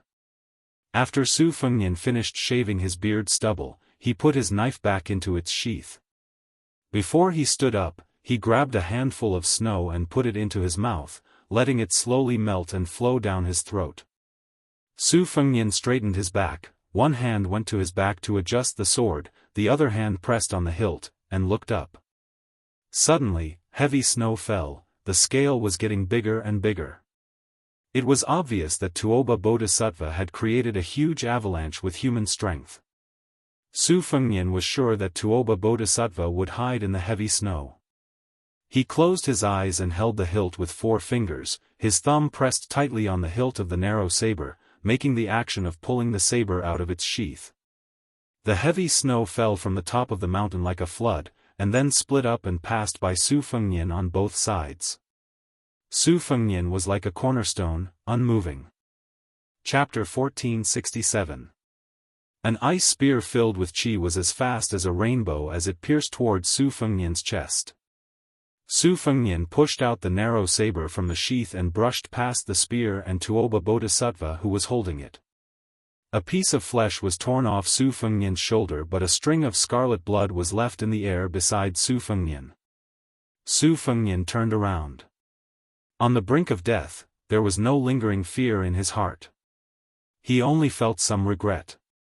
If Tuoba Bodhisattva had chosen this moment to decide the victor, Su Fengnian was confident that he could win with a heavy injury that could be temporarily suppressed. He could chop off an arm. However, Tuoba Bodhisattva gave up on this battlefield. He would rather use Su Fengnian's chi to cut a bloody groove on his back. After the avalanche, Su Fengnian sat cross-legged on the ground and panted heavily. He believed that Tuoba Bodhisattva would also be healing at the foot of the mountain. Now, the two of them were no longer fighting over the speed of breathing. They were fighting to end the battle quickly, deciding life and death in one move. Su Fengnian lay lazily in the snow and looked at the sky. He muttered, "Life is as lonely as an avalanche." A large river cut through the canyon and passed through the vast mountain chain that stretched for 3,000 miles. It finally flowed into the sea in Nanzhao. Su Fengnian's forehead was poked by Tuoba Bodhisattva's finger when he was drinking water by the river. He crashed into the bottom of the river. Out of his 10 flying swords, 6 of them were only an inch and a half away from piercing into Tuoba Bodhisattva's temples, eyes, and heart. Tuoba Bodhisattva punched wildly on the river surface, staring at Su Fengnian who could not jump out of the water. He punched in the river, trying to kill Su Fengnian by suffocating him to death at the bottom of the river. Tuoba Bodhisattva walked on the river surface for a total of 120 miles. In the end, Tuoba Bodhisattva who forcefully reversed his chi not only had his arms droop down, but also blood flowed from his ears, nose, and mouth. When Su Fengnian floated out of the water like a corpse, Tuoba Bodhisattva who could no longer move his arms could only step on him. Tuoba Bodhisattva knew that he would step on a flying sword controlled by Su Fengnian and his foot would be pierced by the flying sword, but he did not hesitate. Su Fengnian was stepped on in the chest and was once again stepped into the mud at the bottom of the river. For some reason, Tuoba Bodhisattva could not find Su Fengnian's corpse, nor could he find Su Fengnian's remaining aura. This young vassal king seemed to have evaporated from the human world. Just as Tuoba Bodhisattva, who had searched along the river for an entire night to no avail, was planning to return to the Liangmang border, at dawn, Tuoba Bodhisattva saw the young man who refused to obediently report to the king of hell no matter what. He slowly walking out of the river's the long sword on his back was nowhere to be seen. He bit the scabbard with his mouth and held the sword with both hands. Both of them did not cross the river. Instead, they slowly walked upstream. Su Fengnian was recuperating while Tuoba Bodhisattva was increasing his chances of winning. After nearly a decade of chasing and killing, both sides ran for thousands of miles. In a dark night with heavy rain that was rarely seen in the western region, they finally welcomed the final battle. It was a simple collision, just like the charge of Liangmang's cavalry. There was nothing fancy about it. Su Fengnian stabbed Tuoba Bodhisattva's abdomen with both hands. Tuoba Bodhisattva punched Su Fengnian's forehead as he retreated. In the end, Su Fengnian first let go of the sword in his hand. Then, he held the sword with one hand. Then, he pinched the sword with 2 fingers. In the end, he could only push the sword with 1 finger. When Su Fengnian completely let go of the sword, Tuoba Bodhisattva, who had a hole in his abdomen, fell back heavily. Su Fengnian, whose hair was disheveled, fell straight back. Tuoba Bodhisattva lay in the mud. He stretched out a trembling hand. Since he could not hold the hilt, he directly held the blade and pulled it out from his abdomen.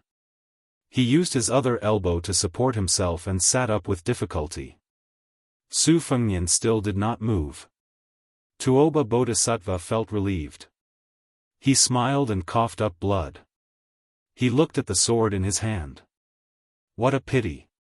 Tuoba Bodhisattva suddenly raised his head. He was stunned and his face was full of bitterness. A sword suddenly flew over and cut through the rain. It was the released sword. It was only at this moment that Tuoba Bodhisattva realized that the sword that had disappeared was actually waiting for this moment. It was waiting for the crucial moment when he, Tuoba Bodhisattva, seemed to have won. To do this, there had to be no deviation in time and place. In order to set up this trap, that person had to take a huge risk and split his attention to worry about the flying sword that was far away in the sky, before he attacked with his sword.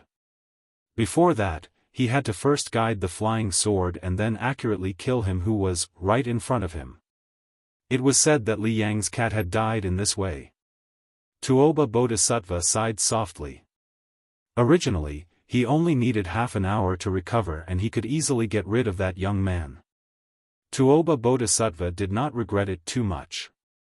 He just felt a little regretful and aggrieved. Was there enough time?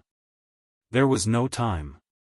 Who would have thought that there would be a day when Tuoba Bodhisattva placed his hopes on someone else? Tuoba Bodhisattva closed his eyes. Suddenly, an old man with a head full of snow stood in front of Tuoba Bodhisattva. He stretched out a finger and blocked the flying sword. The flying sword that could not take the head seemed to be wailing. It was extremely miserable. Su Fengnian, who was lying in the mud, maintained his last bit of clarity. He roughly guessed the identity of this person. The creator of Beimang's spider web, the Shadow Prime Minister Li Mibi. The old man smiled. You have to know that in order to stop Su Yanbing and Tantai Ningjing, this old man had to reach here first.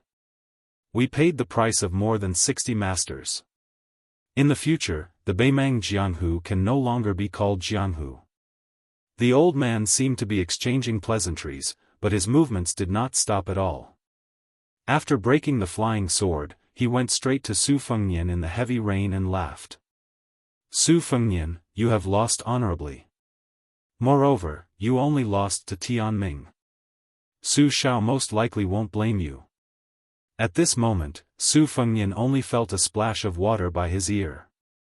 He did not know that a red sandalwood box had landed heavily near him. A young woman who had finally arrived after riding a sword for 6,000 miles did not look at Su Fengnian. She only said in a low voice, "You're not allowed to die." Chapter 1468. In the night, a man and a woman were walking towards a brightly lit city at the border of the western regions. However, the posture of the man and woman was a bit strange. The woman was carrying the man on her back while the man was carrying a purple box. Both the man and the woman's complexion were not good. Their faces were pale and yellow. It was as if they were in the same boat. The woman glanced at the city that was particularly eye-catching in the night and asked coldly, "Is this the sleepless city that you mentioned? Why do we have to come here?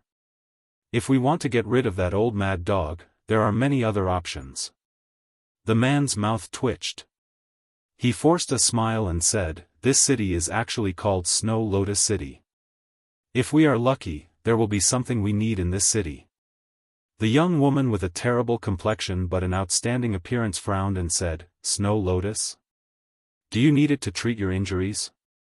There were too many descriptions to describe a woman's beauty. She was so beautiful that she could make the birds alight and beasts fall from the sky, outshine the moon, and put the flowers to shame. She was so beautiful that she could cause the downfall of a nation. However, there was no description that could compare to the weight of these 4 words. Only one person in a generation had this kind of beauty. At this moment, this woman might be worthy of this description. Even if she was not the only one, she was at least one of the 4. In terms of appearance, the woman and the man could be considered a good match. He did not explain further. Instead, he raised his head slightly and looked at the city that was full of music and dancing every night. Just as he was lost in thought, he suddenly felt a pain in his head. It turned out that her head had bumped into his head. He, who had suffered countless unexpected disasters, said angrily, "What now? When I woke up, you were the one who said that you wanted to carry me. I wrapped my arms around your neck and was about to be thrown a few feet away by you. Then, I just gently held onto your shoulders and you threw me away. My hands could only shrink in front of my chest. I don't dare to put them anywhere. Do you still think I am being frivolous? Jiang and I. Why don't you just chop off my hands?" Previously, that fellow had inadvertently rubbed against her hair and made her feel itchy. Now, it was this fellow's noisy voice that made her feel irritated. Without hesitation, she tilted her head again, and the 2 heads collided fiercely. It was clearly a move to kill the enemy at the cost of 800. She hatefully said, "I want to chop you up and feed you to the dogs, but even the dogs don't want to eat you." He argued back ungracefully, "You are a dog. Otherwise, how do you know whether a dog will eat you or not?" Snow Lotus City was a small city located outside of the solitary mountain pass. It was located at the border between Nanzhao and Shishu in the western region. This city was famous for its residents who had been harvesting snow lotus flowers for generations.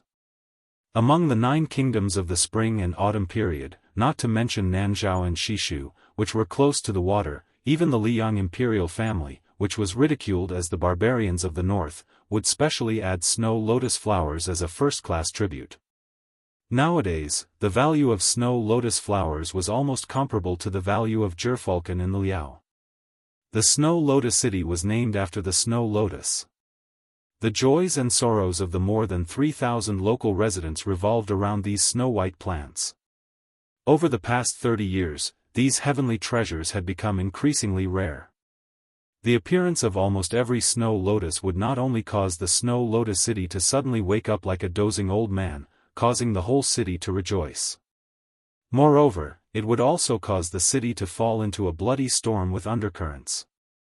Find a place to rest? But that would require money, right? But they didn't. The guy said angrily, "Let's not talk about your ability to kill people.